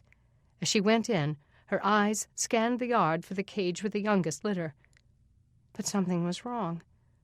A few of the cages were gone, and several more were empty. She caught her breath and walked closer to the cages, making sure the little animals hadn't burrowed under something to get warmer. But they were gone. Only a dozen or so remained. Beth screamed and ran back across the street. Chapter 36. Despite the trauma of the shootings earlier that day, Deni found George Mason and Will Truman back in their ambulance, sitting in their usual spot on Keesler Street, waiting for the next emergency. They both stared into space as if shell-shocked. She knocked on George's window. He rolled it down. "Yeah?" "George, Will." Out of breath, she tried to find her voice. "You've got to come. Mark Green's been beaten. He needs to get to the hospital." The two paramedics wasted no time, and she followed on her bike as they drove back to her house. Derek had stabilized Mark and returned home to his living room full of patients, but Chris had stayed behind. She met them all at the door. "It's an open head wound, and he's showing no evidence of concussion," she said as she led them in. "And it's a wonder, because, frankly, I think they meant to kill him. If you ask me, we need to get our own vigilante gang and make sure those men don't attack anyone ever again." Martha moved away to give the paramedics room. George stooped down next to him, and Mark winced as he lifted the bandage that Derek had taped to his forehead. "Looks bad," he said. "Why didn't the doc suture it for you?" "He said it needed a plastic surgeon," Mark muttered. Chris leaned over the back of the couch. "It's deep enough to need several layers of sutures. He wanted it done right." "He blocked the blows with his arms," Deni said. "That's why his arm is fractured." "And if he hadn't, he'd be so dead," Chris muttered. "Those baseball bats would have shattered his skull. It's a classic case of a mob mentality, and these men have been allowed to get away with it too long." George shot Chris a wary look. "We get it, okay?" Chris's face fell. "I'm sorry, I just—" Suddenly she caught her breath. "Oh, no, I forgot that you two were at the jail when the shooting happened this morning. You're probably sick to death of, well, death." George ignored her, but Will gave her a long, disbelieving look. Her hands came up to her chest, and remorse colored her face. Deni set her arm around her friend's shoulders to silence her.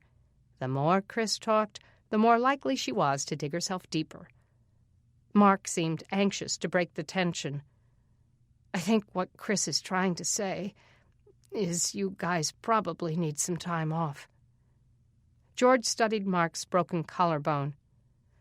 "We thought about it, but with convicts and crazies running around, we figure this isn't the time for a vacation." Chris's hand came up to her mouth, and tears burst into her eyes. "You guys are such heroes." George's agitation seemed to fade, and he swallowed hard. "Just doing our job." Mark refused a gurney and limped out to the ambulance. Deni and Martha climbed in with him. As George got behind the wheel, Chris came to his window. "Let me know if there's anything I can ever help you with," she said. "Really. I have a big mouth, but I'm a very good nurse." George managed to smile. "I'll do that," he said, as he pulled away. Chapter 37. Pain shot like fireworks through Mark's broken bones, but his condition wasn't urgent enough to warrant immediate attention. He sat in the waiting room for 2 hours, his mother and Deni taking turns pleading with the staff to move him up the list. He gritted his teeth and tried to bear it, but it wasn't the physical pain that threatened to do him in. It was the humiliation of being beaten in front of Deni and his mother. He was supposed to be the protector, the guardian who kept his loved ones safe. He'd always prided himself in his strength, but they had shown him to be weak. Deni hovered over him, rivaling his mother in her attempts to make him comfortable. He didn't want her to see him this way. He would rather have her waiting at home until the doctors patched him up, until he could gather his strength and pick up the pieces of his shattered pride. The trauma of the last 3 days ached in him, and images of the dead deputies and Scarborough's bloody, shattered face did a mocking dance through his mind. Along with those pictures, he saw the hatred in Treehouse's eyes, so much like that in Lou Grantham's. Funny how the civilized and uncivilized had hatred in common. When they finally called his name, he almost didn't hear them. Deni nudged him, and his mother grabbed his good arm and tried to help him up. "Come on, honey." Deni got up to come with them, but Mark glanced back. "Why don't you wait here?" She looked hurt, but she didn't argue. "All right." He tried not to limp as he left her in the waiting room. Chapter 38. Deni tried to swallow the hurt when Mark asked her not to go with him into the examining room. It wasn't a slight, she told herself. It was just a guy thing. But as she paced in the waiting room, stepping around the sick and injured, she wondered if there had been another reason he didn't want her with him. Had she smothered him with too much attention? He'd hardly said a word since they'd been here, and he seemed impatient with her pampering. She'd seen this before, when her dad was injured. Being weak made him so angry that he'd practically bitten their heads off as they tried to care for him. But Mark wasn't weak.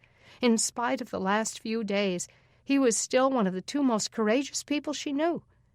It was that courage that kept getting him into trouble. Out of the corner of her eye, she saw Deputy Wheaton coming in.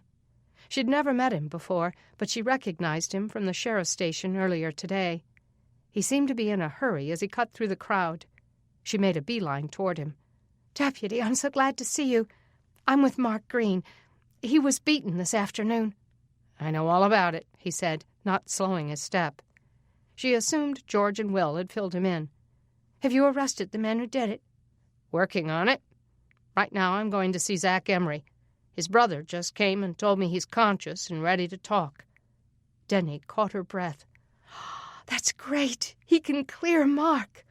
Wheaton nodded. "Ask him to hang around after he's released. I may need to talk to him." "Okay, I will." "Also, let him know that Ralph Scarborough is out of surgery." "Is he going to make it?" "Looks like it," he said. "But he's not out of the woods."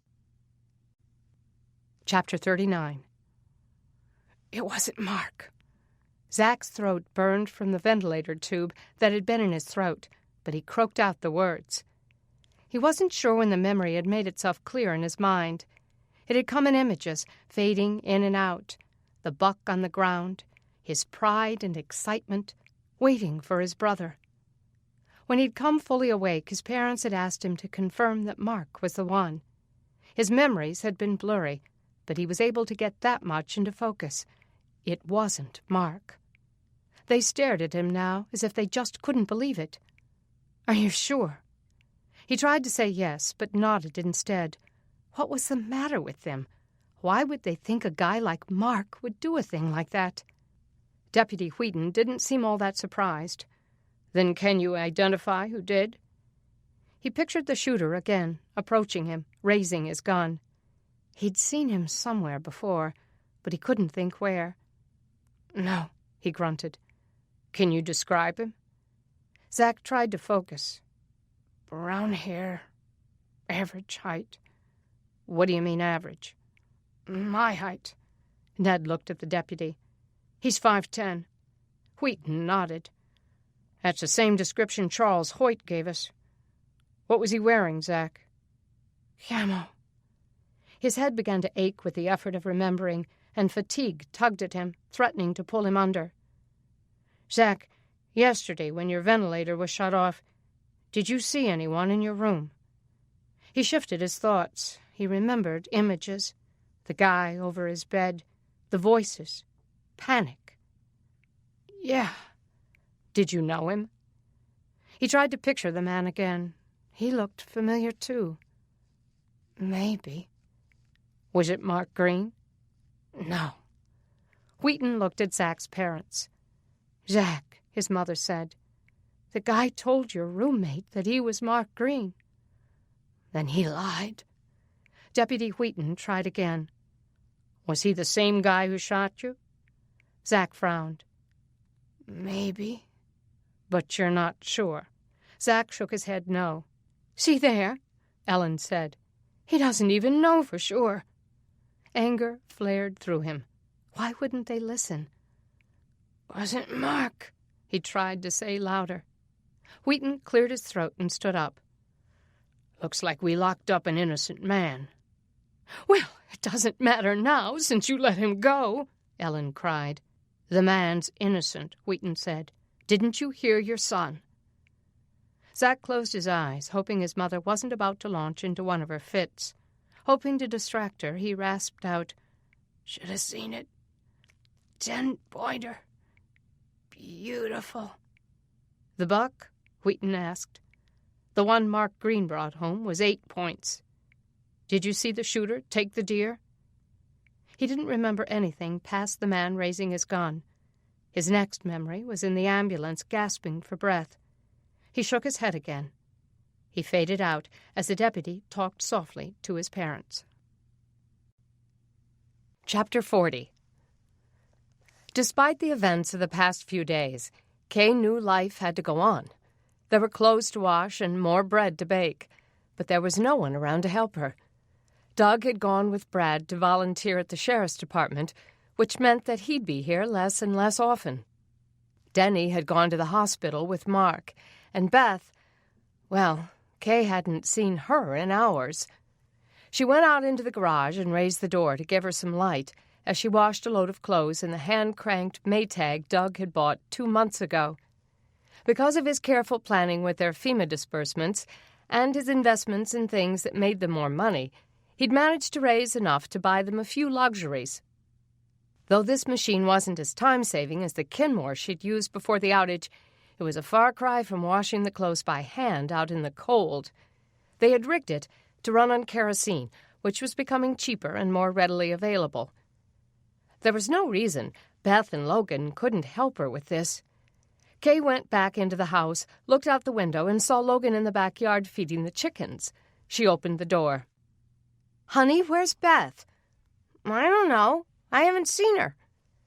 She watched him for a moment. The snow was melting, and the temperature had warmed a little. It felt like it was in the upper 50s, a welcome change from the last couple of days. "When you get finished there, come in and help me wash laundry." He gave her that hangdog look he had. "Oh, no! I hate doing that. It's for girls." "It's for anyone who doesn't want to wear dirty clothes. Now hurry up." Resentment rushed through her as she closed the door. Why was it that she was the only one confined to the house 24 hours a day, baking and cooking and cleaning and washing, while everyone else was out in the fresh air with a variety of things to do? She did it for her family, and given the events of the last few months, she was glad to have all of them healthy and active. But sometimes she wanted to curl up on her bed and cry. The bad news that came so frequently, news of shootings and illness and the death of friends, took its toll and made her want to give up. But she couldn't, not as long as there was work to get done. She went to the bottom of the stairs and called up, "Beth?" There was no answer, but she heard Beth's feet running across her floor. Maybe she couldn't hear her. Sighing, she went up the stairs. Beth's door was closed. "Beth?" She knocked and then opened the door.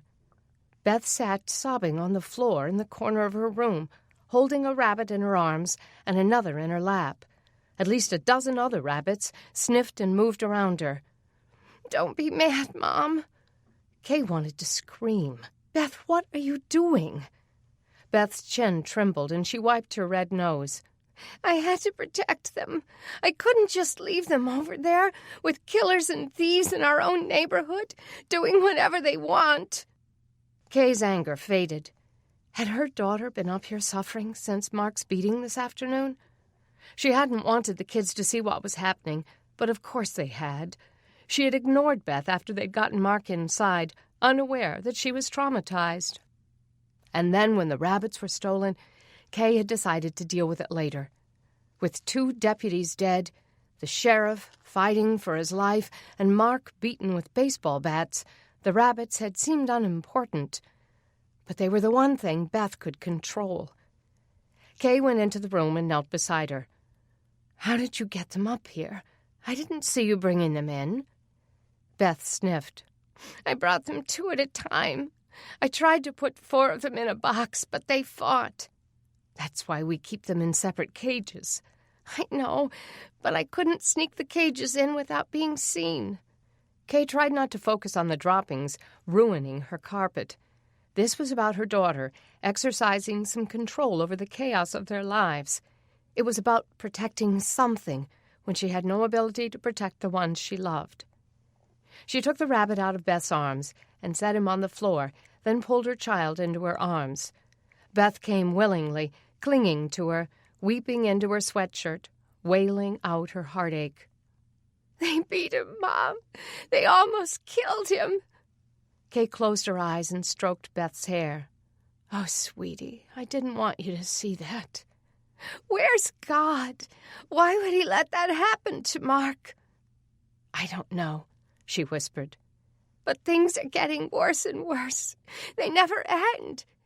Do you think God has a bet with the devil? That he's just daring him to do something to Mark? Like Job?" Kay pulled Beth back and looked into her wet face. "Honey, you're misunderstanding what happened with Job. It wasn't a bet. It happened for a reason. Job just wasn't told what it was." "What reason?" "So that we would be encouraged that God is in control. Thousands of years after that book was written, we read it and know that we're not alone in our suffering, that no one can do anything to us without God's permission, and that God uses things in ways we can't imagine. Job was an example to us. Do you think he would have ever dreamed that we'd be talking about him in the 21st century? Beth's hiccuping sobs eased up, and she shook her head. "I wish God would tell us more." "I wish he would, too. But you know that suffering has a way of making us stronger. Aren't we better people than we were 8 months ago?" "Maybe." She thought for a minute. "Nothing really bad ever happened to us before. We were kind of wimpy." Kay laughed softly. "We're not wimpy now, are we? And don't we trust God more?" "Sometimes." Kay wished she could make Beth trust him more, but she knew she had a long way to go with that herself. Kissing her daughter, she said, "We have to get these rabbits back where they belong." "But, Mom, what if they get stolen? Can't I keep them in the garage until Dad gets home?" Kay didn't want them in her garage, but if it would make Beth feel better, so be it. "All right, just until he's home. Then he can figure out some way to lock the cages down so no one can take them. Maybe he can padlock the doors." She kissed her forehead again. "Are you all right now?" Beth drew in a long, shaky breath. "Yeah, but my head really hurts." "It's no wonder." She sighed and picked up 2 of the rabbits. "Come on, I'll help you get them out to the garage." Chapter 41. "Well, son, you're off the hook." Mark had waited in the lobby with Deni and his mother for the last half hour, anxious to hear if Zach had indeed been coherent enough to clear things up. Now he wasn't sure he'd heard Wheaton right. "So he told you what happened?" "That's right. Guy who shot him was around, 5'10", brown hair. The one who unplugged his ventilator might have been the same person. He was only sure about one thing, that neither of them was you." For the first time in days, light broke through the clouds that seemed to hover over Mark. Deni shouted and threw her arms around him, but the pressure brought a sharp jolt of pain, and he gasped. She pulled back apologetically and hugged his mother instead. The 2 of them jumped up and down as though they'd just won a lottery. Mark laughed in spite of his pain. Turning, his mother hugged Wheaton. "Oh, thank you, Deputy. We're so grateful." "Don't thank me. Thank Zach. Now I have to find the real guy." Deni's joy faded. "Not telling you how to do your job, Deputy, but you ought to question Blake Mahaffey and Randy Kraft. They lied about Mark for a reason." "You bet I'm going to question them." He started to walk away, but Martha stopped him. "Deputy, will you please go tell our neighborhood so Mark can go home without being attacked again?" "They'll find out when we start arresting Lou Grantham and the others. That's at the top of my priority list, almost as high as finding the escapees. But first, I need to get some volunteers signed up." "I want to be sworn in," Mark said. Deni swung toward him, and Martha looked like she'd been slapped. "Mark, you're injured," his mother cried. Wheaton rested his hands on his hips. "Son, you're not in any shape to serve in the sheriff's department." Mark wouldn't take no for an answer. "There must be something I can do. I could man the offices. I could go through the prisoners' files, getting their addresses and trying to figure out where to look for them. You need someone to do that, Deputy." "But I don't need someone bent on revenge helping enforce the law." "It's not revenge I want, Deputy. It's justice. 2 men on your force were killed, and another is fighting for his life." Wheaton stared at him for a long moment. I'm not saying that I'm not angry, but my anger won't keep me from enforcing the law. It'll just make me more determined to see justice done. Do you really have the luxury of turning capable men away? I can help you find those prisoners." Wheaton looked at the floor. Mark knew he was considering it. But Deni intervened. "Mark, you don't have to be the one who saves the world. Please, keep a low profile for a while so you can heal." "Deni, somebody has to step up." "Not you!" she shouted. Mark grew silent. He looked at his mother, waiting for her to chime in. She was standing there, tears in her eyes, and her look told him she knew he was going to do what he had to do. She didn't like it any more than Deni, but she wasn't going to stand in his way. Deni, on the other hand, wouldn't take it well. "Deputy, your instincts are right," she said. "He shouldn't be there. It would be irresponsible to swear him in." "Deni, stop it," Mark bit out. She looked at him as if he'd betrayed her, her eyes pleading. He didn't like to see her cry, but this was important. Someone had to help them catch the escapees so she could ride the streets safely. Someone had to stop those men before they turned Crockett into a war zone. If she couldn't understand that... "Deputy," he said, "do you need volunteers or don't you?" Wheaton stared at Mark, then finally said, "All right, we'll give it a try. I'll give you a ride back to Crockett and we'll stop by the station and swear you in." "I don't believe this." Deni took off toward the door. Mark looked back at his mother and saw that her eyes were on the edge of grief. He hated making her worry. "Mom, I need to do this." She blinked back the tears misting in her eyes. "I know. That's the kind of man you are." "You can stay with the Brannings when I'm at work." She nodded. "I will. But for now, you need to go after her." Holding his broken arm in its sling close to his body and running his fingers under the brace on his collarbone, he went outside. He found her sitting on the curb near Wheaton's van. Her face was wet, and she wiped it with both hands. He sat down next to her. Putting his good arm around her, he pulled her head against his chest.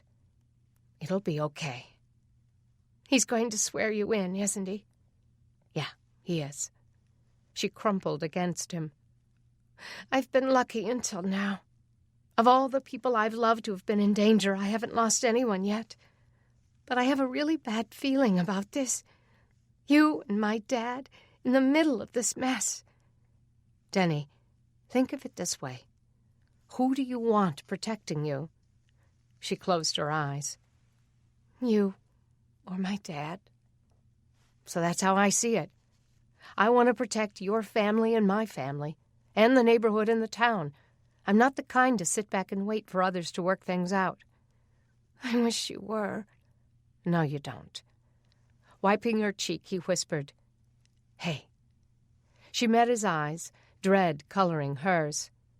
"You're one of the reasons I'm doing it, you know. I want you to be safe from people like Grantham and those murderers I was in jail with. I want you to rest easy at night." He saw in her eyes that she probably wouldn't rest at all, but she didn't say it. Instead, she kissed him. Then, stroking the stubble on his bruised jaw, she whispered, "Why did I have to fall in love with a hero?" The sun banished the clouds, and he saw his life making a turn. Lowering his face, he kissed her, stroking her chin with his fingertips, tangling them in her hair. Had she really said she loved him? After a moment, Wheaton and his mother came out, so he got Deni to her feet and, taking her hand, led her to the van. When they reached the sheriff's department in Crockett, they found Doug and Brad waiting to be sworn in. Wheaton read the three of them the oath of the sheriff's department. They raised their right hands and repeated after him, swearing to uphold their duties to the best of their abilities. Deni stood by, refusing to shed more tears.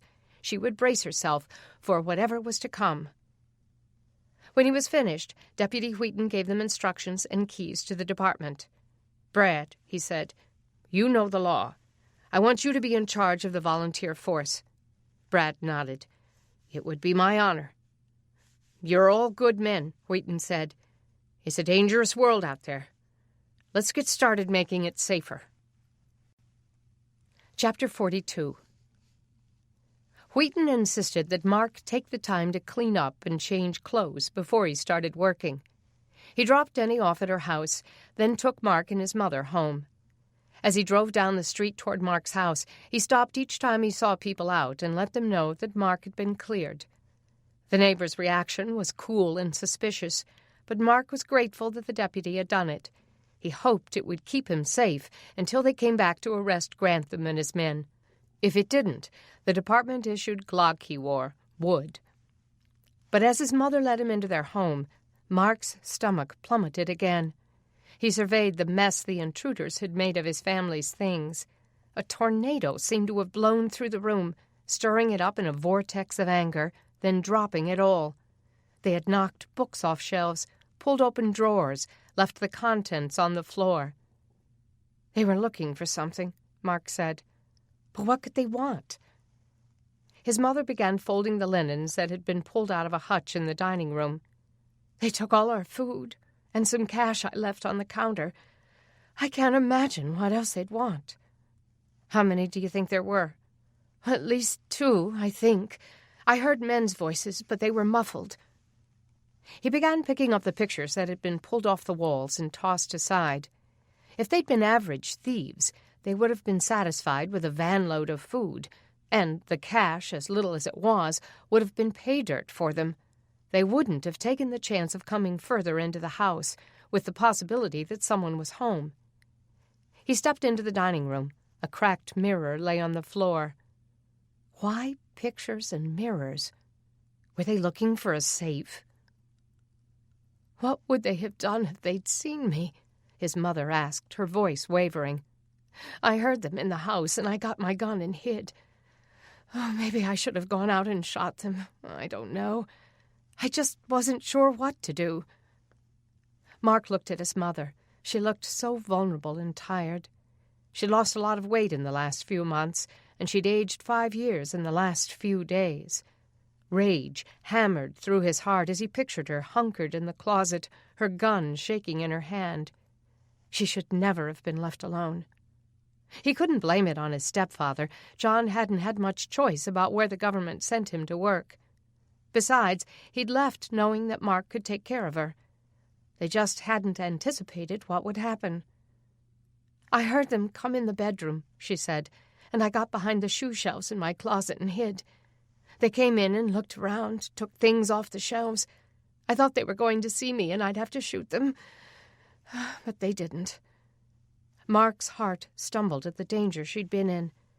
If they knew he was in jail and had come in expecting to find her, would they have killed her? Was that their plan?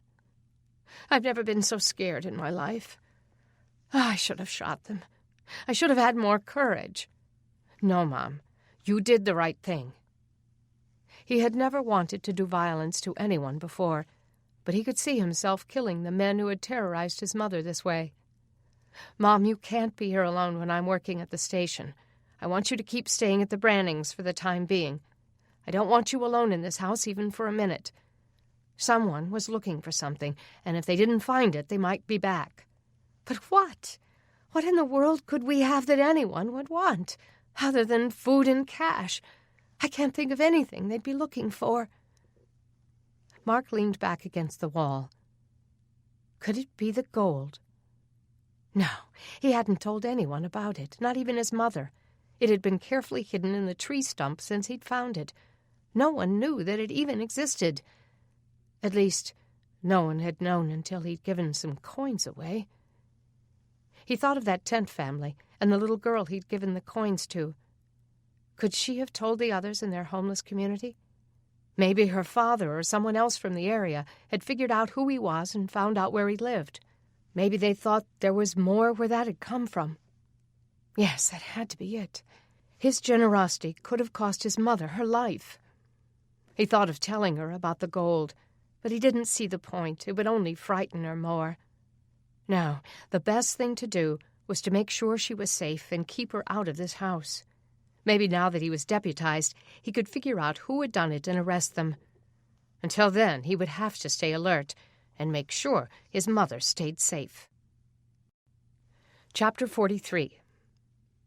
Deni would have given anything for a camera that worked as Deputy Wheaton took her father and Brad to arrest Lou Grantham. She knew that there were people who had working cameras, but they were few and far between, and neither she nor her paper had the money to buy one. She stood on the sidewalk across the street from Grantham's house and watched with satisfaction as Lou tried to talk his way out of the arrest. "I was taking care of this community, and you all know it. If it wasn't for people like me and the men who were with me, this neighborhood wouldn't be a fit place to live." Wheaton wanted none of it. "You're under arrest for conspiracy to commit murder and assault and battery." He cuffed Grantham's wrist, but the man recoiled. "I didn't murder nobody. I was just sending a message." "Mark Green is innocent," Wheaton said, wrestling his other wrist into the handcuff. "Zach Emery has cleared his name. But even if he hadn't, you'd still be under arrest. Nobody in this county is going to go around beating anybody they choose." With his hands bound behind his back, Lou thrust his chest out and threw up his chin in arrogant pride. His western shirt was wet with sweat rings, and his Mustang belt buckle glistened in the van's headlights. "I'm trying to help keep the law around here, since the sheriff's department has failed so miserably." Neighbors came out of their homes and yards and stood in the street watching. Squinting in the headlights, Lou tried getting their help. "Tell him how I've kept this neighborhood safe," he shouted. When no one came to his aid, he looked at Brad and Doug. "You men know me. Tell him I'm an asset to this neighborhood." That he would try to enlist Brad Caldwell's help was almost laughable. Deni moved closer to the Grantham's yard so she could hear Brad's response, but it was her father who answered. "Lou, you and your buddies should have been arrested 8 months ago, when I had to fight you to keep you from killing Brad." Come on, Doug, the evidence pointed to him. You understand that, don't you, Caldwell? All's forgiven, ain't it? "You have the right to remain silent," Brad said in a calm monotone. "Anything you say can be used against you in a court of law by an angry attorney whom you once tried to kill." Deni wanted to cheer. "I want an attorney," Grantham shouted. "After we round up the rest of your gang," Deputy Wheaton said, "then you can get all the attorneys you want." Desperately, Grantham looked around to the neighbors standing in the street. "This is what you get for helping your community," he shouted. "This is what happens when somebody tries to keep you people alive." Stella Huckabee, wife of the neighborhood's president, came up beside Deni. "Your daddy's not going to let them take him to jail, is he? He was only trying to help." Deni shot her a look. "By beating a neighbor half to death? Oh, you always defend Mark Green. You think he's never done anything. He never has." "Get real, Deni," Harry Goff yelled. "His father was a sociopath. It's in his genes." Setting her chin, Deni went out into the street and came eye to eye with the man. "So I guess that would make you a lying adulterer, since your father, the pastor, ran off with the church secretary." She knew it was a low blow. It had been a scandal of major proportions years ago, before she'd even been born, but she'd read it in an article the Crockett Times had framed on their wall. It was a story they were proud of, since they had broken it. He looked as though he might slap her. Her eyes dared him to. Finally, his wife Marilee said, "Deni, I'm beginning to think you're not the sweet young lady I thought you were."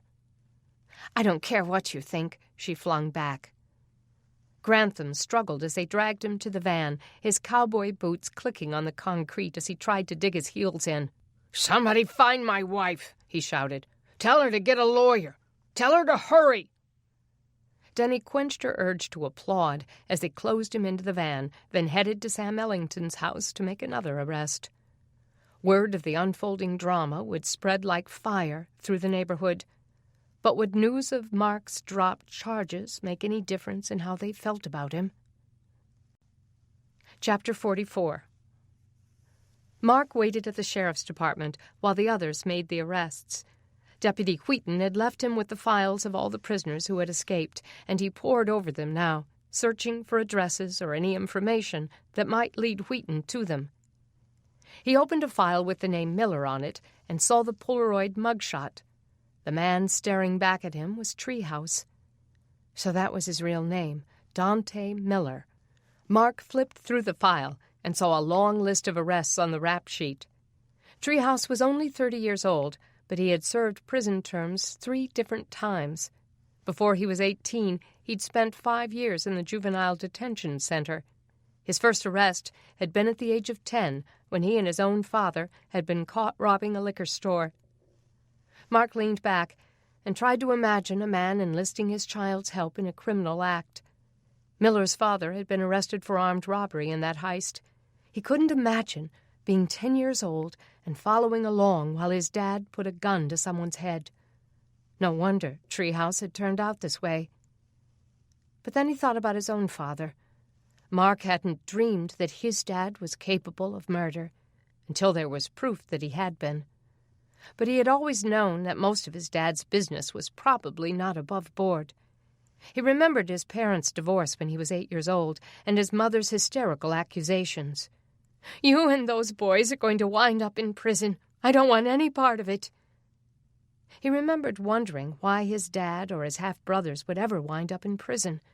That thought had haunted him for the next 3 years, until he found reason to be concerned himself.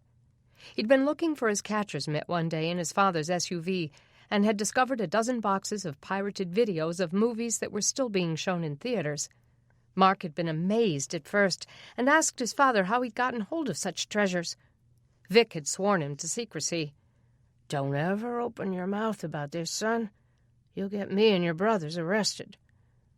Mark had kept the secret, though he couldn't imagine why a few boxes of videos could bring that much trouble.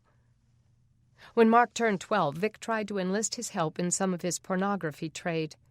Mark hadn't understood it then, but now, looking back, he realized that his father's introduction to the images on his website had been a subtle and sinister way of drawing him into the family business. It was by God's grace that Mark had become a Christian a year earlier, and his youth minister had just given a talk about the covenant David had made with his own eyes, not to look upon anything sinful. Mark turned away from the images his father tried to show him and told him that he wasn't interested. "What do you mean you're not interested? You're a guy, aren't you?" Mark found it difficult to explain his values to his dad or his brothers. When the accusation had flown back from his brothers, "Are you gay?" he had decided that there was no point in trying to explain it further. His father finally gave up. "But you let me know whenever you overcome your little religious experience. Puberty ought to take care of that." His dad had tried again a couple more times over the years. Mark had been able to resist each time, but it would have been so easy to be taken in. He thought of his half-brothers, who had probably fallen headlong into their father's pastime. Sometimes he felt sorry for them, and though he knew that they'd fled Crockett as fugitives from their murder charges, he often prayed for them at night, that the Lord would do his work in their hearts, and that they'd become true brothers. After all, he didn't have much family anymore. He looked again at Treehouse's file. That dangerous man who had killed 2 deputies right before Mark's eyes had once been an innocent child, lured into crime by a bitter, angry father with a skewed system of values. Now the community had to be protected from him. Mark wrote down Treehouse's address, though he supposed Wheaton had already gone there. Of course he wouldn't be home anyway. Where would the man go? Mark searched the file for any references to family members or girlfriends. Hadn't Treehouse said something about having a girlfriend? Children? He tried to focus, to remember. I'll leave town. I got a woman and 2 kids live on a farm. They won't find me there. There was no girlfriend or wife named in the file, but on one of the reports of a previous arrest, Mark found the names of Treehouse's children. Rio and Cassandra had apparently been given their mother's last name, Ford. If Mark could find some record of the children's birth, maybe that would lead them to the mother's address and to Treehouse. Mark made copious notes, hoping someone would follow up. He heard the front door opening, and his muscles went rigid as he reached for his gun. A teenage boy came in, clutching a shotgun. Mark had seen the kid before, but he couldn't place him. "Hey," Mark said. "Hey." The boy looked nervous, but he came in and lifted his chin high. "I came to sign up." "For what?" "For the volunteer force." Mark got up and came around the desk. "How old are you?" "Almost 14. That would be 13, Mark thought. Not much older than Beth. The boy thrust his chin up. "I know what you're thinking, that I'm too young. But I'm mature for my age, and I have law enforcement in my blood." "How do you figure that?" "My dad's a sheriff," he bit out. "I'm Jimmy Scarborough." Oh, yes, now he remembered. Softening his voice, he said, "Hey, Jimmy, I'm Mark Green." The kid shook his hand. "You were here when it happened, weren't you?" Swallowing, Mark nodded. "Yeah, I'm afraid so." "You tried to stop it." Mark frowned. "How did you know?" "George Mason, the paramedic, told me." Mark's gaze drifted to the jail door. He couldn't let the boy go in there. There was still blood on the floor. "So how's your dad?" Jimmy chewed on his lip for a moment. "They tried to put his face back together. It's all swollen and sewn up. Plus, he has pneumonia and he's having trouble breathing." "I'm glad he's alive," Mark whispered. "Has he been able to talk to you?" Jimmy cleared his throat and looked down at his feet. "He said I was the man of the house." Mark wished he could help the boy with his pain. "Then you should be looking after your mom." "She's going to be at the hospital most of the time. I'm staying with my grandparents." "That doesn't change anything. Your dad wants you to look after the house." Jimmy's gaze came back up and locked on his. "I want to catch them." Mark sighed and sat back on the edge of the desk. "No way your folks are going to let you do this." "Look, Jimmy, I understand what you're trying to do, but I don't want to cause more stress for your mom. Deputy Wheaton would never sign up our wounded sheriff's kid. Besides, you're too young." Jimmy tried to stand taller. "I've been taking care of my mom all these months while Pop was out chasing bad guys. Ask her if you don't believe me. I know there's something I can do here." Mark stared at the kid for a moment, knowing that his grief over his suffering dad had brought him here. Maybe he could put him to work doing something just to distract him. "Look, if your parents say it's okay, I'll talk to Wheaton and see if we can put you to work around here. You won't be out chasing killers, but if you're willing to do gopher work, run errands, clean up, I'll do whatever needs doing." Mark could see that Jimmy was determined. "Okay, then. If your parents give the go-ahead, then come back and see me, as long as Wheaton says it's okay." The grief on Jimmy's face seemed to fade as he raced out of the station. Chapter 45. When Doug, Brad, and Deputy Wheaton came back to the department, their van was filled with the men who had beaten Mark up. The prisoners were spitting mad, all of them, and fighting the cuffs that bound their wrists. Mark came to his feet as they led them in, grinding his teeth as he remembered the helplessness he'd felt as he'd struggled to fight back. "You've got him working here?" Sam Ellington cried as he spotted him. "Are you asking for trouble?" Paul Berlin said. "Shut up and sit down," Wheaton said.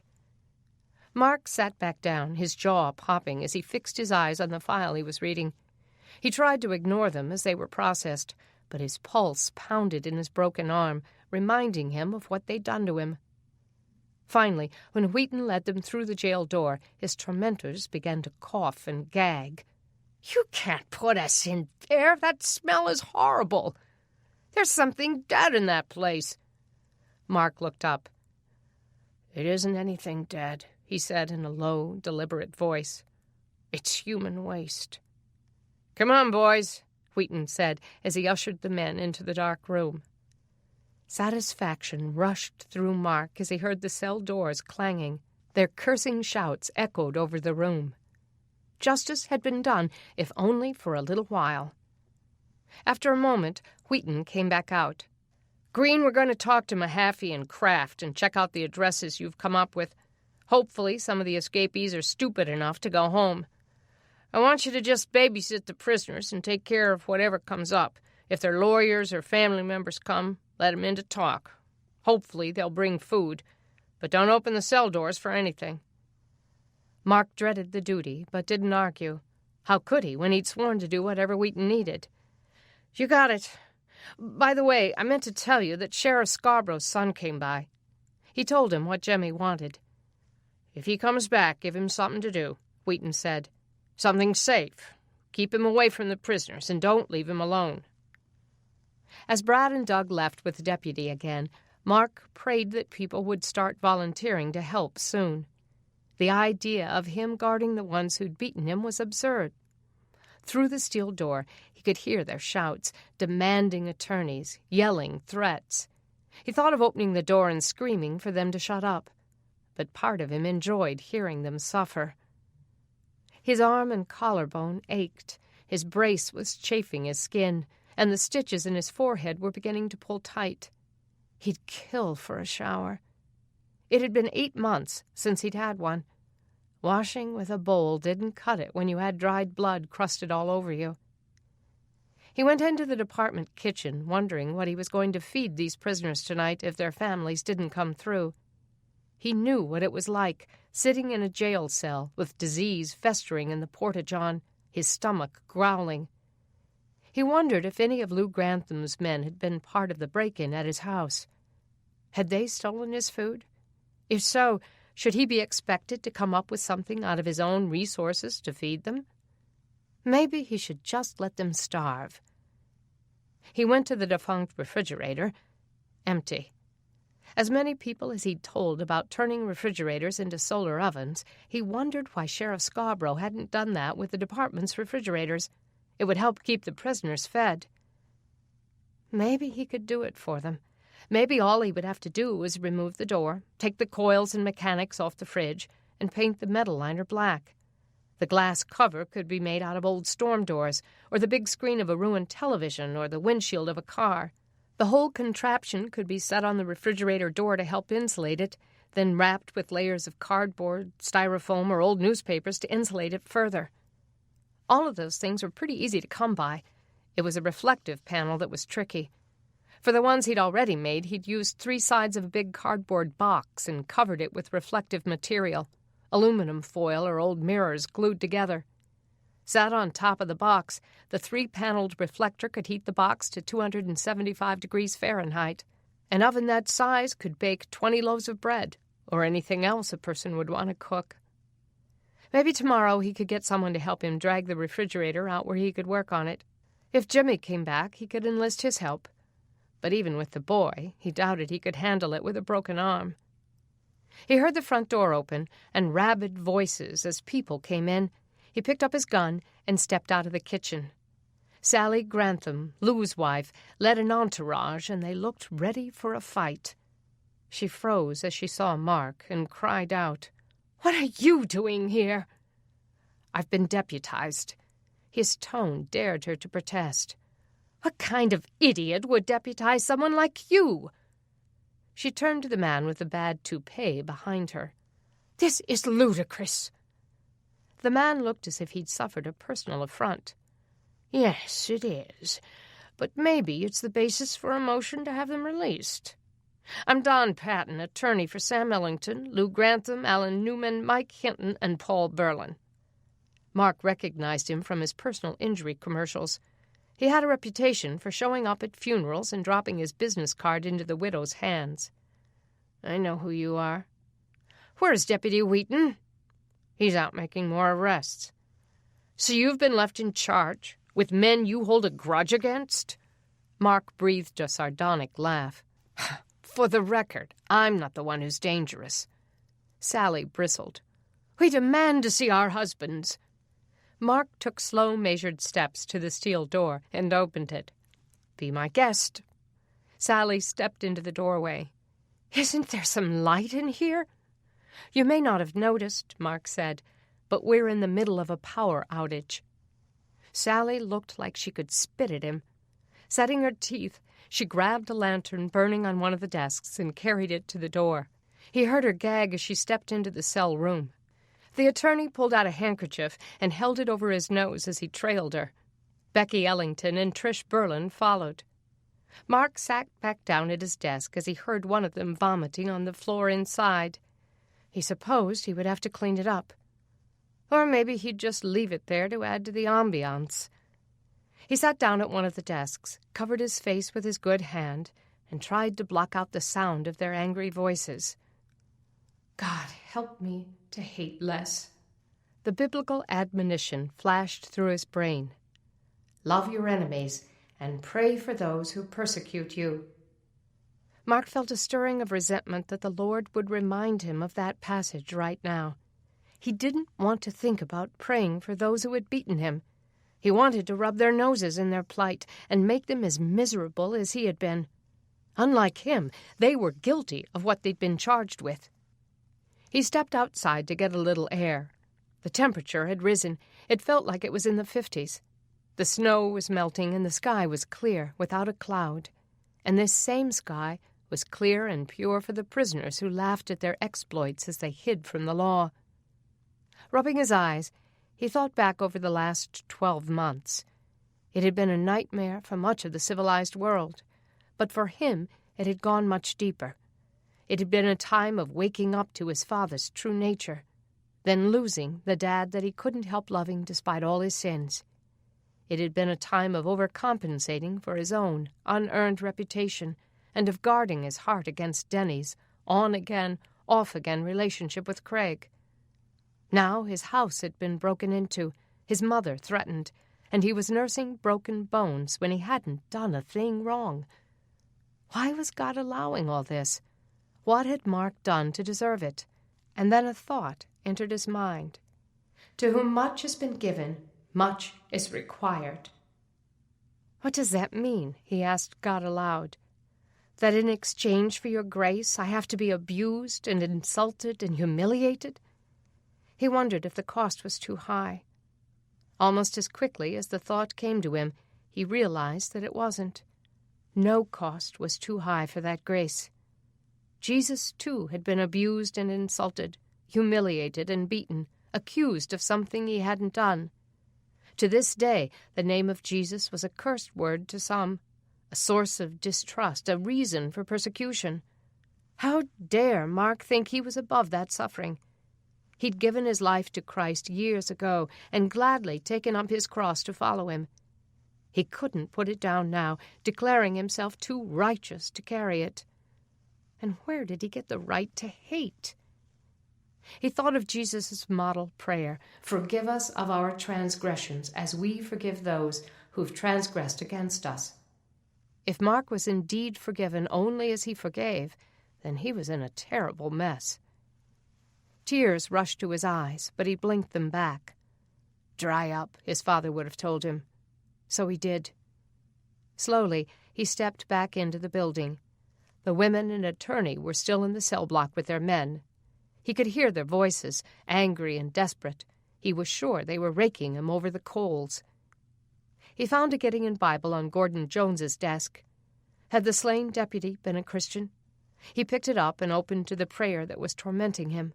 He found it in Luke 11 and read the Lord's Prayer again. Okay, Lord, I need to forgive. Show me how. He heard heels clicking on the concrete, and the group burst out. You've got to do something about those toilets, Sally cried. If my husband gets a disease, I'm going to sue the county, the town. I'll even sue you. Good luck, Mark said. I'm not worth much, and neither is the sheriff's department.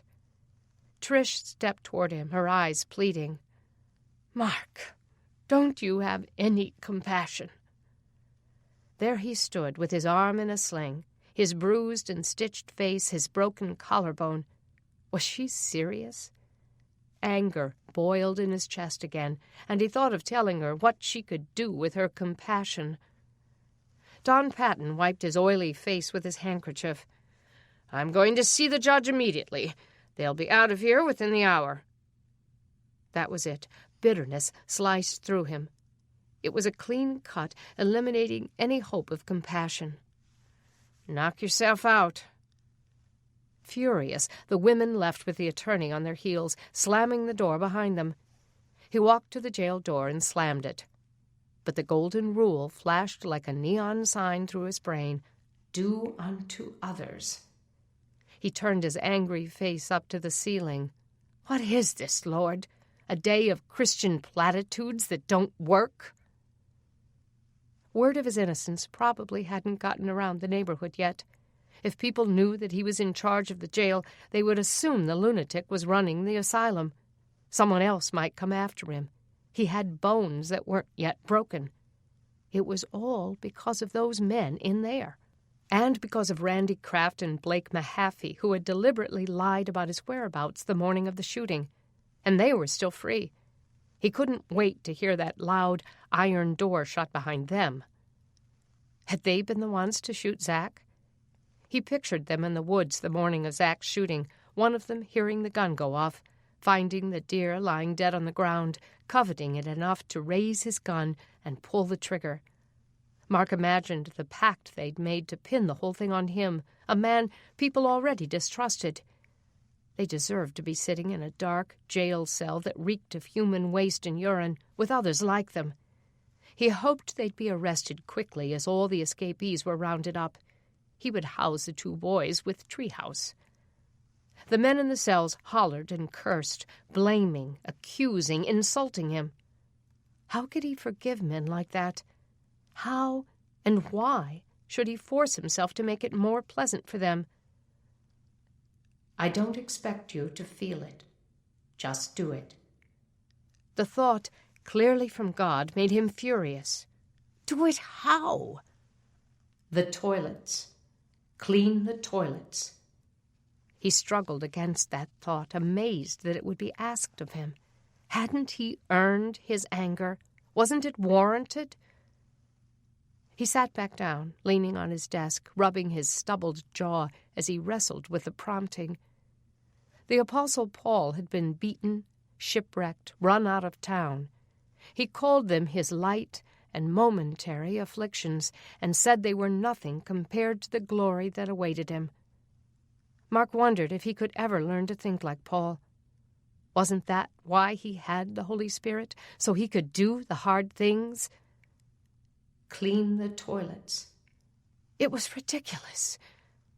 And yet, he couldn't escape the thought that forgiveness wasn't a feeling. It was cleaning toilets for men who had beaten you. Since he had all of them in one cell at the moment, he had the perfect opportunity to clean the other 4. Just emptying the porta-johns would help the conditions immeasurably. Just the thought made him ill. How could he go in there with a broken arm and clean out bacteria-ridden waste? I'll help you, came that still, small voice again. Mark wanted to raise his bruised fist at the ceiling and lash back, refusing to submit. But how would he dare? He had no right to argue with the one who had died for him. Instead, he went into the kitchen and found a bucket and some dirty towels. Chapter 46. Deputy Wheaton, Brad, and Doug found the judge at the courthouse and got a search warrant for the homes of Randy Kraft and Blake Mahaffey. The search would be twofold: to frighten the boys into confessing to lying about Mark, and to see if any of their guns matched up with the gun that shot Zach. Luke Kraft, Randy's father, was in the backyard building a power-generating windmill. Doug looked at it with interest.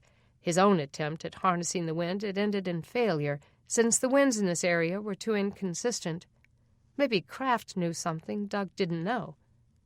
Deputy Wheaton got right to the point, wrenching Doug's thoughts back to why they were here. "Mr. Kraft, we need to ask your son a few more questions. Is he here?" Luke didn't seem disturbed. "Yeah, he's in his room. Blake's over here, too. I'll get them. You guys come on in." It was clear the man wasn't threatened by law enforcement showing up at his door. The three of them stepped inside. The room was dim, with only the window light, but a fire crackled in the fireplace. The boys came into the room looking even younger than Doug expected. They were both 18, but they were skinny and didn't look strong enough to carry off a 10-point buck. Randy was only 5'6" or so, much shorter than the men Zach had described, though Blake was probably closer to the shooter's 5'10". Neither of them seemed particularly well built. Deputy Wheaton introduced himself. "How are you guys doing today?" he asked. "Doing fine, sir." Randy looked troubled as he faced the deputy. "We already told the sheriff everything we know." "The sheriff was shot, as you probably heard." Randy nodded, and Blake's hands went into his pockets. "Yeah, it's bad. Is he going to make it?" "We hope so," Wheaton said. "We just wanted to come by and clarify a few things we're confused about." Randy swallowed hard and looked up at his friend. Blake crossed his arms and took a step backward. Wheaton scratched his head. "Grapevine's pretty active in this town, so you may have also heard that Zach Emery cleared Mark Green's name. Says it wasn't him that shot him." Silence. Then Blake cleared his throat. Well, we don't know who shot him, officer. All we know is that we saw Mark that day." "Did Zach say who did shoot him?" Randy cut in. Wheaton reminded Doug of Columbo as he rubbed his jaw in puzzlement. "He didn't know the name, but he described the guy. And see, the thing is, now I'm a little confused about your story." Randy turned to his father, looking for help. Luke just stood there, waiting for him to clear things up. "It's just, we thought we saw him," Blake said. "Maybe it wasn't him after all. Maybe it just looked like him." Wheaton just stared at him. "See, there's the rub, boys. I read your statement, and it was emphatic. You said you were 100% positive that you saw Mark at the crime scene." Doug held his breath. If they could just get the boys to confess to lying. The boys looked at each other again, then Blake nodded. Finally, Blake turned to Wheaton and cleared his throat. This was it, Doug thought. They were going to talk. "Okay. We lied, but we didn't shoot Zach." Luke looked incredulous. "What? You lied?" Randy couldn't meet his father's eyes.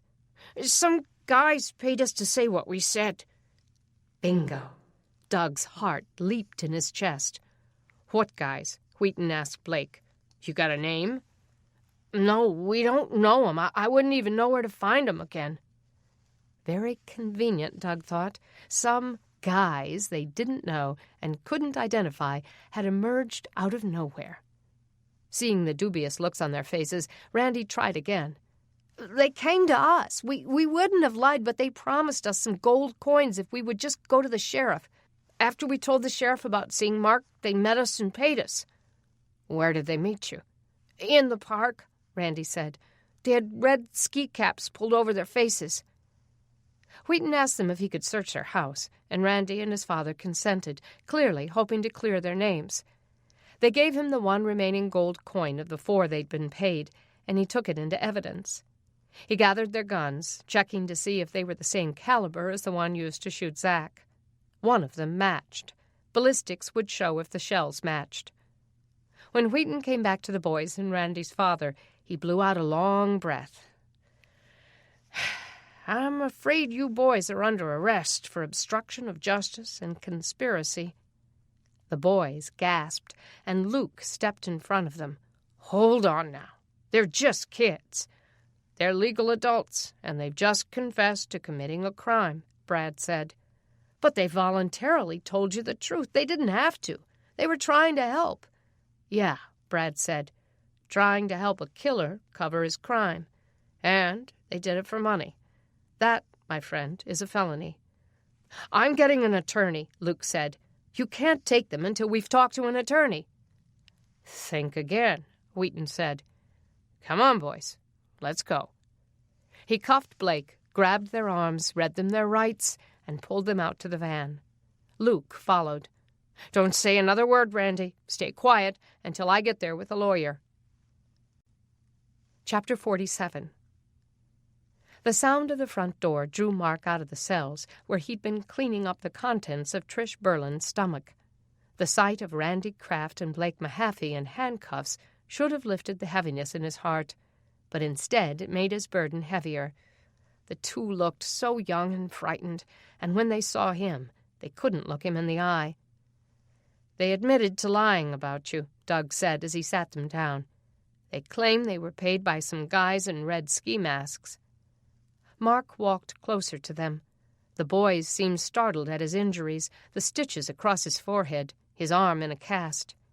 He wanted to smash his good fist into their teeth and ask them if they had any idea what their lie had cost him. He wanted to accuse them of shooting Zach. But he forced himself to stay quiet. When Wheaton had finished processing them, he handed them over to Mark to lock them in, then headed back out with Doug and Brad. Mark led them silently into the dark cell block. Behind him, he heard Randy crying. Lou Grantham looked up as Mark led them past his cell. "Now you locking up teenagers? What's the matter with you? Don't you have a conscience?" Mark bit his lip, almost drawing blood. He went to the cell door and pulled out the pistol he'd been issued when he was sworn in. "Back against the wall, everybody." The men got up and milled to the back wall. "You putting them in here?" Ellington asked. "We're already full." Mark didn't intend to engage in a dialogue about how he planned to leave the other cells empty so he could clean them. Carefully holding his gun with his casted hand, he unlocked the cell door and motioned the two boys in. "Are you deaf?" Grantham shouted. Mark closed the cell door. The whispered voice of God came to him again, warning him to take his thoughts captive. "Don't answer." Forgiveness was not an emotion. You didn't have to feel it. You just had to do it. Holstering his gun, he opened the door to the cell next to theirs. "You gonna torment us?" Luke Grantham's voice echoed in the room. "You gonna make us sorry we ever knew you?" You were sorry for that months ago, Mark thought. But he said nothing. He opened the door of the porta-john, and the smell made a fresh assault. He wondered when it had last been changed. With all those men crammed into the cells, the receptacles would have filled up quickly. Left to fester for days, even in the cold, it was a breeding ground for bacteria and rot. He pulled up the seat and looked inside, nearly full. If these things were portable, then there was probably an easy way to empty them.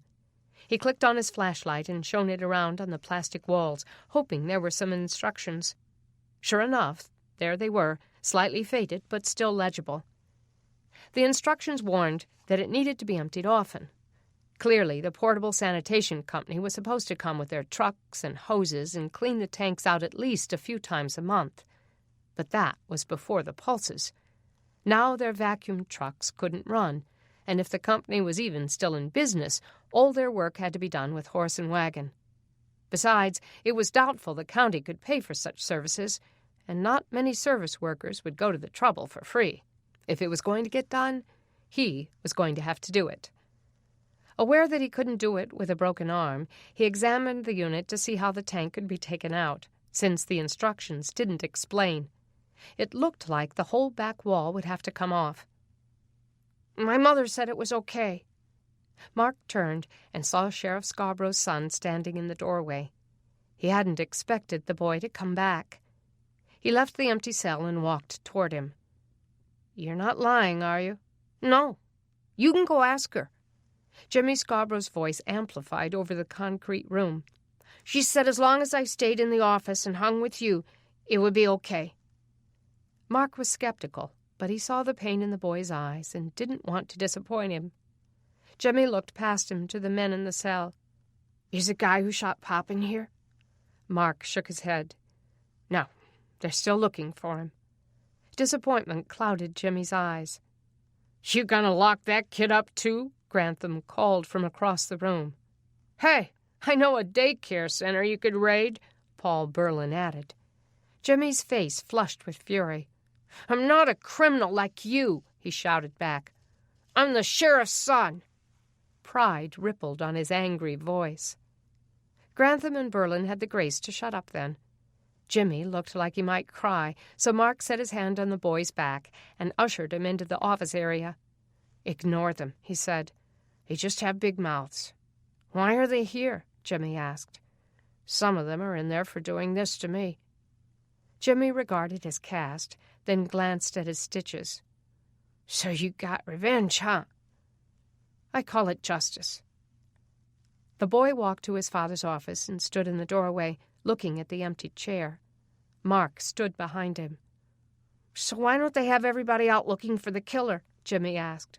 They do, except for me. Somebody has to hold down the fort. He nodded to the files on his desk. I've been going through the files, trying to find addresses where we might find the escapees. I gave what I've already found to Deputy Wheaton, and he's out looking for the prisoners. Jimmy went to the desk, and Mark scanned it to see what Jimmy might find. On a piece of paper clipped to the front of Miller's file, Mark had written, "Ringleader and murderer." Jimmy picked the file up. Is this him? The one who shot my pop? Mark took the file back. Look, Jimmy, you can hang around here and help with chores, but you're not going through the files. Why not? He gestured toward the stack on Mark's desk. I could help. You have a lot to go through. Because that's my job. You have a different one. He headed into the kitchen, looking for some cleaning supplies. Jimmy followed him. What's his name? What's whose name? The one who shot Pop and killed the others. Mark didn't know if he should go on with this, but he'd been in Jimmy's shoes. When news came that his father was dead, he'd wanted to know the details so he could process it all. He supposed it wouldn't hurt to tell Jimmy what he knew. His name is Dante Miller. The other prisoners called him Treehouse. Treehouse, Jimmy repeated, the words bitter in his mouth. Mark found a mop and turned to hand it to the boy, but Jimmy was already back at the desk looking at Miller's picture. Here, take the mop. I need help cleaning those cells. The boy bristled. If I go back in there, I'll throw up. Mark didn't doubt it. So, how are you with digging? Good, Jimmy said. Then you can dig some holes for us to dump the waste in after I clean the toilets. Deep holes. Can you do that? Jimmy crossed his arms. I guess so. Why are you cleaning them anyway? Because those cells are not fit for humans. I know firsthand what it's like to sleep in there with that filth. Who cares? Jimmy asked. Let 'em wallow in it like pigs. Mark started to tell him that he'd felt the same way, but that God had given him orders. The kid wouldn't understand. He almost didn't himself. Do you want to help or not? I told you what I need to have done. The kid blew out a sigh, puffing his cheeks. Where's a shovel? It's leaning against the wall next to the back door. Jimmy didn't look happy as he headed out the door. Mark went back into the jail cell and stepped into the porta-john again. Once again, he heard the front door. Had Wheaton, Brad, and Doug come back with more prisoners, or were Blake and Randy's parents bringing attorneys? He abandoned the toilet again and walked toward the door. Then he heard Deni's voice. Mark? Where are you? He hoped she hadn't come to give him a hard time. He came out of the jail. Deni looked relieved to see him. Oh, thank goodness. I thought something might have happened to you, and I wasn't about to go into that place. I'm fine, he said. I was just cleaning the cells. The illustrious Oak Hollow gang is here, and they're used to better accommodations. She wasn't amused. Are you kidding me? Let them sit there in it like you did. He went to a bowl of water in the kitchen and washed his good hand. Believe me, I thought about it. But I'm a Christian, so I can't. She stood in front of him and looked him in the eye. What does being a Christian have to do with cleaning out toilets? It has everything to do with it. He looked around on the shelves in the kitchen. There were supplies there, so maybe there was a handbook for the portable restrooms. He saw some boxes stacked on a lower shelf and some large 5-gallon jugs of fluid with the Porta-John label on them. "There it is," he said. "Just what I need. Now I can figure out how to get those tanks out." He picked up the booklet he'd spotted and turned to the table of contents. "Here it is, evacuating the effluent." Gross! You are not going to do that. He breathed a laugh. "Oh, yeah, I am. I may not be in any condition to help enforce the law, but if I'm in charge of the jail, I'm going to treat the prisoners humanely." Deni followed him out of the kitchen and into the office area. "So how do you plan to do this?" "I'll manage. I'm resourceful." "You have a broken arm." "Deni, you have to understand. It doesn't matter what else I do to clean up those cells. If I don't start with this, it's futile." The sound of banging came from the cells, and someone's voice echoed through the place. Angry profanity reverberated out of one of the cells. "You're going to go in there and do this for them? The same ones who beat you, lied about you?" Mark sat on the corner of a desk. "Deni, I've been praying about how to do what the Bible says and forgive them for what they did to me. It's not easy to turn the other cheek when I'm full of hatred." His voice broke, and he swallowed. Deni tipped her head and took his hand. "Don't fake it, Mark. Jesus didn't mean for you to put on some big performance." He knew she didn't understand. "I think maybe you do fake it. Maybe you get into the rhythm of forgiving just by doing the things you would do if you cared about them." She wasn't buying it. "Mark, why can't you just keep the jail door closed?" He thought about coming up with more arguments, but he really didn't have any. It all boiled down to one thing, and he decided to give it to her straight. "Deni, I'm doing this because God told me to clean the toilets." She breathed an astonished laugh. "He did not." "He did, Deni. I was praying, and it popped into my mind from out of nowhere. His still, small voice." "Well, if it was still and small, maybe you heard wrong. Or maybe it wasn't even him." "Who else would tell me to go in there and do for my enemies what I'd want done for me?" Her amusement faded, and she stared at him, dumbfounded. "You're not going to be talked out of this, are you?" "Nope." Moving away from her, Mark started back to the jail. "If you're going to stay, let me know if anyone comes in." She stood frozen a moment, then blew out a disgusted breath. "All right," she shouted. "If you're dead set on doing this, I'll help you." He turned around and almost laughed. "What?" "I said, I'm helping you." Her voice was brittle and angry, as if he'd been begging her to for hours. "No, you're not. Watch me." She took off her coat and tossed it on a chair, rolled up her sleeves. "If you're doing it, so am I." "Deni, you're not serious. This is smelly, dirty work." "I know it is. It's absolutely gross, and it'll probably turn my stomach." She went into the kitchen and got a towel, then tied it around her face, mask style, with a knot at the back of her head. She pulled on some rubber gloves and put one on Mark's good hand as well. "Now, let's get this stupid thing over with." "Deni, I can't let you." "Shut up, Mark. If I can't stop you, you can't stop me. If God told you to clean the toilets, then we're going to clean the toilets."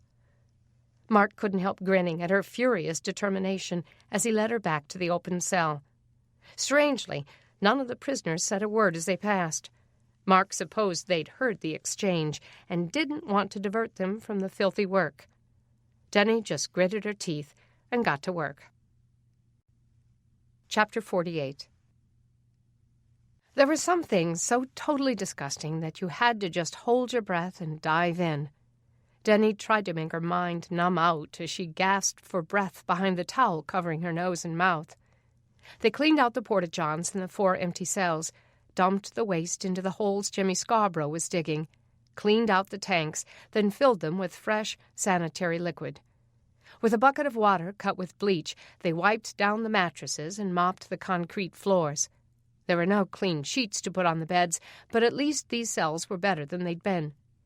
She was thankful when her father and Brad got back, bringing 3 of the escaped prisoners.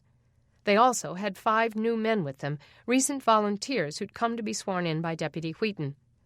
Wheaton moved all the prisoners into the clean cells, leaving the other cell open for Deni and Mark to finish cleaning. How thoughtful. The cells already smelled much better, and even the new prisoners weren't complaining that much. All who had smelled the cells before Mark and Deni's work knew they were in much better shape than they'd been before. Mark and Deni took the last receptacle out. Jimmy had finished digging his holes, and the shovel was leaning against the building. Jimmy was nowhere to be seen. They dumped the effluent into the last hole, then covered the holes. By the time they'd finished, their shoes and the bottoms of their pant legs were covered with dirt. "Did you see Jimmy inside?" Mark asked. "No. I saw him inside when they came in with the prisoners, but I thought he came back outside." Mark frowned. Deni followed him back in and saw a group of men at the desks, filling out paperwork to volunteer for the force. "Have any of you seen Jimmy Scarborough?" Mark asked. "The 13-year-old who was out back?" One of the men looked up. "I saw him leave." "Leave? Did he say where he was going?" "No, but he seemed like he was in a big hurry." Mark frowned and looked around the room, as if wondering what had prompted that. "Maybe he just got tired of doing grunt work," Deni said. "He probably went home." Mark's gaze drifted to his desk. Treehouse's file was gone. The legal pad on which he'd written addresses was also gone. "Oh, don't tell me." He went to his desk and started flipping through the files. "What's wrong?" Deni asked. "He took the file of the guy who shot his father." "What would he want with that?" "An address," Mark said. "The kid is going to try to find him himself." Chapter 49. "If anything happens to that boy, it'll kill Ralph and Mary." Wheaton grabbed his coat and pulled it on. "Doug, let's go look for him. You too, Brad." "I'm coming too," Mark said. Heading for the door, Wheaton glanced back at him. "What good will you do?" "I can talk to Jimmy if we find him. I know how it feels to have that kind of bitterness churning inside you. I've been there." Wheaton slowed his step, studying him. "And what if we're walking into trouble? You're in no condition to help." "You'll still have Doug and Brad. Leave one of the new guys to hold down the fort." Wheaton didn't have time to protest. "All right." He pointed to Glenn Reed, who had just been sworn in. "Reed, you stay here. Finish going through those files looking for addresses or clues to where the prisoners are. And if Jimmy comes back, don't let him leave." It was 5 o'clock, not much daylight left. Mark hoped they'd find Jimmy on the way. If he made it to Treehouse's apartment, would he go to the door, break in, kill the man who'd maimed his father? They didn't see him on the way. It only took moments to reach Treehouse's address, an old abandoned warehouse that must have an apartment above it. A stairwell on the side of the building led to the upstairs rooms. Dread tightened Mark's chest as he saw the boy's bike, dropped on its side at the bottom of the stairs. Had Jimmy gone in? "God help him," Doug whispered. They got out, closed the doors quietly, and drew their weapons. "Doug, Brad, you two split up and go around the building. Make sure any back windows or doors are covered." Mark followed the deputy up the stairs. The door was open. Leading with his gun, Wheaton stepped into the doorway. "Don't move!" The warning came from the boy, who stood across the barren apartment, his shotgun pointed at the door. Wheaton caught his breath and raised his hands, gun pointed skyward. "Jimmy, it's me, Archie Wheaton." Surprised, the boy lowered his gun. Wheaton lowered his as well and entered the apartment. "What in the blazes are you doing?" Jimmy dropped his gun and wilted to the floor. "I thought he'd be here. I thought I'd find him, but he's gone." "And then what?" Wheaton asked. "What did you intend to do?" "Shoot him, right in the face where he shot my pop." Mark moved past Wheaton through the doorway and went to sit beside Jimmy on the floor. With a hand on the boy's shoulder, he said, "Jimmy, you could have been killed. What if he'd been here?" Jimmy wiped his nose on his coat sleeve. "He's been here, though. I saw his shoes in there, and some potato peels on the counter. They weren't that old." "Son, we've already been here looking for him," Wheaton said. If he comes home and sees that somebody's broken in, he's not going to stay. You're jeopardizing the investigation. Besides, you can't go around shooting people, not for any reason. Your daddy taught you better than that. Now get up, and let's get out of here. Somebody has to wait here for him." Mark looked up at Wheaton. The deputy was clearly moved by the boy's grief. "Someone will, Jimmy, now that I have some men. But right now we have to get out of here and get you home." Jimmy didn't want to go. Mark got up and pulled the kid to his feet. "Come on, buddy. Let's go." He led the boy out of the apartment and down the stairs, his arm around Jimmy's shoulders. Doug looked up when he heard them coming. "Oh, thank God you're okay, Jimmy. You had us scared to death." "I can take care of myself," Jimmy said. "I can see that. But this wasn't smart." Jimmy just wiped his wet face. "Can't you search the place? See if there's any clue where he could be?" "Son, we already did. We were here earlier with a search warrant." "And you didn't find anything?" "We're still looking," Wheaton said. "We'll catch him, Jimmy. You can bet on that." Mark opened the van door, and Jimmy climbed into the back bench seat. Mark sat next to him. Jimmy stared out the windows, crying softly. "I know a little about how you feel," he said in a low voice. "No, you don't. Nobody knows how I feel." "Trust me, I do.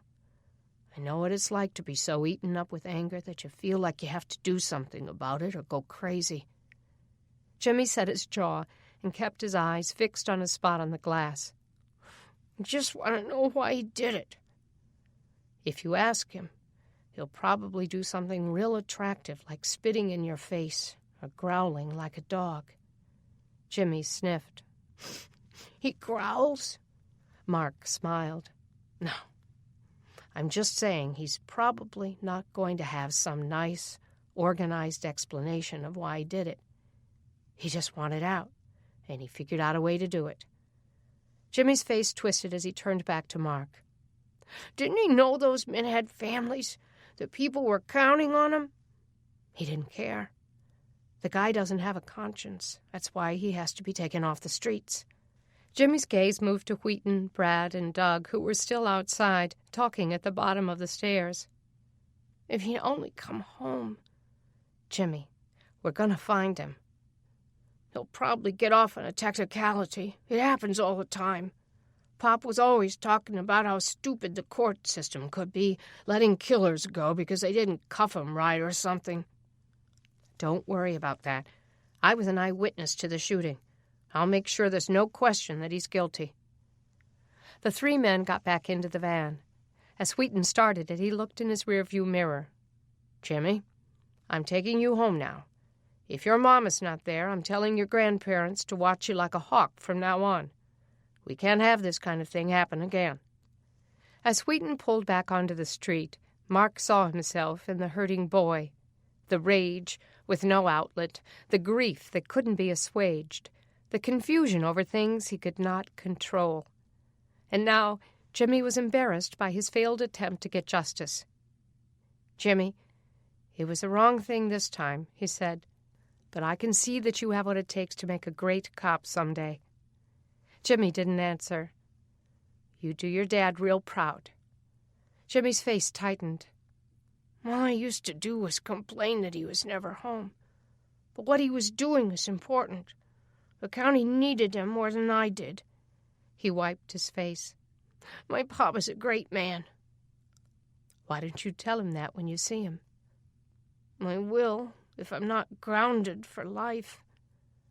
Mothers have a way of offering parole way sooner than you think. Chapter 50. After Mark left to find Jimmy, Deni went home and began praying in her room for the boy whose life was in danger. Her mother came upstairs and found her. "I just got back from the post office," she said. "You have mail from Craig." Deni took the letter. She could see the disapproval on her mother's face. Her parents had never liked Craig and would have been glad if she never heard from him again. But the weary expression on her mom's face went deeper than that. "Something wrong, Mom?" Kay shook her head. "I don't know. I'm just worried about Beth." And your father. And Mark. What's wrong with Beth? Kay walked to Deni's window and looked down on the front yard. She saw Mark getting beaten, and she kind of lost it. Didn't we all? Yeah, but we can handle it. I'm not sure she can. She'll be all right, Mom. She's tougher than you think. She tore open the envelope and pulled the letter out. Kay sighed. So is he trying to get you back? Deni saw something else in the envelope, a ticket. She pulled it out and took it to the lantern on her desk. What is this? A train ticket? Kay snatched it out of her hand. What? Is he out of his mind? Must be. Deni unfolded the letter. Downstairs, Beth called out, Mom! Kay looked at Deni. Don't let him sway you, Deni. You have a good thing with Mark. Mom, I know. Deni watched her mother hurry back down the stairs. Then she sat down at her desk and began to read. Dear Deni, I hope things are well with you. I've been very busy lately, too busy to get back to Crockett. The government is deep in the rebuilding process, as you know, hoping to find workarounds to get things back to normal, or as close as they can be. Scientists who are studying SN 1999 tell us the pulses are getting weaker. Soon, we hope they'll stop altogether. At that point, we'll undergo a massive program to rebuild our infrastructure. The president is already hiring the staff who will supervise that rebuilding. I've just been hired to work on one of the top tiers of that program. But that brings me to us. Deni, when the pulses stop, people will depend on the government as never before. There will be good jobs for well-educated, intelligent people. If you were here, you would be on the inside track. I have the authority to hire anyone I want. And I want you. We need good communicators. The country needs you. But more importantly, I need you. I miss you more each day. Please give our relationship another try. We've both changed. I've been thinking a lot about your religion, and believe it or not, I've been going to church and praying myself. I now see the comfort you find in it. As I've prayed, I believe God has shown me that you are the one He's chosen to serve our country in this way. But I also believe He's chosen you for me. But I want you to come for selfish reasons, too. My greatest prayer is that you'd give me another chance. This ticket is one way to Washington on March 1st. Please use it. If you decide you can't stay, I'll buy you a ticket home. But if you come, I can promise you a lifetime of happiness and success doing things you never dreamed of. If you don't come, I'll come to you. I intend to win you back. I love you, Deni. I hope I won't be disappointed. Love, Craig. Deni stared at the letter, astonished. Craig was going to church? She couldn't even picture it. She thought of the job he was offering her. It was a big deal, one she would have killed for 8 months ago. But so much had changed. She was in love with Mark now, and there was no way she could consider going back to Washington. How arrogant for him to think he could win her back. Folding the letter up, she stuffed it back into its envelope and set it on her makeup table. She dropped the ticket on top of it and turned her thoughts back to Mark and Jimmy Scarborough. Chapter 51. Wheaton insisted that Doug, Mark, and Brad all go home now that they had more volunteers to take the night shift. He dropped them all off at the Brannings' house, since Mark's mother was still there. But Mark didn't plan to stay. He'd been thinking about building a solar oven for the jail. He'd stored a lot of things he could use at his father's house. If he went over there, maybe he could find the things he needed to get started on that tonight. But first he wanted to see Deni and his mother.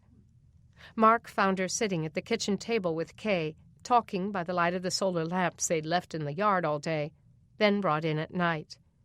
They'd stuck the pole lanterns into terracotta pots around the house, and it gave the rooms a sweet yellow glow. The fire in the living room added more light. It felt like home. Knowing it was Deni's home only made it warmer. He hadn't thanked her for cleaning the cells with him. When he'd discovered Jimmy missing, he'd hurried out without a word to her. But he was anxious to see her now. He took off his holster with his Glock and laid it on the table. His mother fussed over him and fixed him something to eat, while Kay took Doug to the garage to show him something. He was starving, but he didn't want to take the Brannings' food. "Mom, I'm fine. I don't need anything." "Stop it, Mark. You're injured and tired, and I bet you can't even remember the last time you ate." She put a plate in front of him, and his stomach reminded him that his mother knew best. "Where's Deni?" "Upstairs. I'll go tell her you're here." As his mother scuffed away, he ate the potato on his plate in 5 bites, then took a bite of the bread. His arm and clavicle ached, and he longed to stretch in bed for the first time in 3 days. The door to the garage opened, and Doug came back in, followed by Beth and Kay. Beth looked pale, and her eyes were swollen. She had clearly been crying. She sucked in a breath as she saw him. "Mark, are you okay?" He smiled. "Sure, Sparky. I'm fine. How about you? You don't look so good." She looked embarrassed and exchanged looks with her mother and father. "Did you catch the killers yet?" "No, not the ones who killed the deputies, although Jimmy Scarborough gave it a heck of a try." "Jimmy Scarborough?" Beth took a step toward him. "I know him from school. He's in the grade above me. What did he do?" Mark told her how the boy had taken matters into his own hands.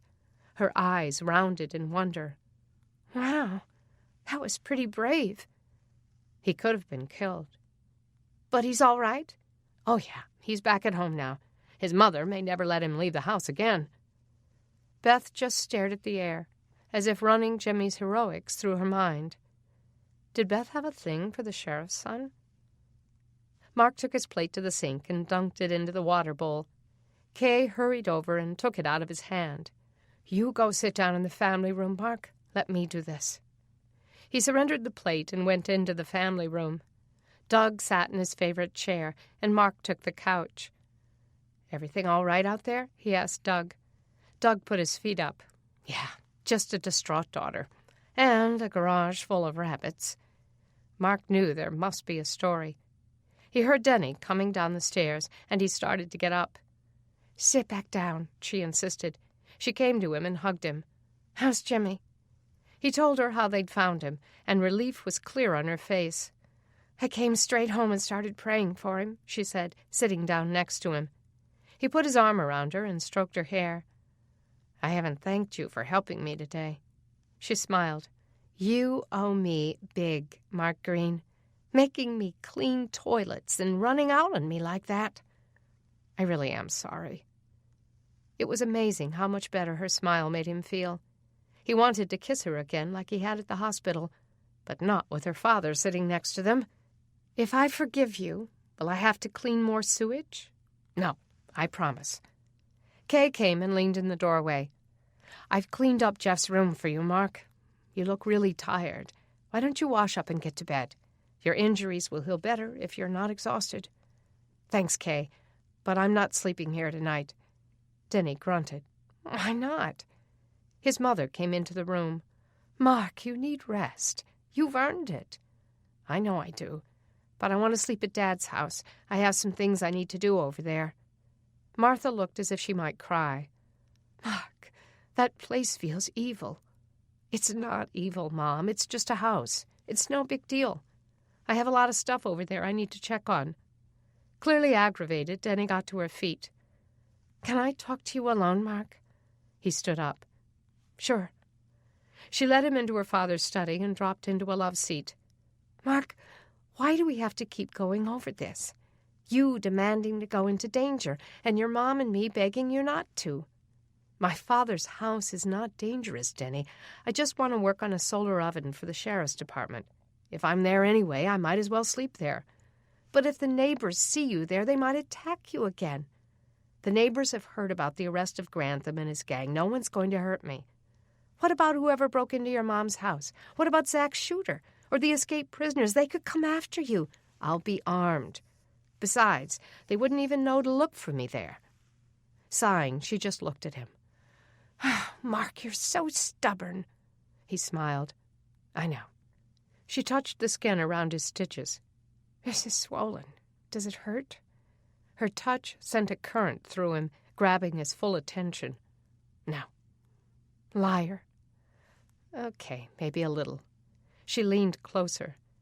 It's okay for you to acknowledge pain, Mark. It doesn't make you any less heroic. Her breath was warm against his face. Me? I'm no hero. Yes, you are in every way. Everything you've done for the last 2 days was heroic. He thought of the hate-filled thoughts he'd had about Grantham and his men today, before God had made him clean toilets. Those thoughts hadn't been very heroic. He was glad she didn't know about them.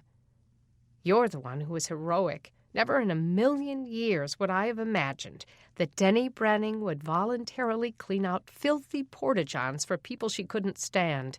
Hey, it wasn't my idea. I did it for you, not them. The fact that you did it at all was major. You've come a long way, you know that? She seemed to appreciate that. I had a long way to come. He took her hand. She brought his fingers to her lips.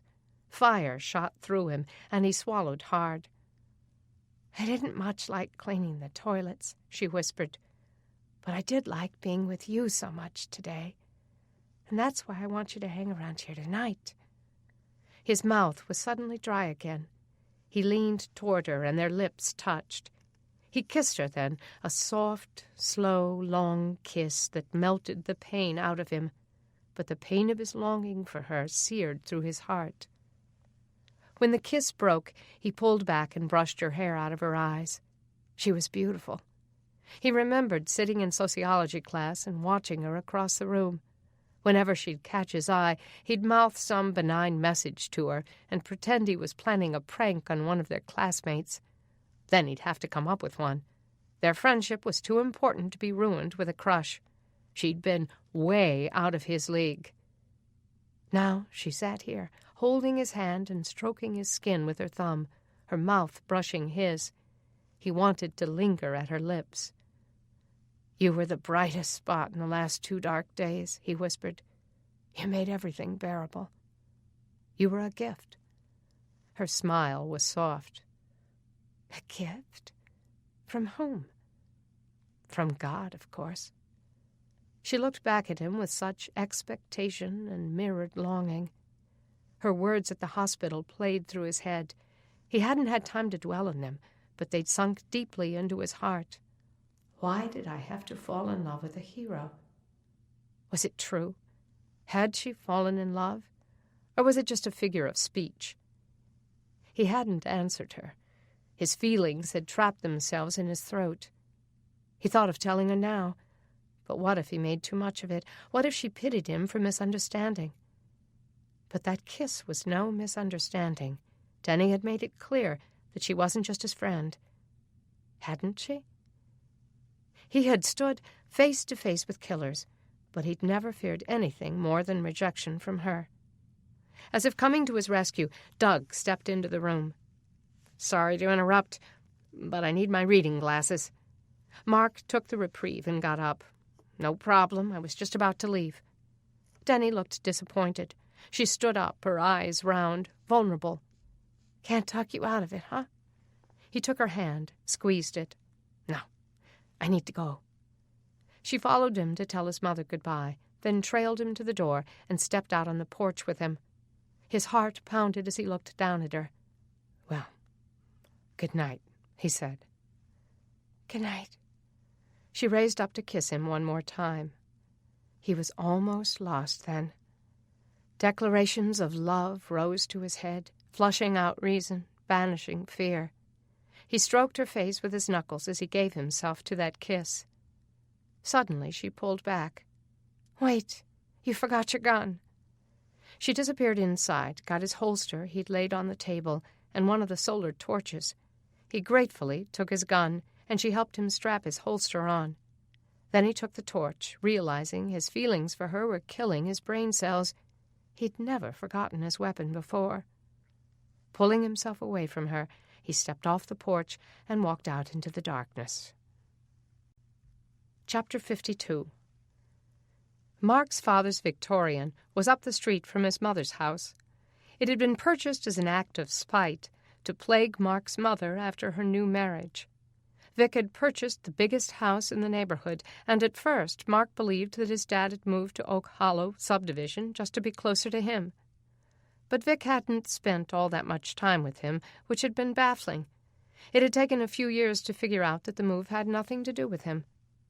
He'd inherited the house after his dad's death, and it had sat just as Vic left it, except for the pornography. After his father's crimes were exposed, Mark had taken the boxes full of smut and burned them in a pit in the backyard.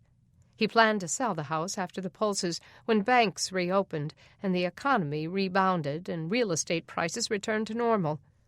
Now he wondered if he should make it available to a family like little Ruth's. Instead of going to the front door, he went around back.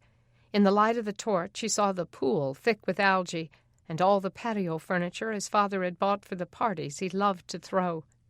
Against the back fence, Mark had stacked up parts he'd gathered for the solar equipment he'd learned to build. Old doors, windshields, broken and discarded mirrors, television boxes, broken microwaves. It was beginning to look like the yard in Sanford and Son. He walked across the grass, still wet with melted snow, and looked through the items he had collected. It was all still there. He'd learned about solar energy when he sought out the owner of a solar panels store in Birmingham a few months ago. He'd found the store closed, but questioned other merchants in the area and found out who owned it. Finding the man's name in the phone book, Mark went to his house. He found Norman Phillips doing what almost everyone else with land was, planting vegetables in his yard. Mark introduced himself. "I want to talk to you about what it might take to build homemade solar panels for energy," he said. Delighted at his interest, Norman walked him around his house, where he showed him all the ways he was using solar energy. Most of his equipment had been professionally manufactured and installed by his own crew long before the outage, but he allowed Mark to examine them to learn how they functioned. Mark realized that if he could find some place to get glass panels, reflective items like chrome sheets or tinfoil, and things that could pass for insulation, he could harness the sun to bring energy back to homes. Norman took Mark back to his empty store. Digging through his file cabinets, he found a stapled booklet that he handed to Mark. "Some guy had a website that I printed this from a couple of years ago. Tells how to assemble free stuff you can find around town, like glass storm doors or cracked mirrors, to make everything you need to use solar energy." Mark skimmed the booklet. The information was pure gold. "Would you mind if I take this and give it to my friend who's a reporter for the Crockett Times? It'll help a lot of people." Phillips considered that for a moment. "If I ever intend to open my business again, letting you publish that would be pretty stupid." Mark wasn't surprised, but he didn't give up. "Mr. Phillips, do you have any idea how many people are going to die this winter? The families living in apartments already have it bad enough. This could save their lives and make the winter bearable." Norman nodded. "Maybe I should go back into business, start making these things for money. The people I want to help can't afford to pay for them." "Come on, Mr. Phillips. Don't you want to help keep people alive during such tough times?" Phillips had finally told him to take the booklet as long as he brought it back. Mark had promptly given it to Deni, and her editor had put out a special edition of the paper to publish it. After that, as Mark rode through the streets of Crockett, he'd seen dozens of people implementing the ideas in one way or another. He'd sent a copy of the paper to the mayors of large metropolitan areas in the north, hoping it would help the millions of apartment dwellers there. Whether they'd used it or not, he had no way of knowing, but he hoped they'd seized the information as he had. Mark had spent the next several weeks showing those in the apartments in Crockett how to make solar panels for their windows using black garbage bags and other easy-to-find items. He hoped it had lowered the mortality rate when the temperatures dropped. Crossing the yard to the patio, he went to the back door and unlocked it, leading his way in with a torch. As the light illuminated the living room, Mark froze. His father's house had been ransacked just like his own. Holding the lantern's post under his casted arm, he closed his hand around his pistol and walked through the living room. His father had hired an interior design student to decorate the place, and ignoring the Victorian architecture of the house, she'd decorated it like a tropical beach resort. The wet bar with a tiki roof covering it remained intact, but all the cabinets beneath the bar were open, the contents pulled out. The red Hawaiian print couch cushions were pulled off the sofa, and once again pictures had been removed from the walls. The The sand-colored shag rug had been rolled back, exposing the mahogany wood floors beneath. A few of the floorboards had been pried up. What were they looking for? A chill ran through him as he realized that the ones who'd robbed his mother's house had come here as well. He went upstairs, looking through each bedroom. Some of the more valuable items his father owned had been taken, but other valuables had been left behind. Things lay all over the floor in every room. There hadn't been one nook or cranny they hadn't emptied or explored in some way. He went to his father's bedroom. The chest at the foot of the bed had been opened, the front of it kicked in. He looked inside. Empty. And then it occurred to him. That was where he'd found the gold. The thought backed him up against the wall, and he stared at the chest for a moment. Why would anyone kick in the chest that used to hold the gold coins? Unless they knew they had been there. His heart raced as he leaned the solar light against the wall.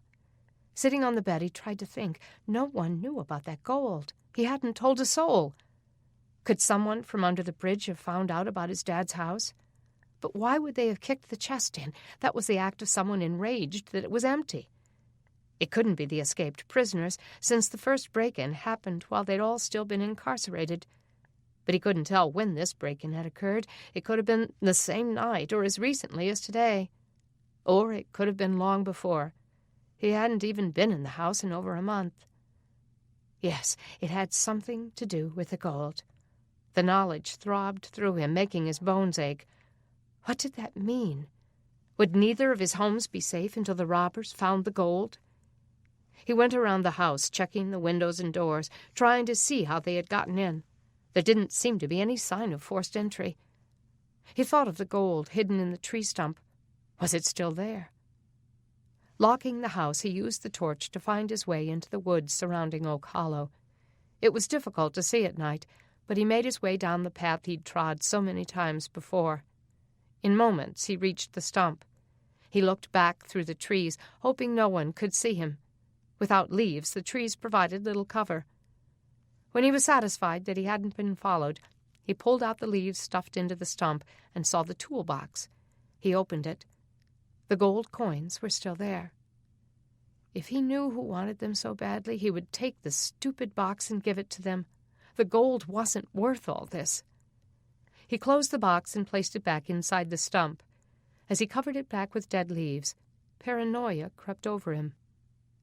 When he'd found the gold in his father's bedroom, he hadn't expected it to bring him such trouble. He should have known that everything his father touched did that.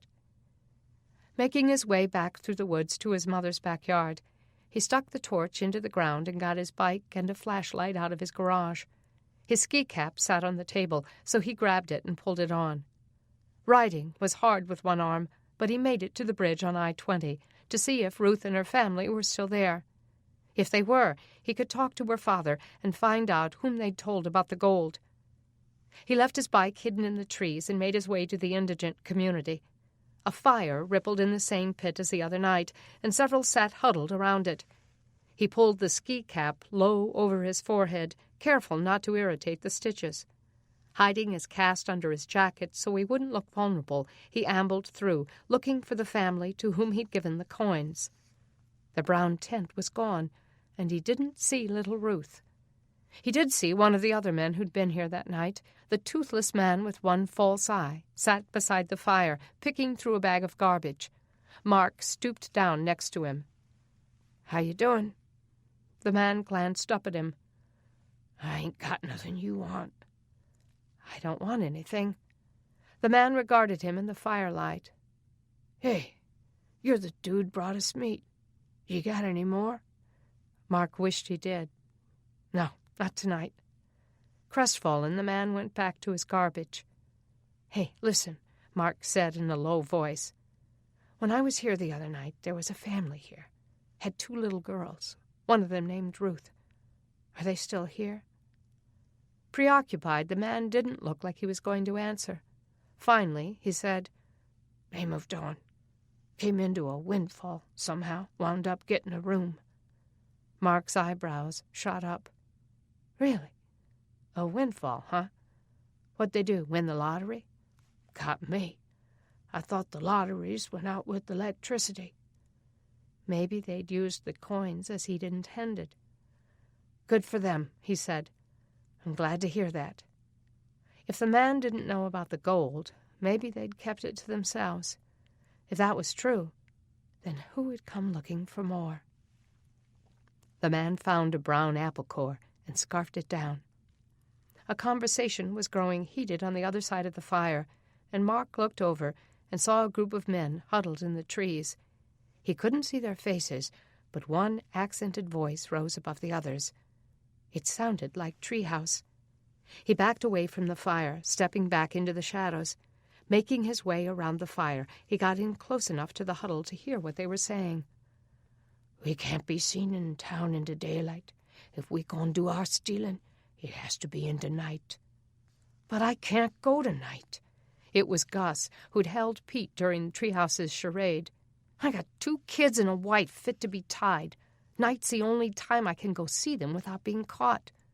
Hey, we stand together or we fall.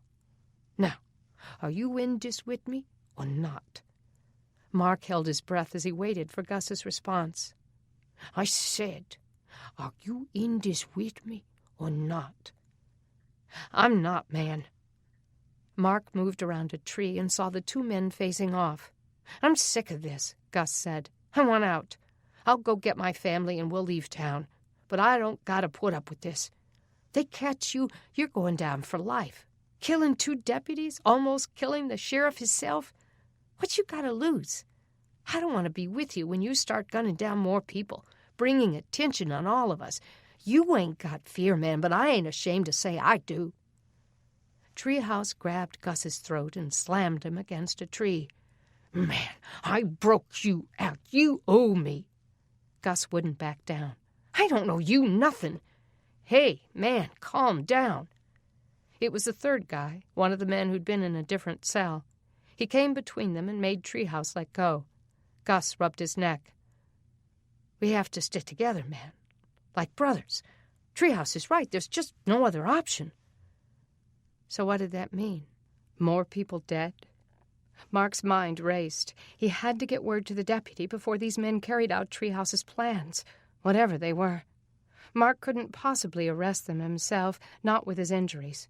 No, he'd have to hurry to the sheriff's department and hope Wheaton was still there.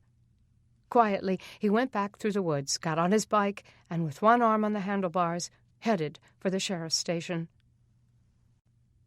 Chapter 53. 4 of the escaped prisoners were sitting in the front room of the sheriff's department, hands cuffed and feet shackled, when Mark dashed in. 6 volunteer deputies were processing them. They'd clearly been hard at work since he left the station. He found Wheaton in the jail, where he'd just locked up another 3. Deputy, I found Dante Miller, Gus Cole, and one of the other prisoners. We've got to go get them now because they won't be there long. Wheaton looked exhausted, but his reaction was instant. Hurrying out of the jail room, he started barking out orders. Roberts, Hernando, Jackson, and Ward, you guys come with me. We've got some more prisoners to round up. He glanced back at Mark. Where are they? He told them of the tent community under the bridge. Surprisingly, Wheaton knew all about it. The men grabbed extra boxes of ammunition, and Mark followed them out to the van. He started to get in, but Wheaton stopped him. Hold up, Green. You're not coming. With your injuries, you're a liability. But I have to show you where they are. I know that place better than you do. I can't tell you how many arrests I've made there. But the men, do you even know what they look like? Those men have rap sheets as long as my arm. I've gotten to know Cole and Miller real well over the years. The others climbed in and slammed the door. Mark stood there, frustrated as they drove away. Under his breath, he prayed that they'd capture the 3 criminals without any bullets flying. He went back inside and helped the 2 remaining volunteers march the shackled men into the jail cells.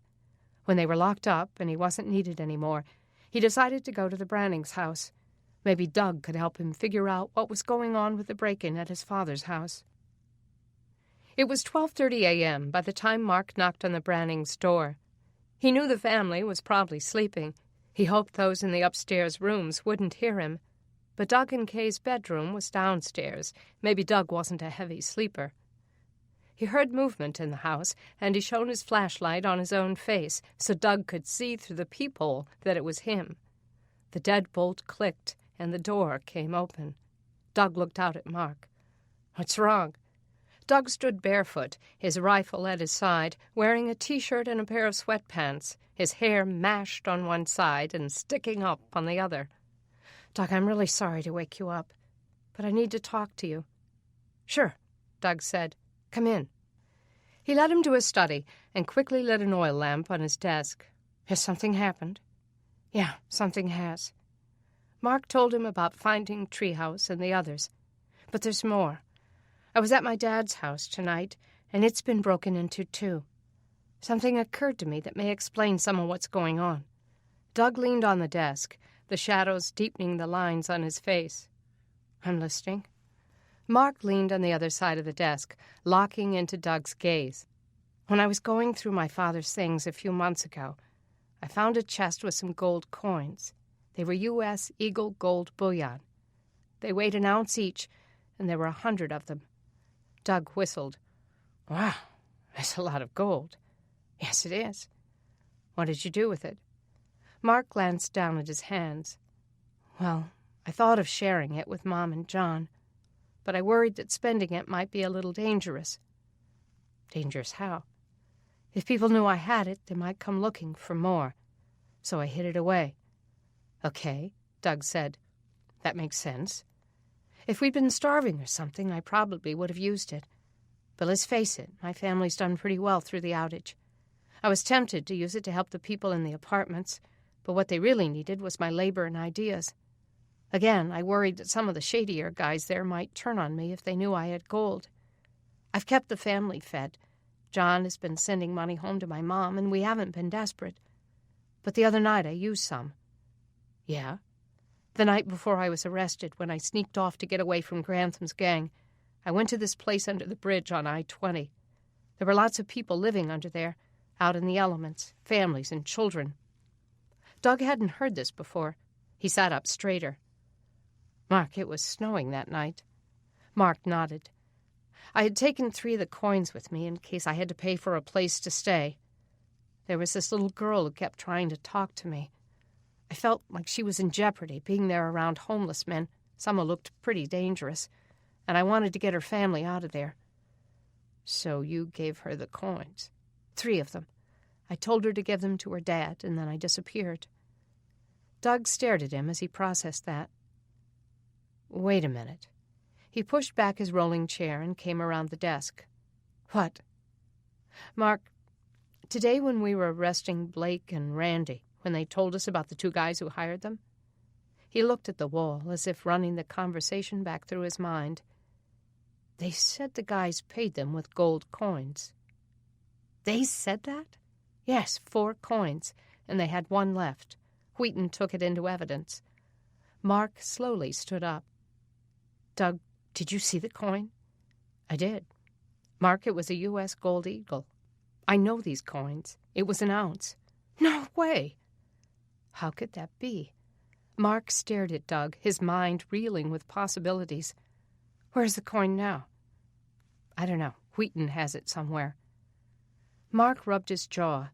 His stubble was softening into a beard. He didn't even remember the last time he'd shaved. If their story is true, and they were paid with 4 coins, then that had nothing to do with the family I gave mine to. Maybe they lied. Randy and Blake could only produce that 1. Maybe the person that family rented the apartment from used the coin. Mark couldn't make all that compute in his head. Why would Randy and Blake lie about how many coins they were given? I mean, they admitted to accepting payment to lie about me. What difference would it make how much they were paid? He shook his head. "No, I don't think they lied." "Do you think Blake and Randy could have found the coins where you hid them?" That made even less sense. If they did, why wouldn't they take all of them? He sat back down, trying to work through this new information. Ruth's family had spent their 3 coins on a new place to live. Randy and Blake had 4 of the same coins. Who else would have a stash of U.S. Eagle gold bullion coins weighing 1 ounce each? Suddenly, clarity dawned. He got back up, shaking his head. No way. It can't be. Doug's eyes were intense as he locked his gaze on him. What, Mark? Mark didn't want it to be true, but he had to say it. My brothers. Doug's mouth fell open. Do you think they're back? Mark paced across the carpet. I don't know. But I found a receipt that my father had for the gold bullion. That's how I knew he'd bought them and not stolen them. My dad and my brothers were in business together. It would stand to reason that if Dad had found a good source for gold, he would have told them. Maybe they bought some at the same time. That's possible. It might even be likely. So do you think they're the ones who paid off Blake and Randy? 2 guys, Mark said, in ski masks, so they couldn't be identified.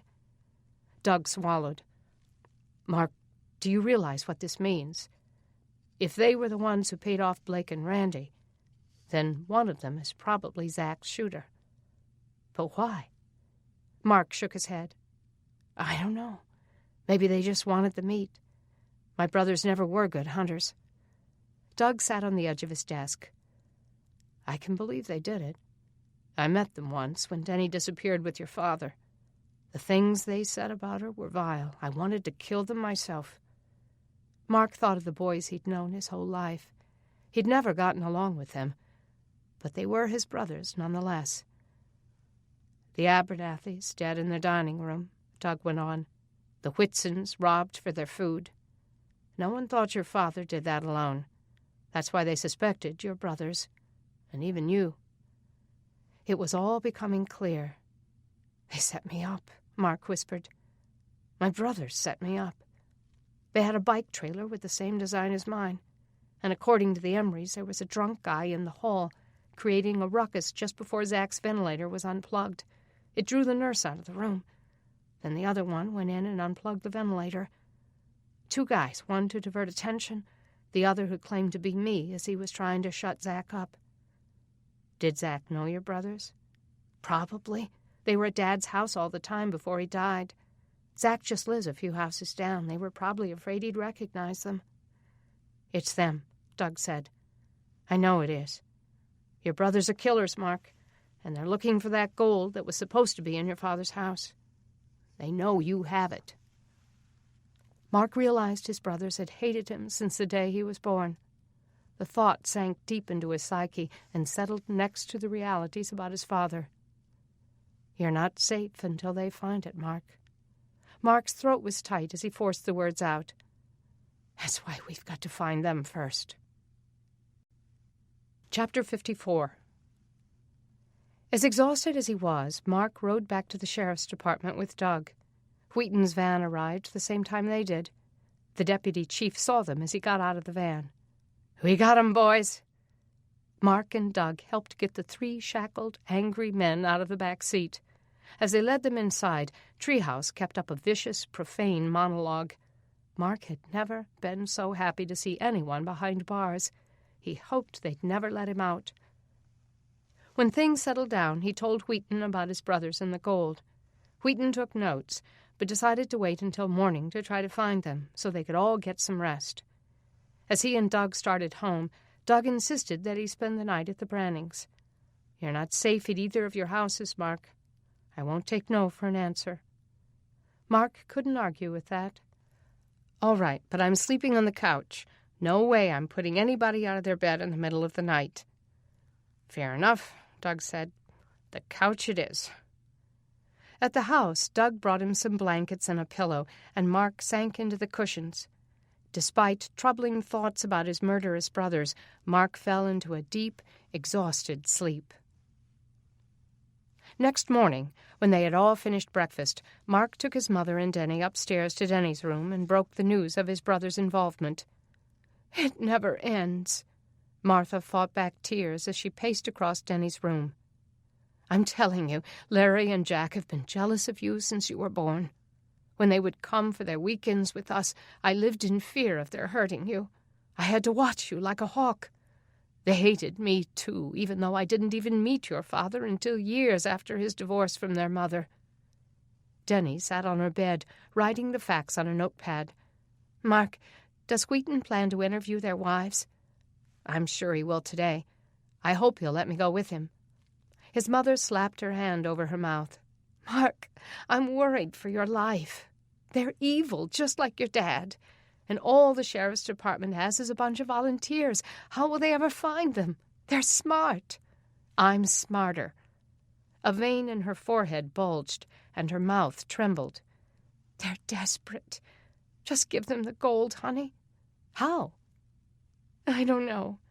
"Even if I knew how to get it to them, it wouldn't solve the problem. We have to get them off the streets." She burst into tears, and he pulled her into his arms and held her. Over his mother's head, he glanced at Deni. Her head was down, and she wrote furiously in her notebook. What was she working on? His mother finally pulled away and, wiping her face, went downstairs. Mark turned back to Deni. "What are you doing?" "Making a list," she said. "Brainstorming ways to get word to them. We could use the gold to lure them out. I could post something on the message boards or put it in the paper. If they're in town, maybe they'd see it." "They'd know it was a trick." "Yeah, but if they want it badly enough." Her voice trailed off, and she brought her troubled eyes back up to him. "Your mother's right, Mark. You're in a lot of danger, even more than we thought." He lowered himself into the chair in front of Deni's makeup table and picked up a bottle of perfume. Bringing it to his nose, he recognized her scent. Feminine, fresh, clean. She must not use much, just a dot behind her ears, like his mother, just enough to implant that scent in his brain. "I think besides talking to the wives, you need to talk to Larry's child. If he's been home, even for a little while, his wife might not say so, but children are more likely to spill the beans." He set the perfume down and touched her hairbrush. "Yeah, I guess that's a good idea. Maybe you could tell the wives about the gold, make up some story about how you feel bad taking it, and you want to share it with them or something. If they have contact with Larry and Jack, they'd get word to them. You know they would." "Yeah, but what if they're not in contact?"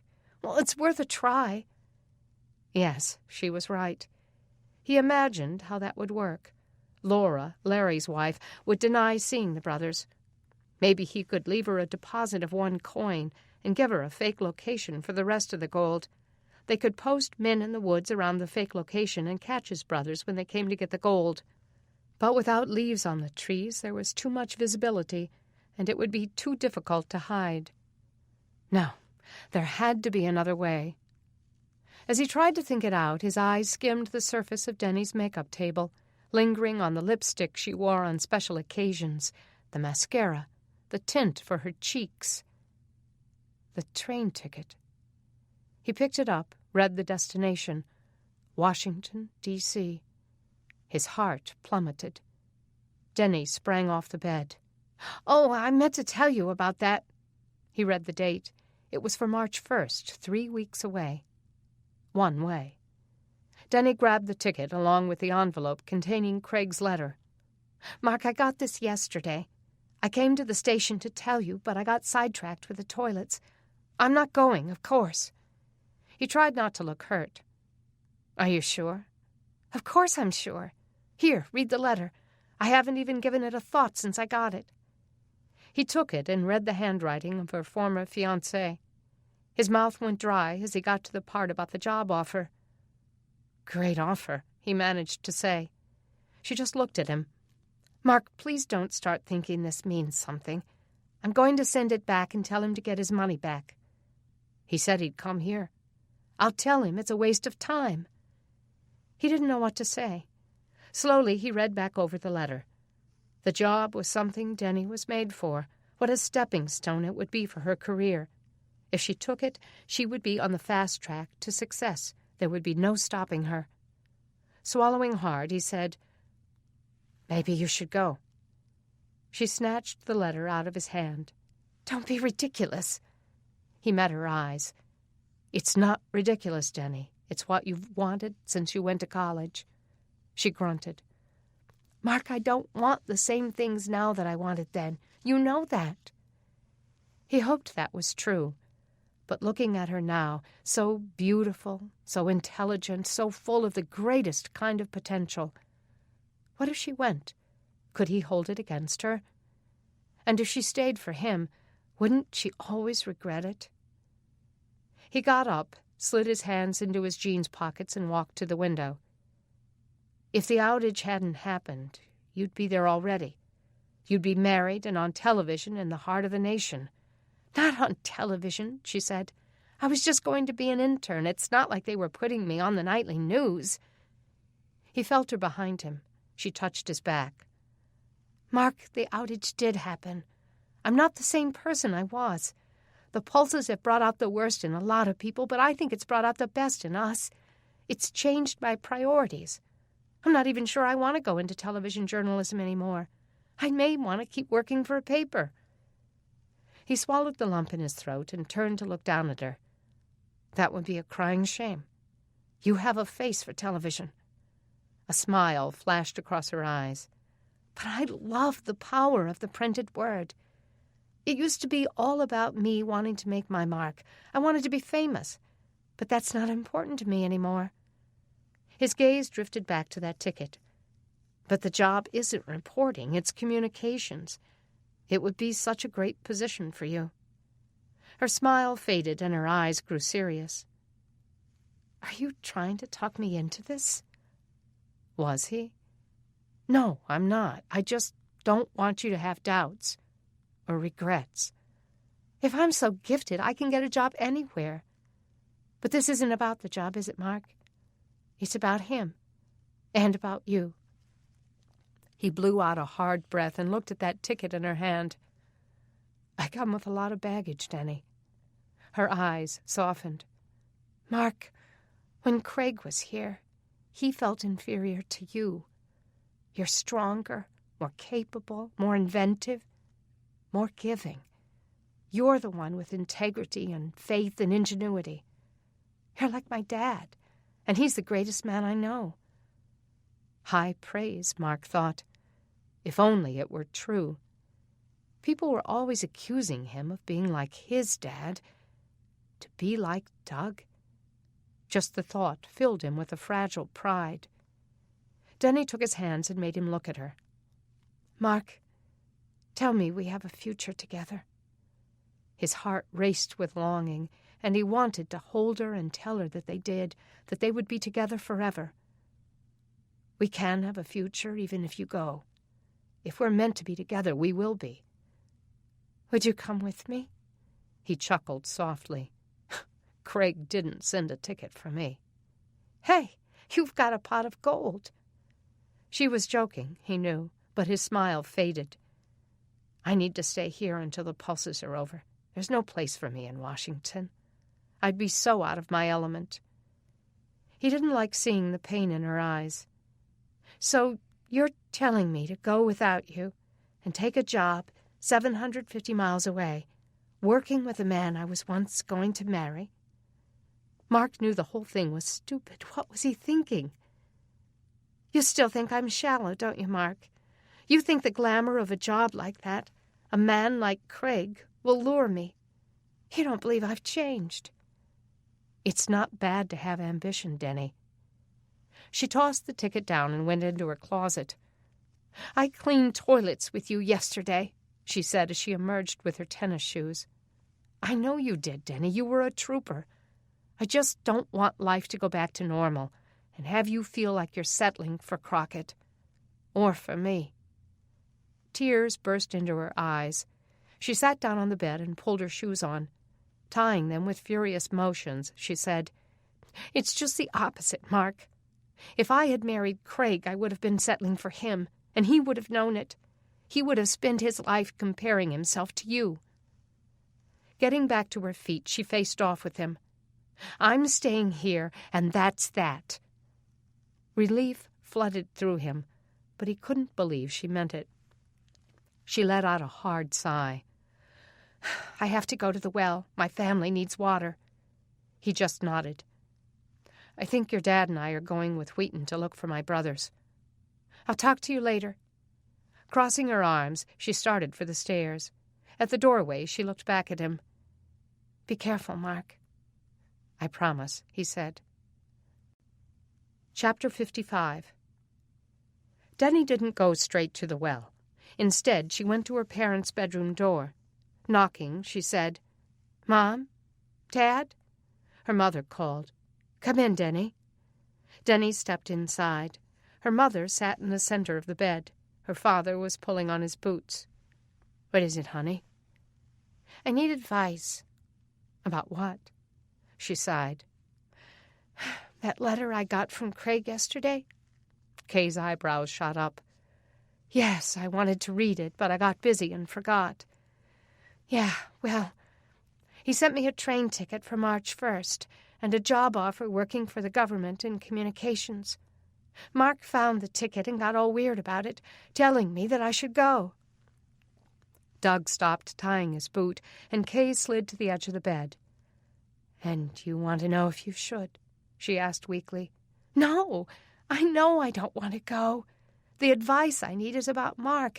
I don't get why he thinks I should take this job." Kay looked at Doug, relief in her eyes. "I mean, if he loves me, wouldn't he want me here with him?" "Has he told you he loves you?" Kay asked. Deni groaned and dropped into a chair. "No, but I've told him." Doug smiled and pulled his other boot on. "I don't think you have anything to worry about, sweetheart. He may not say it with words, but every time he looks at you, it's apparent." "I don't think he trusts me. When the power comes back on, I think he expects me to go back to the way I was. And frankly, that's a little insulting." "Well, you can't blame him for wondering about that," Doug said. "I've thought it myself." "Dad!" She sat up rigid in the chair. "Mom, tell him. I wasn't a real Christian before the outage. Christ has molded me and taught me that it's not about me. I know I'm not perfect, and I still have a long way to go. But I've come a long way." "Of course you have, honey." Kay got up and came to sit on the arm of the chair. "It's just that when the power comes back on and things start going back to normal, you'll have the whole world in front of you." "But I don't want the whole world. I want Mark." Kay's face glowed. "That just thrills me, Deni. I'd like nothing better than to see you married to him.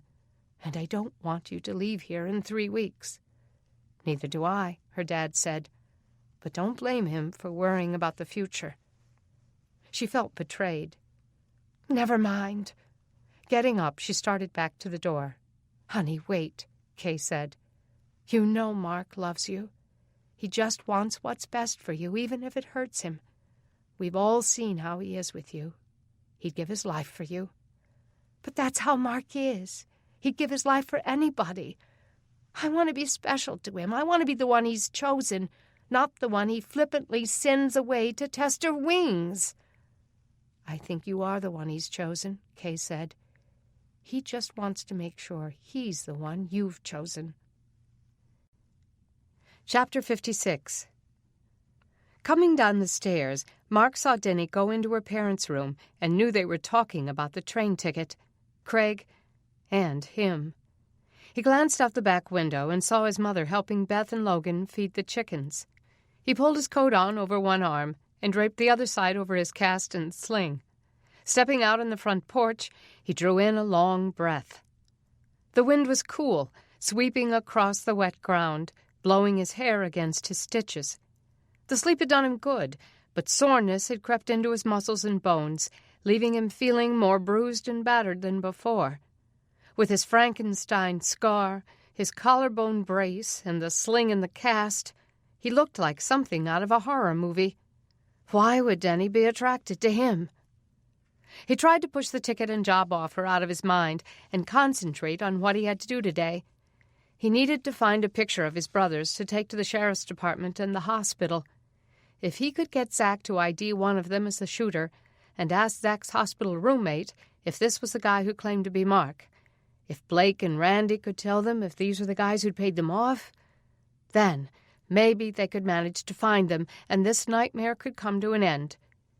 He got on his bike and rode to his father's house to look for a picture.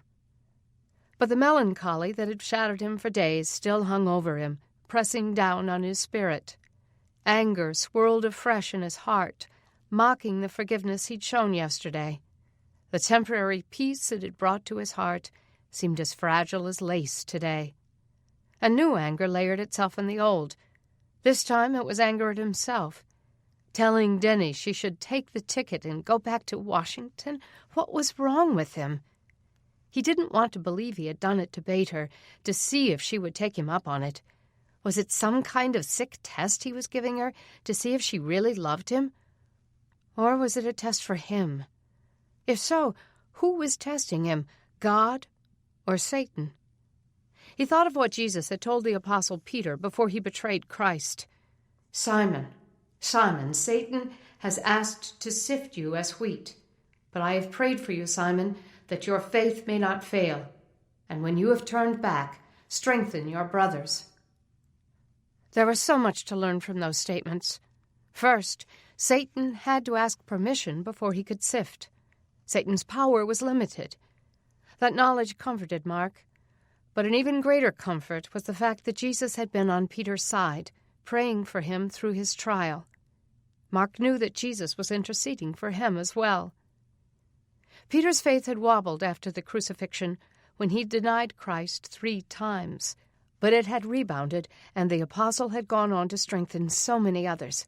He'd even written those famous words that warned Christians of the warfare around them. "Your enemy, the devil, prowls around like a roaring lion looking for someone to devour." Peter knew of what he spoke, and so did Mark. Satan was after him, but as Joseph, one of the great Old Testament heroes, had said, "What Satan meant for evil, God intended for good." Even knowing these things, Mark felt more devoured than sifted, and he prayed that his faith was strong enough to withstand the enemy's flaming arrows. He could take his brother's murderous greed and hatred. He could take the disdain of his neighbors and friends. But losing Deni might just do him in. Telling her that would be the height of selfishness, but he didn't know if he had the faith to put their relationship in God's hands, to believe that if it was meant to be, no job or geography and no man would stand between them. He pulled his bike around behind his father's house. Unlocking the door, he stepped into the tropical living room and searched the debris on the floor for the framed family pictures that had been pulled off the walls. Vic hadn't been big on memory preservation, but there had been a few pictures of himself and the boys. The ones that had made it into frames had been the ones that had brag value, like the shot of his brothers holding a 20-pound bass between them. His dad had gotten the picture blown up and framed. Where had he hung it? Was that the one he'd put over his bed? He hurried up the stairs, stepped over the clutter in the hallway, and went into his father's room. There it was, the only picture the marauders had left hanging, an 11-inch by 16-inch picture of Larry and Jack, matted and framed in bamboo. It had been taken a year ago, when his brothers and father had taken a trip to Alaska. Mark had opted out. Though he hadn't seen his brothers in about 7 months, they couldn't have changed much. They may have lost some weight, and their hair might be longer. They may have grown beards, but he was sure they would still bear a striking resemblance to his father. He took the picture off the wall, peeled off the cardboard back, then rolled up the photo and slid it into his coat pocket. Quickly, he looked around for more pictures. He found 2 and stripped them out of their frames. Then he headed back to the sheriff's department. Deputy Wheaton was still there, along with the men who'd worked the night shift. Brad Caldwell and a few fresh recruits had already reported. Mark knew Doug would be along soon. He unrolled the pictures and flattened them on a desktop. "Here's who we're looking for," he told Wheaton. "Larry and Jack Green." "Great." Wheaton picked up the biggest picture, got a flashlight off his desk, and took it into the jail. Mark followed him. The smell was considerably better than it had been yesterday before Mark and Deni cleaned the toilets. Instead of human waste, the smell of bleach filled the air. So far, the jail wasn't too overcrowded, so each man had his own bunk. Most of them still slept. Treehouse was stretched out on a bottom bunk, all alone in his cell. Wheaton must have decided to keep him isolated so he couldn't kill anyone else. Mark was glad of that, but the man looked way too comfortable for a cold-blooded killer. Mark followed Wheaton to the cell where Blake and Randy were housed, along with some of the men from the vigilante group. Blake and Randy looked like children, sacked out on their beds. Blake was on the top bunk, his arms slung over the side, his sheet tangled around his legs. Randy lay on his side in a fetal position, his hand cradling his head. Mahaffey, Kraft, get over here. Wheaton turned on the flashlight, adding to the light coming in from the windows at the tops of the walls. Blake sat up, bleary-eyed. Randy stirred and lifted his head. Are we getting out now? Dream on, Wheaton said. I want you to take a look at this picture. Randy looked crestfallen as he got off the bed. Blake dropped from the top mattress and walked barefoot across the cold concrete. You ever seen these two men before? Randy shrugged. Faces aren't familiar. But I recognize the jacket, Blake said. Mark held his breath. One of the guys who paid us to lie was wearing a brown leather bomber jacket just like that. But we couldn't see their faces because they had those ski masks on. Same jacket, Wheaton repeated. Guys, take a good hard look. Do you remember anything else about them? Randy began to look hopeful. Well, it's not in the picture, but they had these cool alligator boots. I remember wondering where they got them. Mark knew those boots. He looked at Wheaton. Those are their favorite boots. They strut around in them like Butch Cassidy and the Sundance Kid. Are you saying you believe our story now? Blake asked Wheaton. Wheaton rolled the picture back up. I'm just reviewing your statement. Anything else you want to tell us? No, Blake said. We told you everything we know. Who are those guys anyway? Wheaton didn't answer. He turned off his flashlight and headed back to the door. Mark, Randy called as Mark started away. Do you know them? Mark didn't think they deserved an answer. He closed the jail door behind them. It's them, Deputy. I'm telling you, my brothers are the ones who shot Zach and pinned it on me. They broke into my house looking for the gold, and they unplugged Zach's ventilator. Zach said the guy who shot him looked familiar. He's seen them at my dad's house. He lived just a few houses down. Wheaton nodded. I'll get over to the hospital and show the pictures to Zach and his roommate. If they confirm it, you can come with me to the DA's office and tell him about the gold. There's already a warrant for their arrest for the murders in your neighborhood months ago. Right. And that's why they're hiding. It's not going to be easy to find them. We'll start in the most obvious place, Wheaton said. We'll get a warrant to search their wives' houses again. Chapter 57. As Mark expected, Zach confirmed that Jack had been the one who shot him. Charles Hoyt, Zach's roommate, was certain Jack was the man who'd unplugged the ventilator, and a nurse who'd been on the floor that day identified Larry as the drunk man who'd drawn attention from Zach's room. Armed with search and arrest warrants, Kevlar vests, and enough ammo to take out a small army, Wheaton, Doug, Brad, and Mark headed to the homes of Mark's sisters-in-law. Brad sat up front with Wheaton, and Doug sat in the back with Mark. Tension hung over them all. Mark thought of Deni's admonition to be careful and knew his mother had probably been on her knees all morning. As they drove down the country road to where Jack's wife lived, he looked over at Doug. Over the rumble of the engine, he asked, "So, did she tell you about the train ticket?" Doug met his eyes. "Yeah. She told us she doesn't intend to go, that you're encouraging her to." Mark looked out the window. "Is that true? Do you want her to go?" "Of course not." Mark sighed. "I just don't want to hold her back from the job of her dreams, even if it's there with him." Mark swallowed. "I want what's best for her."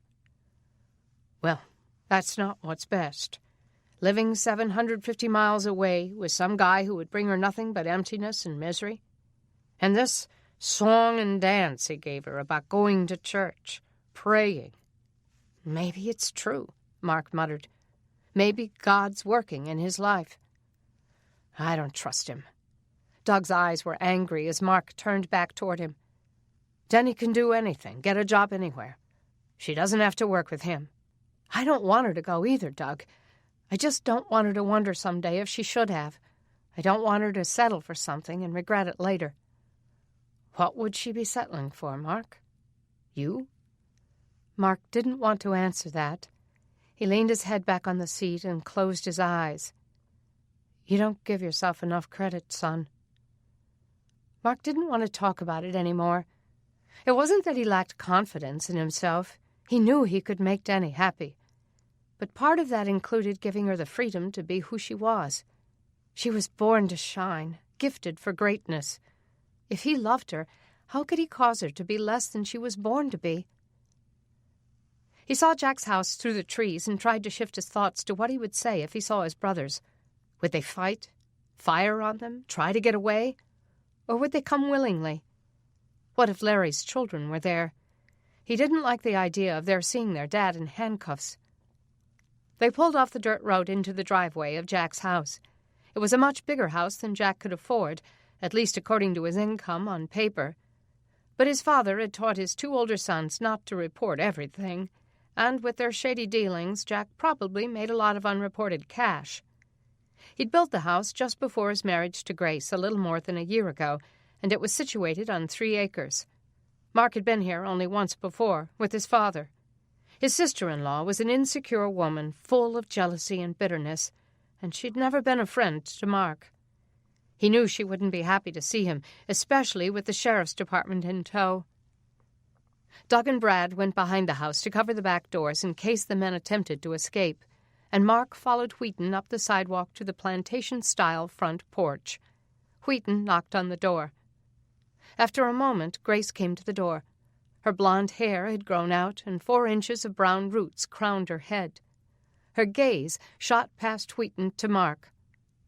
"What do you want?" "We're looking for Jack and Larry," Mark said. She let out a sardonic laugh. "Join the crowd." Mark looked into the house beyond her and saw a man he didn't recognize coming into the foyer. Despite the cold, the man had his shirt off with a pair of jeans, and he walked barefoot through the house. He clearly felt at home here. Had he replaced Jack? Wheaton identified himself, then asked, "Are you Jack Green?" "Jack?" The name seemed bitter in his mouth. "No way, dude." "I haven't heard from Jack," Grace said, "and I don't care if I never do again. He ran off and left me to deal with all the fallout of what him and your maniac daddy did. I don't care if he rots." "But he's back in town, all right." The boyfriend stepped into the doorway beside her. "We do know that much. Tell him, Grace." Grace crossed her arms. "He broke into the house a week ago." Wheaton shot Mark a look. "This house?" "Yeah, and Laura says they broke into her house, too. Went pillaging through all our stuff." Before the shooting, Mark thought. "How do you know it was him?" She smirked. "I recognized his handwriting." "His handwriting?" She chuckled and exchanged looks with her boyfriend. "Come in, and I'll show you." Mark hesitated, wondering if this was a trick, an ambush. No, she wouldn't have her boyfriend here if Jack and Larry were here, would she? He glanced at Wheaton and saw his hand moving to his weapon as he stepped into the house. Mark trailed behind them, watching the shadows for any surprises. She led them through the house to the master bedroom. As they walked in, Mark understood. On the wall over the king-sized bed, someone had written, "Die, you cheating tramp." "He got the spray paint out of the garage," Grace said. "Unfortunately, I didn't have any paint to cover it with, so I'm trying to sew a wall hanging to cover it up." The boyfriend looked livid. "If I ever get my hands on that little—" "Mrs. Green," Wheaton cut in, "why didn't you file a complaint about this?" "And tell them what? That my husband broke into his own home and wrote on the wall? That he stole his own gold?" Mark's mouth fell open. "Gold?" "Yeah. He apparently came back for the coins he left here. Cleaned me out. Didn't even leave me a single one. I guess when he saw that I wasn't living here alone, he got a little hot under the collar." So he was right about them having their own stash of gold. Mark looked at Wheaton, saw him looking around the room. "Show me where the gold was." She went into her closet and got out a shoebox, opened it up. "They were in here, what was left of them. I'm glad I spent so much of it. They only got a few. Laura said they got hers, too. She'd spent almost all of hers, what with the kids and all. What did they expect us to do, taking off and leaving us at a time like that?" That explained it, Mark thought. They had come back for their coins, but when there weren't very many, they'd come looking for his. The evidence was falling into place, giving their case a solid foundation. Now all they had to do was find Larry and Jack. When they finished searching the house, they got back into the van and headed over to Laura's house. Mark liked her better than Grace. She had always been friendlier to him. More than once he'd wondered why a nice woman like her had married a cad like Larry. Now, as they drove up to her ranch-style house, sprawling on 10 acres, he wondered how she had gotten along all these months. There was no garden here, with all this land. How had she provided food for her family? As they pulled into the circular driveway, Mark saw his 8-year-old nephew shooting hoops outside, his little dog Scrappy running and jumping beside him. Mark smiled and called, "Hey, Trent, how you doing, buddy?" The boy caught the ball and peered at him. "It's me, Uncle Mark." Trent dropped the ball and ran into the house. "Nice to see you, too," Mark muttered under his breath. Scrappy ran to him, wagging his tail. Mark bent down to pet the Yorkie that had once belonged to his dad. He was glad they had taken care of him. Doug and Brad went around back, as they'd done at Grace's house, and Mark followed Wheaton to the front door. It flew open before they reached it. Laura stood there with her toddler on her hip, her face anxious as she looked from Wheaton to Mark. "What's going on?" Mark was stunned at how bad she looked. Abandonment had clearly not agreed with her. She looked anorexic. Her hair, which had once been thick, silky, and straight, was now frizzy and thin. Her skin was pasty, and dark circles sank into her face under her eyes. "This is about Larry, isn't it?" Dread deepened the pain in her eyes. "Is he dead?" Wheaton frowned, and Mark stepped forward. "Laura, why would you ask that?" Her face almost relaxed, and she brought her bony hand up to her chest. "Because you show up here with the sheriff. I'm Chief Deputy Wheaton." The deputy showed her his ID. "We're looking for Larry, but we have no reason to believe he's dead." Tears filled her eyes, and a trembling smile crept across her face. "Oh, thank you, God." She still loved him. After all he'd done, she hadn't let him go. Mark suddenly felt guilty for not checking on her and the kids.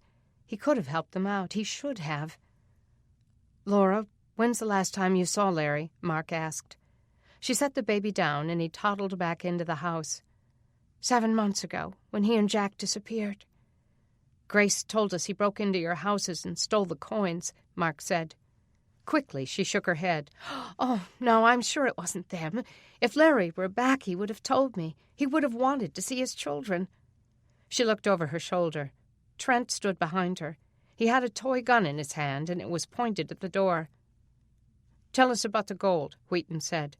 Her face twisted. "Grace shouldn't have told you that. It's none of her business." "How much gold did they take?" "I only had 10 coins left. It could have been anyone, though. Lots of people knew I had them. I've used them all over town." Mark looked at Wheaton, realizing that any merchant who'd gotten those coins could have paid Blake and Randy. Maybe his brothers weren't the culprits after all. But as that thought took hold, he remembered something else. "But why would a stranger write, 'Die, you cheating tramp,' on Grace's wall?" he asked. That stumped her for a moment. "I don't know." She tossed a look back at him. "Maybe you wrote it. You've always been judgmental." Mark's breath hitched. "Me? Laura, you know I didn't break into Grace's house." Laura thrust her chin out. "How do I know that? Maybe Jack told you where his gold was. Maybe Larry told you where mine was. They never told me anything. They hated me, and you know it." "Maybe for good reason," she said. "Larry and Jack had nothing to do with your father's crimes, but maybe you did." He hadn't expected such a slapdown from her. But as it sank into his gut, he told himself he shouldn't be surprised. Larry and Jack's poison had infected the whole family. Wheaton showed her the search warrant. Reluctantly, she let Wheaton in. Mark went back to the van and waited, knowing he wasn't welcome inside. Now he realized why he hadn't come to help her before. He had sensed how he would be received. He wondered if she believed the things she'd said. It seemed like an eternity before the 3 men returned to the van. Doug again took the seat next to Mark. "Nothing?" Mark asked. Doug shook his head. "He's not there. Looks like he came in and got what he wanted. Laura seems close to a nervous breakdown. Wheaton and Brad got into the front seats, and as they closed the doors, a rock hit the windshield. Trent stood across the yard, another rock in his hand. He flashed them a profane gesture.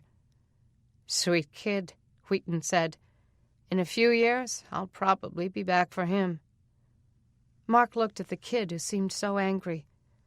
"It's not his fault. He's just mimicking his dad, doing what he was taught." "Hating cops?"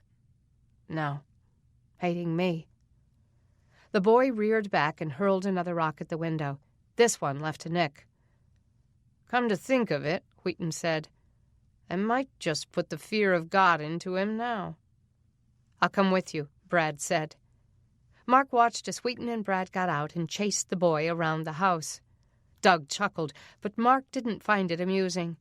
Doug's smile quickly faded. "You okay?" "Yeah, I'm fine. It's just sad, that's all." Doug nodded. "Yeah, it is that. So how did your brothers treat you when you were a kid?" Mark's throat was tight. "Jack was 12 and Larry was 14 when I was born. I can't really blame them. My dad had dumped their mother for a string of other women. My mom came a few years after the divorce. She wasn't like the others. That's probably why he married her. When I came along, Larry and Jack felt replaced, I think." "That explains a lot." Mark leaned his head back on the seat. "I remember one time when I was 9 or 10 years old, my dad took us all hunting. There was a deer camp over near Tuscaloosa, and I thought it was going to be a great time. And the first day it was. I shot my first rabbit, and I realized I was a good marksman. But that night, things took a turn." "What happened?" "They all started drinking and playing poker, and all 3 of them wound up drunk. Larry and Jack got into a fight, rolling around on the floor like idiots, and my dad just sat back and laughed his head off. Then they turned on me, told me I had to be initiated into their hunting club, took me out and tied me to a tree in the middle of the woods, made me spend the night there." Doug gaped at him. "At 10 years old? Your dad didn't do anything?" "No, I think he was passed out drunk by the time they went back in. Next morning, I guess he realized what had happened because he came and found me and untied me. Told me I needed to be more of a man. I decided I wasn't going on any more hunting trips with them." Doug was silent for a moment. "So how did you learn to hunt so well?" Mark looked down at his cast and adjusted his sling. "There was this man who was my Sunday school teacher all through junior high. My best friend Jason's dad. He used to take me hunting with him. He led me to Christ and showed me there was a better way to live." "Thank God for him," Doug said. Mark couldn't believe he was telling Doug all these things. He'd never felt free enough to talk this way with anyone else. But Doug reminded him of Jason's dad. He knew Doug would understand and not see him as some kind of victim who'd never gotten over his past. He'd gotten over it long ago. He thought of all the times after that his dad tried to talk him into going hunting with them. He wondered if that camp still existed. Then a thought slammed him. "Oh, I can't believe it," he whispered, sitting straighter. "I never even thought of it. They're probably hiding there." Doug frowned. "Where? At the deer camp?" "Yes. I mean, think about it. It's out in the woods on a lake. They could hunt for food and get water, and no one would think to look for them there. They're close enough to make it home in a couple of hours if they want to, and then they could disappear again." Doug opened the van door to get Wheaton. "Do you remember the way to the deer camp?" he asked before he got out. Mark thought about that for a moment. "No, but my dad owned it. There's got to be a record of it somewhere in the house." Chapter 58. Mark found the directions to the deer camp tucked away in a folder in one of his dad's massive file cabinets. In the garage was a pegboard with a dozen keys. Mark took them all, hoping one would open the door. Then they armed themselves with AR-15s in addition to the .40 caliber Glocks the department had already issued, and drove as fast as the old van would carry them. On the way, Mark tried to work through what was likely to happen. It might come to a shootout, and he knew his siblings wouldn't hesitate to shoot their little brother. As they turned down the dirt road to the deer camp he hadn't seen in 12 years, he began to wonder if he could shoot them. He thought of all the times he'd looked up to them, even though they hated his guts, the times he'd sought their approval in spite of their treatment of him. Would he really be able to pull the trigger? He honestly didn't know. God, give me the strength to do what I have to do. He read out the directions. 4th dirt road after the radio tower. Go 5 miles down, then the 3rd dirt drive past the feed mill. I think we're close, he said, as they turned onto a gravel path. The camp is less than a mile from here. Leave the van here and we can go the rest of the way on foot so they won't hear us. Wheaton pulled the van over. The road from that point on seemed overgrown, but fresh bike tracks were imprinted in the dirt, along with wider tires. When they came to the little house on the lake, it was just as Mark remembered, only smaller and dirtier. Wood was chopped and piled beside the house in a loose mound. An axe blade was stuck in a stump where someone had recently left it. And off to the side of the yard was the bike trailer with big tires, just like his. The 4 of them stayed in the shelter of the trees, but made their way to the back of the house. Mark gripped his pistol in his sweaty hand as he moved. A dozen or so homemade rabbit cages, built with chicken wire and fencing pickets, stood 4 feet off the ground behind the house. "Your rabbits," Mark whispered. Doug nodded. "Looks like it."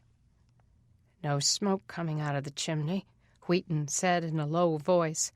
"If they were here, there'd probably be a fire. Spread out and go around the house. Look for bicycles, fresh footprints.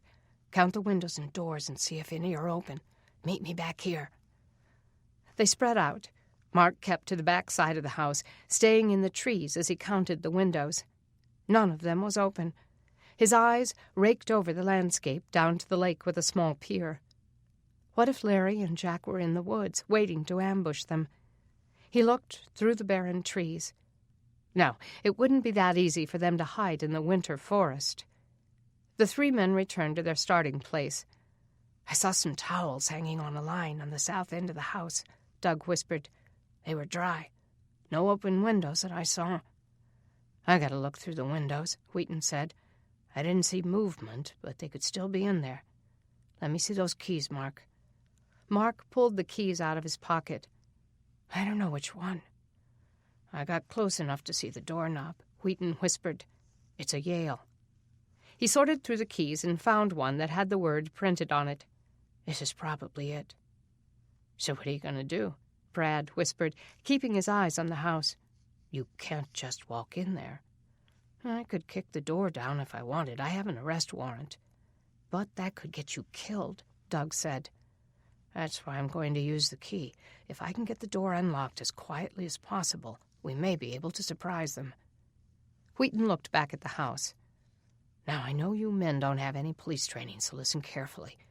You lead into rooms with your weapon. You don't go around corners until you've looked carefully to make sure no one's about to ambush you. Keep your firearm pointed at the ceiling or the floor to make sure you don't kill each other."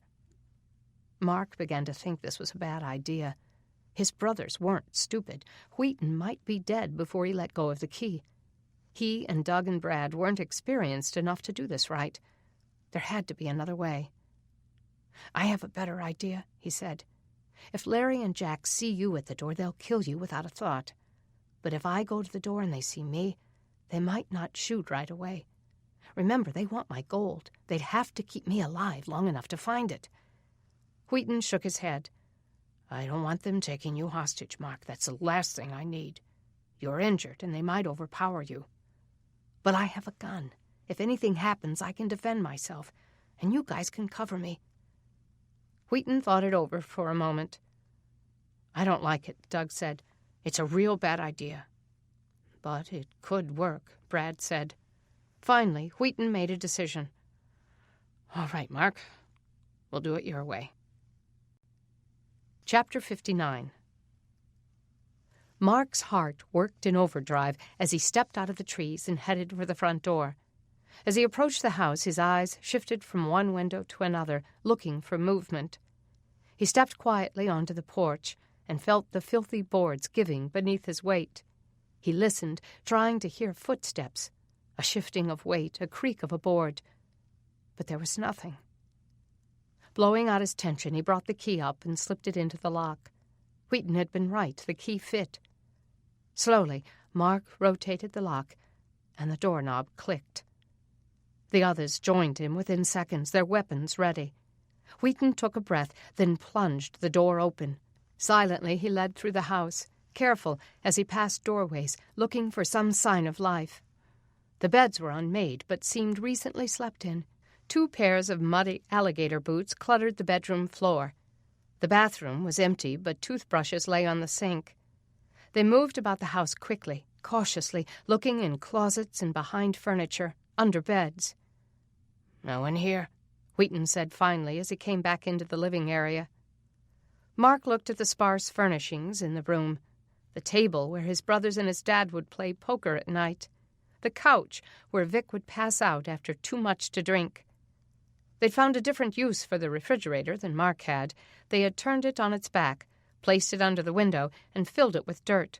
A small crop of beans grew there. "Interesting use of the fridge," Doug said. "Looks like they've turned it into a mini greenhouse. Wonder why they didn't just clear a place to plant a crop outside. All they'd have to do is cut down some trees and clear an area for a garden." "Too lazy," Mark said. "Why work that hard when they can steal other people's game?" Doug touched the soil. "The plants are a little dry, but not too bad. They probably watered yesterday or the day before." Wheaton checked the fireplace. The ashes were cold. No one had a fire in here today. Disappointment rivaled the adrenaline pulsing through Mark. He had so hoped to find them here. "Maybe they're back in Crockett." Wheaton shook his head. "If they are, they're up to no good." The men didn't move anything in the house or leave any evidence that they had been there. It wouldn't pay to tip the brothers off that the law was onto them. What Mark wouldn't give for surveillance cameras, working radios, and enough men to stake out the place and wait for them to return. But Wheaton's small force was stretched too thin as it was, and without technology they were too limited. There were still almost 24 escapees on the loose, and way too few men to look for them. For the ride home, Mark sat in the back bench seat alone, and Doug took the seat in front of him. Over the rumble of the old engine, Doug caught pieces of Wheaton's and Brad's strategizing up front, but couldn't hear well enough to join in. Besides, he was tired, and he had no brilliant schemes for luring the brothers out. Still, as tired as Doug was, he knew Mark was even worse off. Doug leaned back against his window and set his arm on the back of the seat. He looked back at Mark, who was staring out the window as if looking for his brothers. Doug knew Mark wouldn't rest until they were found. Mark was holding his sling close to his body, cradling the cast in his other hand. "Arm hurt?" Doug asked, even though he knew Mark wouldn't tell him if it did. "Not bad." Mark shook his head. "I can't believe we're going back empty-handed." "Me too. I thought we had them." The swelling on Mark's forehead had gone down around his stitches, leaving a purple bruise the width of a baseball bat. Anger rippled through Doug as that scene came back to him. Not many men could have survived that kind of an attack, but Mark had defended himself valiantly. Still, it wasn't Mark's physical strength that impressed Doug so much. It was his spiritual strength. His acts of forgiveness yesterday had put Doug to shame. It was the stuff sermons were made of. Yet he could still see the pain in Mark's weary eyes. Doug's conversation this morning with Deni ran through his mind, and later, when he and Mark had discussed it before visiting Grace, he knew he'd come across as angry. Selfishly, he'd tried to put a guilt trip on Mark for encouraging Deni to take the job. But his concerns went deeper than the distance to D.C. He was concerned for his daughter's future, and he was also concerned for Mark's. Knowing the guys up front couldn't hear him, he said, "Mark, about Deni." He saw the tension on Mark's face. "Yeah? I just want you to understand. A year ago, when Deni told me she was going to be marrying a lawyer who worked in a Senate office, I was excited and proud. At first, I thought, great, she'll have a wonderful, prosperous, exciting life. I loved the whole idea of it. And then I met Craig." Mark couldn't help chuckling. He was a nice enough guy. He was arrogant and proud, and he seemed a little bit narcissistic to me. and I started to worry about my daughter and her future. He shifted in the seat. And then after the pulses, when he came here, I realized that if she married him, he would bring her nothing but misery.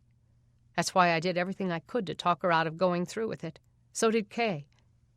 He had Mark's full attention now.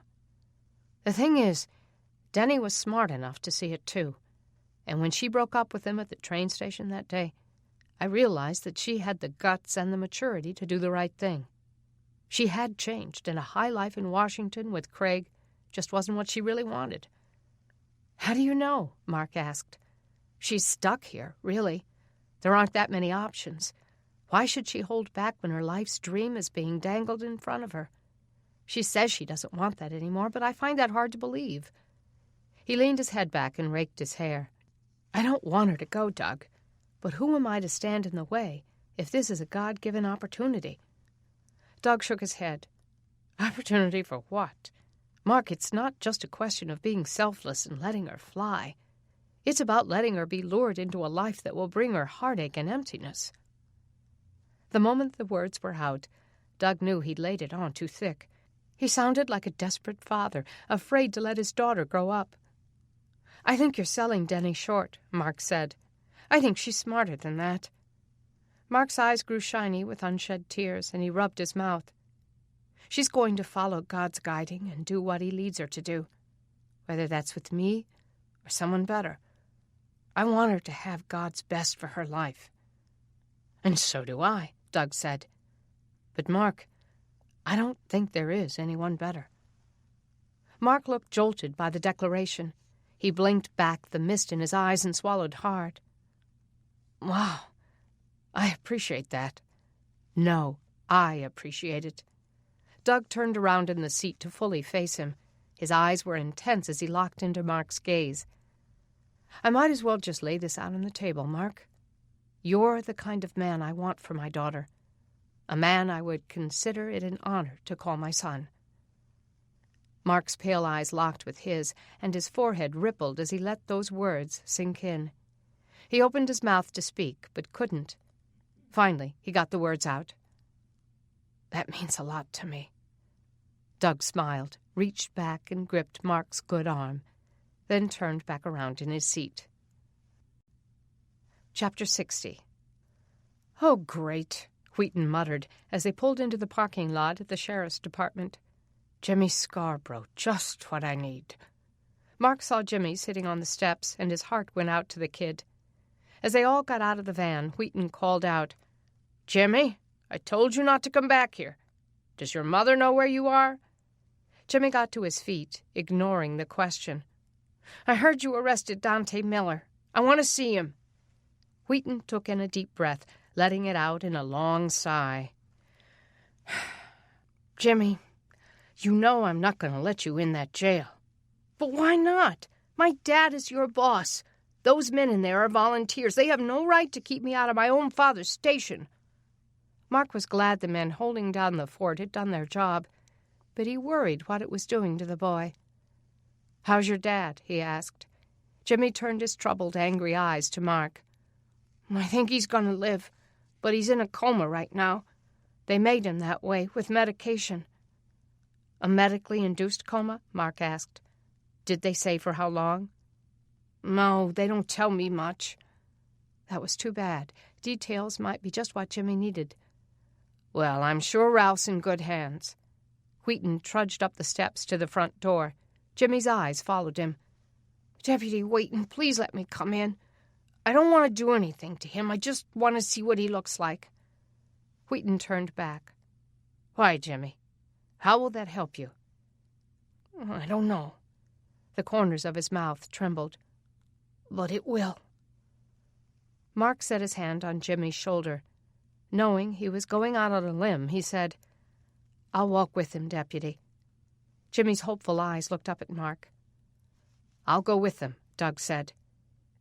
Wheaton stared at the boy, considering it for several seconds. Mark braced himself for Wheaton's answer. Finally, he said, "All right, Jimmy. You let Doug and Mark walk you in there." He looked up at the two of them. "You boys need to frisk him, make sure he isn't trying to pull some heroic stunt." "Frisk me?" Jimmy grunted. "What do you think I'm going to do?" "The same thing you intended to do when you showed up at his apartment," Wheaton reminded him. Jimmy looked down. "Okay, fine." Mark took him inside. In the kitchen, he and Doug searched him. He wasn't carrying anything. "All right, we'll walk you in there," Mark said. "He's in the back cell, alone." Jimmy's brows came together. The kid was nervous, despite how tough he tried to appear. "Jimmy," Mark said, "the reason I said I'd go with you is that I knew you'd handle this like a man, with dignity and integrity, like your dad would do. Do I have your word that you'll do that?" Jimmy stood straighter, and his expression took on a new resolve. "I will." Mark nodded at Doug, and they escorted Jimmy in. They walked past the men from Oak Hollow, past Blake and Randy, past the escapees who'd been brought in. Jimmy's eyes locked on the cell at the back of the room. Treehouse was on the floor doing push-ups, his arms bulging as he came down and up, down and up. He looked up and chuckled as the trio walked toward him. "They putting you in here with me, white boy?" Mark didn't answer. "That's right. You working for the other side now. You watch your back now, you hear? Or you might wind up like the sheriff and his deputies." Mark didn't take the bait. He felt Jimmy's shoulders going rigid, felt the tremor of the boy's rage. "Dante Miller, I want you to meet Jimmy Scarborough," Mark said. "Scarborough?" Treehouse seemed amused. Stepping toward the bars, he said, "The sheriff's boy, huh?" His face grew serious, and he took hold of the bars and pressed his face between them. "What you doing here?" Jimmy took a step toward him and spoke through his teeth. "I wanted to see you in a cold jail cell, locked up tight where you'd never get out."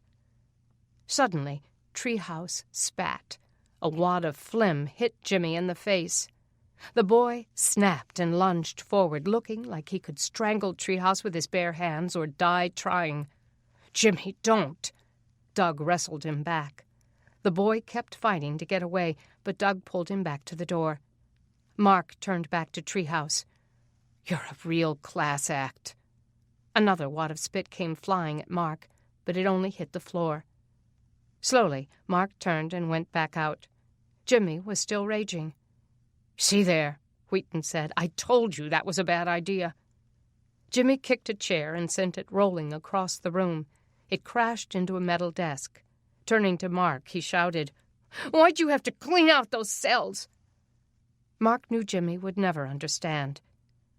"Because it was the right thing to do." "He doesn't deserve the right thing." Mark sighed.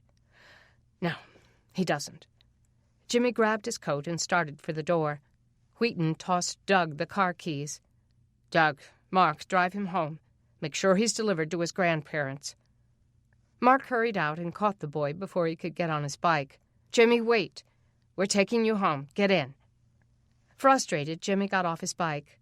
Doug picked it up and put it into the back of the van. Jimmy just stood there, refusing to move. "Jimmy, I know how you feel," Mark said. "You keep saying that, but you don't. If you did, you wouldn't have cleaned out those cells." Mark bent to look into his face. "Jimmy, yesterday, when they brought those men in who did this to me, I had the same feelings you're having right now. I felt like killing somebody. But God showed me that cleaning those toilets was a way of separating myself from the men who beat innocent people with baseball bats or spit in the face of grieving sons." Jimmy fought back his tears. "You have to take the high road, Jimmy. It's the only way you'll find any peace over what's happened. It's what your dad would do." The tears pushed forth, and Jimmy looked at his feet. Mark put his good arm around him, held him for a moment. Finally, he felt strength seeping back into the boy. Jimmy wiped his face on his sleeve and got into the van. Chapter 61. Jimmy's grandparents weren't at the Scarborough house when they took the boy home. "They probably went out looking for me when they realized I wasn't in my room," Jimmy said. "Well, we're not leaving you here alone," Doug said. "Why not? I stay by myself all the time. I'm not some little kid." "Your judgment is slightly off kilter right now," Doug said. We'll leave them a note. I'm taking you to my house where my family can keep an eye on you." Jimmy didn't argue. They got back into the van. His silence made Doug uneasy. Did he intend to bolt and run the minute they turned their backs? If so, what would he do? When they got to Oak Hollow, they found the Brannings' garage open. Jeff was crossing the street with a rabbit cage in his arms. Doug pulled the van into his driveway. Kay, Beth, and Logan were in the garage, taking care of the rabbits. Beth straightened when she saw Jimmy getting out of the van. "Jimmy, what are you doing here?" His face changed. "Hey, Beth, you live here?" Doug looked from one to the other. "You two know each other?" "We went to school together before the Pulses," Beth said. Her face absorbed the pain on Jimmy's. "I'm sorry about your dad. I've been praying for him real hard." He tightened his lips and looked at his feet. "Jimmy's going to stay with us until his mom or his grandparents come to get him." A smile tugged at Beth's lips. "Can you help us lock down these rabbit cages?" Jimmy shrugged. "Sure, I guess. Jeff found some heavy chain and we're going to put it through the cages. He traded 2 rabbits for some padlocks." Jimmy picked up the chain and examined it. "This could work," he said. Beth showed him Jeff's sketch of the plan. It was the most animated Doug had seen his younger daughter in days. He shot a surprised look at Mark, and Mark winked. Maybe the project would provide the necessary distraction for both of these traumatized kids. Chapter 62. Mark found Deni at the typewriter in her father's study, working on an article about the arrests of Treehouse and the other prisoners. When he came into the room, she sprang up and threw her arms around him. "Mark, I've been so worried. Did you find Larry and Jack?" Her greeting brought a smile to his lips, and he savored the feel of her hug. "Not yet. We found where they've been staying, but they weren't there." He filled her in. Letting him go, she leaned back on the desk. "Mark, I've been thinking about this all day, trying to figure out where they might be. Didn't they have a warehouse in town where they kept all that smut they sold?" Mark hadn't really considered that. "They must have, I guess. They kept a lot of it in my dad's house, but they had so many stores. Well, if they had a warehouse, you might find the address on an invoice or something." Mark thought that through. Maybe Deni was on to something. He looked into her anxious eyes. "I told you you were gifted." She grabbed the front of his shirt. "Let's go over there and look right now. There's no time to waste."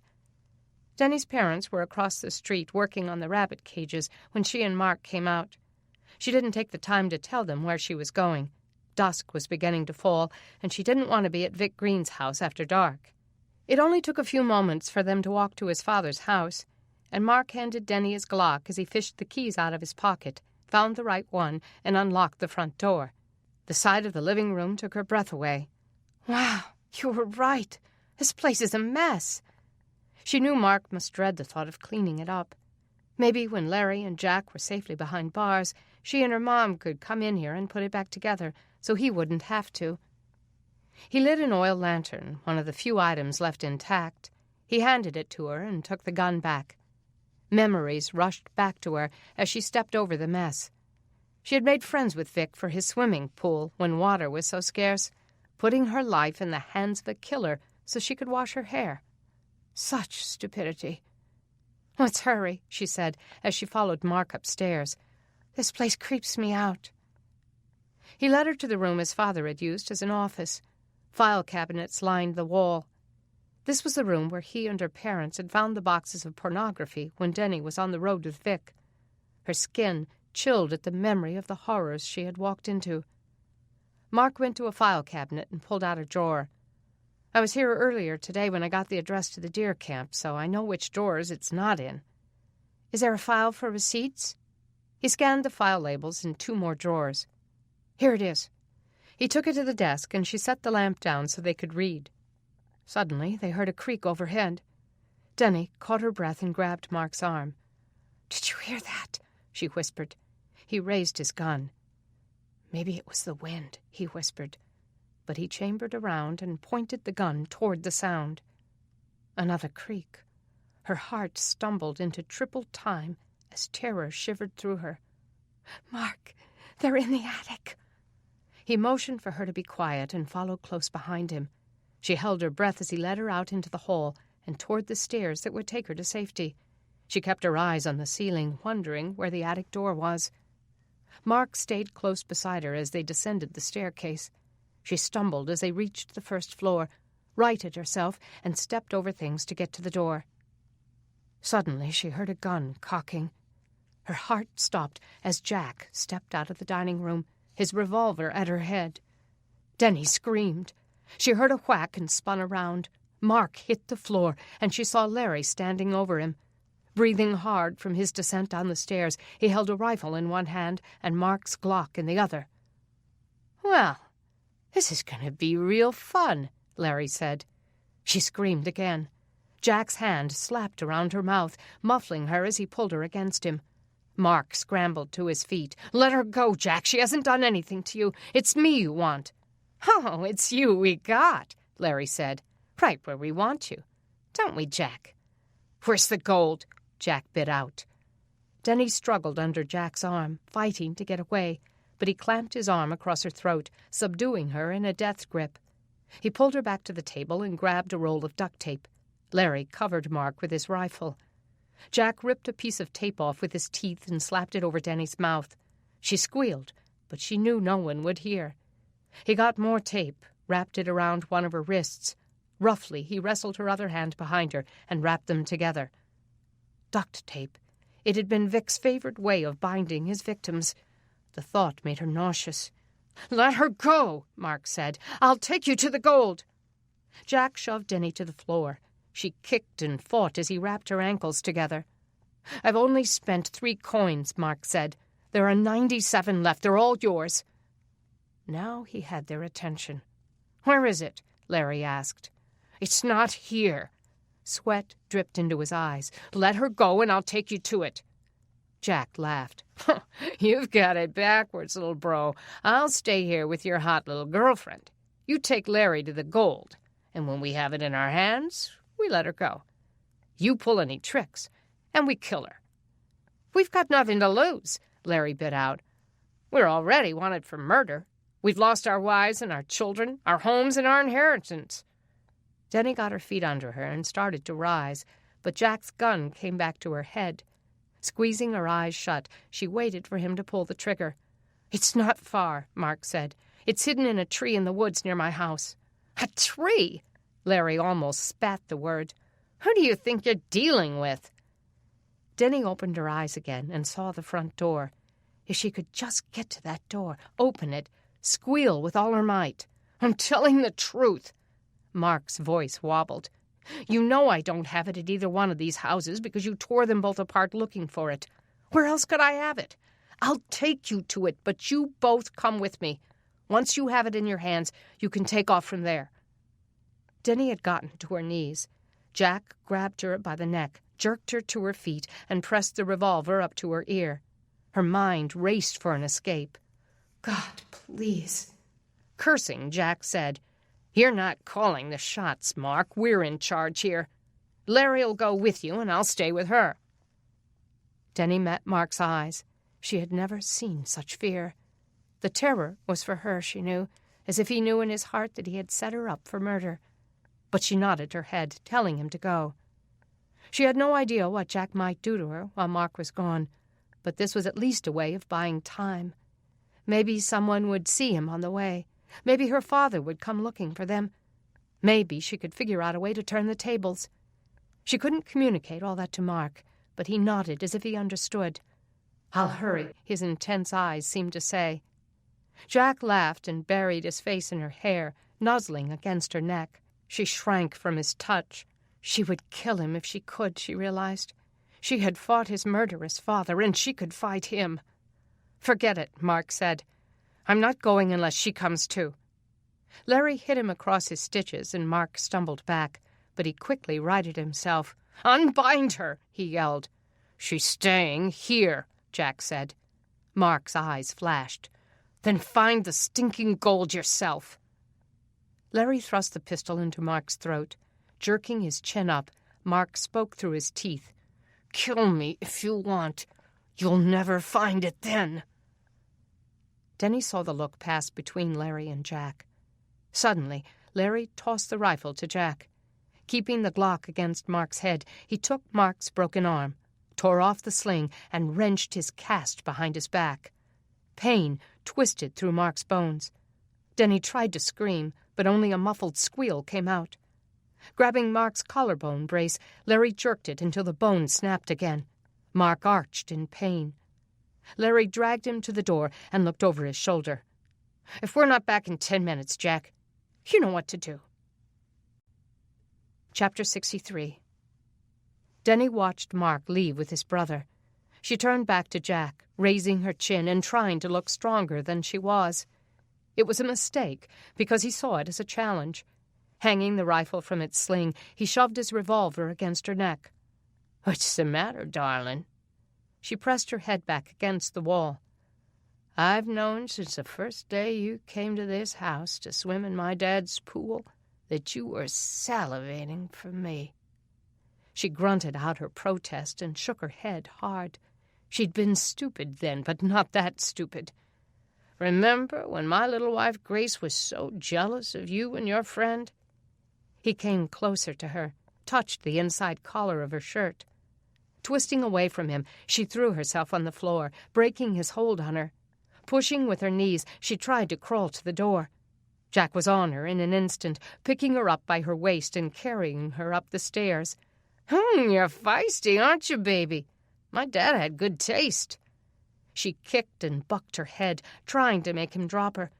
He got to the top of the stairs and tripped over some books on the floor. She fell out of his grip again and rolled to her back. "Want to play rough?" he said through his teeth as he grabbed her again.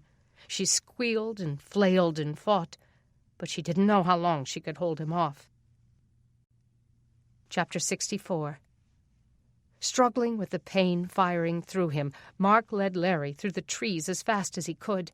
The sooner he could get to the gold, the sooner he could get back to Deni. Ever aware of the gun at his back, Mark prayed as he ran. "God, please protect her." He saw the stump up ahead. "There it is," he said, slowing down. He reached it and started pulling out the leaves with his good hand. Larry was out of breath. "You've got to be kidding. Are you setting me up?" Mark reached inside for the metal box. He tried to pull it out, but it was heavy, and agony shot spears through his broken bones. "Hold it." Larry cocked his pistol. "You got a gun in there? You trying to put one over on me?" Mark raised his good arm and took a step back. "Open it yourself if you want. It's full of gold." Larry moved closer, keeping the gun on Mark, and opened the box. There they were, all 97 coins. Larry's eyes rounded lustfully as he took in the sight. He grabbed some of them, let them fall through his fingers. Perspiration rolled down his temples as he started filling his coat and pants pockets with the coins. Mark knew his brother had no reason to keep him alive now. Taking advantage of Larry's distraction, he took off running, each footstep jolting his fractured bones. He heard Larry drop the toolbox, footsteps pounding the earth behind him. Mark didn't look back. He kept running, moving from left to right through the trees, knowing that Larry could kill him at any moment before he could get back to the house and save Deni from Jack. Chapter 65. Deni pushed with her feet, backing into the office, sliding across the carpet until she reached the wall with a window. She struggled to get to her feet, but Jack grabbed them out from under her, knocking her to her back. She kicked him in the mouth. He stumbled back, bumping into the desk. The oil lamp she'd left there tumbled onto the floor. Flames spilled across the carpet. But in his rage, he didn't see them. He swung and slapped her, knocking her head back against the wall. She kicked him again, but he grabbed her feet and dragged her toward the door. She twisted helplessly, looking up at the window through which she could call for help if she could just get it open. Smoke began to fill the room, and suddenly Jack let her go. She looked back and saw that he was stamping out the flames that had now crossed the doorway. The fire spread as if it had life, ravenously devouring the carpet, creeping toward her. She slid to the side, away from the window as the flames grew taller, licking up the walls. Chapter 66. Larry was right on his heels as Mark made his way back to his father's house. As he ran, he expected Larry to fire, but his brother must have been leery of drawing attention. Bent on reaching Deni first, Mark crossed the yard and burst in through the back door. Smoke filled the house, and Mark saw flames devouring the staircase. "Deni!" he screamed. He saw Jack stomping through the flames upstairs, scaling the banister, leaping to the first floor. As he hit the ground, his revolver went off. Time seemed to slow into still pictures. Jack's gun recoiling, the bullet tearing through Mark's flesh, wrenching, agonizing, exploding pain doubling him in two, throwing him back into the glass door. Glass shattering, flames reaching. Jack got to his feet, and Larry kicked Mark out of the doorway, opening the door, running. Mark struggled to sit up. Blood seeped into his shirt, and he pressed his hand against the wound in his gut. Fire. Deni! He heard her squealing at the top of the stairs. He got to his feet, stumbled through the flames. The fire was spreading across the carpet, ripping up the walls, spreading to the curtains. He couldn't breathe. His hand was wet with blood, his shirt soaked. His mind raced. God, save us! He jerked a curtain off a wall that hadn't yet been hit by the fire and used it to try to smother the flames on the stairs as he made his way up. He felt the flames licking at his skin, singeing the hair on his arms, licking up the denim of his jeans. Dizziness hit him as he reached the top of the stairs. Pressing a hand against his wound, he tried to go on. Gasping for breath, he fought the flames. There was a fire extinguisher somewhere. He had seen it on the floor in one of the rooms, pulled out with everything else. Where had it been? The bathroom. He lurched into the room across from the office and saw the red tank lying on the floor. Letting go of his wound, he reached for it with his blood-covered hand. He pulled the pin and squeezed the trigger. The white foam cleared away into his father's office, smothering the flames. Now he could see her. Deni was hunched in a ball, with her face in a corner. He staggered to her and ripped the duct tape from her hands. She fought her way upright, coughing. The room began to spin. He felt himself hit the floor. Darkness closed in on him as he heard Deni screaming. Chapter 67. Deni ripped the tape from her mouth, got to her feet, and opened the window. "Help!" Her hoarse scream tore across the neighborhood. "Someone help!" She fell to Mark's side, mashing her fist into his wound to stop the bleeding. Smoke still billowed into the room, telling her that, although the fire was mostly out in this room, it was still raging elsewhere. She could take the fire extinguisher and go for help, but by the time she got back, Mark would have bled to death. No, she had to stay here and stop the bleeding. As she kept her hands on Mark's stomach, she screamed until she had no voice left. Chapter 68. On his way back home from the well, Hank Huckabee heard screaming. He saw the smoke pouring from the window of Vic's house and ran toward it. As he approached, he saw flames engulfing the first floor, but the screaming came from upstairs.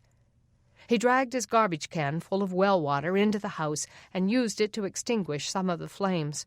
By that time, Marilee Goff had appeared with a fire extinguisher. Rushing in, she covered the stairway, killing the flames. Hank ran up the slippery stairs and found a hysterical Deni Branning and Mark Green bleeding to death. Deni didn't know how much time had passed before the paramedics arrived. Someone had gone to get her father, and Doug jumped into the sheriff's van, still parked in his driveway, and flew out of Oak Hollow to find the paramedics. Prayers, bargains, and desperate pleas tumbled through Deni's mind as she tried to keep Mark alive. It seemed like an eternity before she heard the sirens, and the paramedics ran in with a gurney. Pushing her out of the way, they rushed him into their ambulance. Doug and Kay intercepted her as she tried to follow, but she pushed past them. "I have to go with him." "Deni, you're bleeding," her mother cried. Deni looked down at her wet hands. "It's not me. It's him." She started to sob and looked up at her dad. "Go after Larry and Jack, Dad. You can't let them get away." Chapter 69. Doug didn't wait for backup before he went after Larry and Jack Green.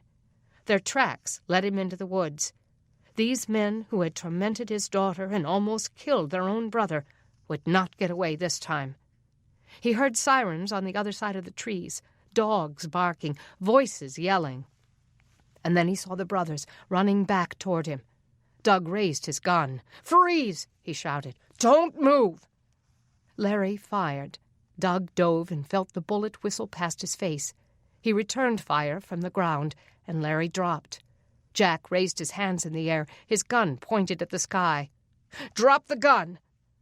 Jack looked from side to side. Wheaton and his men were moving toward him from the other side of the woods. He lowered the revolver and put it to his head. The gun went off, and he hit the ground with a thud. Doug couldn't believe what he'd seen. Slowly, he got up, keeping his pistol trained on the two bodies on the ground. He moved closer, watching to see if either of them moved. Wheaton ran through the trees toward him. When he saw the two bodies on the ground, he knelt to check their pulses. He nodded up at Doug. "They're gone," he said. Doug leaned against a tree, letting his weapon drop to his side. It was over now. Chapter 70. Wheaton let Doug take the sheriff's van to Birmingham so his family could ride along. As he drove, he heard Martha weeping in the back seat. Kay sat next to her, comforting her as they flew through town. Beth sniffed behind him. He looked in the rearview mirror and saw her eyes, hollow and vacant. Jimmy Scarborough sat next to her, his face white. Doug hoped Jimmy's mother was still at the hospital with his dad. Logan sat on the other side of Beth, holding his sister's hand. "They can't kill Mark," Logan said. "He's tough. He's probably better already." Doug stayed quiet. The opposite was probably more likely. As tough as Mark was, Doug had seen the blood on the carpet. Jeff, in the passenger seat, seemed to sense Doug's thoughts. "He's going to make it, Dad." Doug stared through the windshield. "I hope you're right." It would be so unfair if Mark died, after all he'd been through.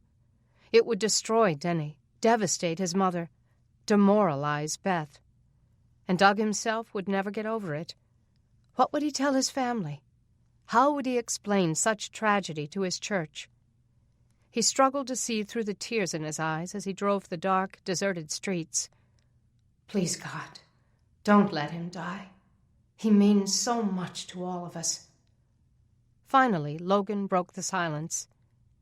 "Daddy, when is this ever going to be over?" He glanced back at his youngest. "When will what be over?" "The stinking pulses. I'm sick of this. I want things back like they were before." Doug looked through the glass to the stars sprinkling the night sky, and he wished the same thing. If they could only turn back time to the days of peace and prosperity, before evil ran so rampant, when everyone he knew was thriving and healthy. Had it really been that way? Or had he just viewed the world through the filter of his affluence, through the lenses of American technology, hurrying along so fast that he didn't have time to see the suffering around him? Was it bliss, or merely ignorance? The work God was doing in them all was important, purging out the waste, intensifying their purpose. They were all stronger for it. But like Logan, he longed for it to end. He thought of his sermon last week on the reason for God's testing. The scripture he'd used was from Deuteronomy 8, verses 2 and 3. "Remember how the Lord your God led you all the way in the desert these 40 years, to humble you and to test you in order to know what was in your heart, whether or not you would keep his commands. He humbled you, causing you to hunger, and then feeding you with manna, which neither you nor your fathers had known, to teach you that man does not live on bread alone, but on every word that comes from the mouth of the Lord." Though he had trouble embracing the theme of that sermon now, that this time of testing was to make them more righteous, more useful for the kingdom of God, he knew it was true. God was doing a work in them all, and there might be more yet to come.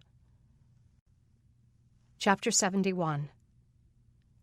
Doug and Kay found Deni on a table in an examining room, breathing into an oxygen mask, her hands and clothes still covered with blood.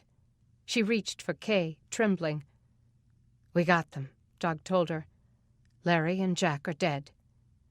Her forehead wrinkled as she stared into her father's eyes. Are you sure? Absolutely. They won't cause any more trouble for Mark. She squeezed her eyes shut, and tears rolled down her face. The doctors took him as soon as we got here. I don't know if he was dead or alive. Oh, honey, he's alive, Doug said. They have him in surgery. They took his mother back when we came in. Deni opened her eyes and pulled off the mask. Tears streaked through the soot on her face. They can save him, can't they? They saved Zach and Sheriff Scarborough. I hope so, sweetheart. He was bleeding so much, but he came up the stairs and saved me. Kay got a paper towel and some alcohol and began to wipe the blood off Deni's hands. If we had some water, we could get you cleaned up, but this'll have to do for now. She scrubbed hard, rubbing off every spot. Rubbing alcohol is good for so many things, Kay said. Did you know you can wash mirrors with it? Or is that hydrogen peroxide? I always get the two mixed up. I never have tried it because there's never much of either one around, but I think I heard Martha Stewart say once. Deni took her mother's hand, stopping her chatter. Kay turned her distraught face up to her. Mom, I can clean myself up, Deni whispered. Kay's face twisted and her lips stretched tight. Let me. Deni gave in and let her mother clean her up, weeping quietly over her daughter's hands. As Kay scrubbed, Deni closed her eyes and sent her silent, anguished pleas up to her sovereign God. She remembered all Mark had done to honor Christ, the truths he had taught her about forgiveness and integrity, the selflessness he wore like a clean, white cloak. There was so much pain in his life, so much abandonment, betrayal, abuse, but he had overcome it. The world needed him. She needed him. I'll do anything you want if you save him, she told the Lord. I'll be a missionary. Go to Africa or Washington, if you say. Whatever you want, Lord, I'll do it. Deni Branning? Deni opened her eyes. A doctor in scrubs with his surgical mask pulled under his chin stepped inside. Yes? Mark Green's mother asked me to let you know that he made it through surgery. He's very lucky. The bullet missed all of his major organs. Deni came off the table and into her mother's arms. Her dad caught her and swung her around. Letting him go, she threw herself at the doctor. He laughed and stepped back to keep her from knocking him over. He's lost a lot of blood, he said. We're giving him a transfusion as we speak. If any of you are O positive, you could help us out with that. Our blood supplies are dangerously low. Relieved that hers would help, she followed him out of the room, weeping with gratitude as she went. Chapter 72. The flames were licking higher, wider, destroying, devastating. Deni's face loomed in terror within the flames. White foam rained down on her, but it didn't extinguish anything. Instead, it ignited, consuming her. Mark heard her screams echoing in his ears. Larry and Jack laughing, his father's cold, sharp voice. It's time you were a man. Treehouse emerged through the flames, spitting. Satan roams around like a roaring lion. You are precious in my sight. You are honored, and I love you. And then he heard Deni's voice, soft and steady. And my mouth offers praises with joyful lips. She was reading Psalm 63. The flames died away, and he felt cool air on his face, comfort in his spirit. For you have been my help, she read, and in the shadow of your wings I sing for joy. Your right hand upholds me. He forced his eyes to open. Mark, can you hear me? He saw the blur of Deni over him, her eyes round and anxious, alive, beautiful. Life came into soft focus. Hey, he whispered. Her voice was hoarse, raspy. They're dead, Mark. Larry and Jack are gone. His brothers dead. Loss clouded his thoughts, but relief was fast in its wake. "You saved me," she whispered. He reached up to her. His arm felt heavy, clumsy, but he touched her face, felt the satin skin, her lips against his fingers. She took his hand, pressed a kiss on his palm. "I love you, Mark," she said. "I love you too." The words drifted deep into his spirit, settling things in his heart. She laid her head against his chest. "I feel so safe with you." Her words banished the lingering feelings of loss, illuminated what was gained, framed the miracle. As he held her and stroked her hair, he knew the strength that came from weakness, the courage that came from fear, the faith that came from doubt. God had come through, and in the shadow of his wings, Mark could sing for joy. Afterward. Sometimes I don't feel fearfully and wonderfully made. There are days when I feel like a disappointment to God, a frustration, a prodigal that he'd rather not see come home. Those are bad days, and I admit I fall prey to them way too often. Tonight at church I watched a sculptor take a lump of clay and sculpt it lovingly and skillfully into an image of Jesus. I knew going in what she was going to do, yet when his features emerged I found myself moved to tears. Delight filled my heart as I thought, I know him. I recognize those features. As I watched her work, I felt God whispering into my spirit, "This is how I made you. You were a lump of unformed substance. I sculpted your face out of clay, my fingers forming your cheekbones, your nose, the shape of your eyes. And when your face emerged, I smiled, because I already knew you. I delighted in you, because I created you so carefully." In Psalm 139, David said, "My frame was not hidden from you when I was made in the secret place. When I was woven together in the depths of the earth, your eyes saw my unformed body. All the days ordained for me were written in your book before one of them came to be."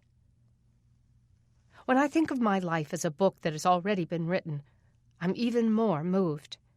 It makes me wonder how I can ever despair or question God, how I can ever lose my trust that He will answer my prayers, how I can ever fear or worry. If God knows me by name, if He knows me by touch, if He knows the number of days ordained for me on this earth, if He wrote the book of my life and knows what will happen on all future pages, if He can see around corners and over hills and knows what's coming, what is there ever to fear? Yet I do sometimes, and He knows it. I fear and worry and cry out and question, and He understands because He knit my personality in just this way. He gave me a questioning mind, an emotional heart, a cautious spirit, and He's not finished with me yet. He's still sculpting, still editing, still knitting. And when I let Him mold me in that special way, when I succumb to His loving, skillful, strong, and sometimes harsh fingers, I become more like His image. I begin to take on the features of my Creator, the one who knows me by name, the one who took on human flesh because something had to be done about my sins. Someone's blood had to be shed. Someone had to die. I was that precious to Him. And so are you.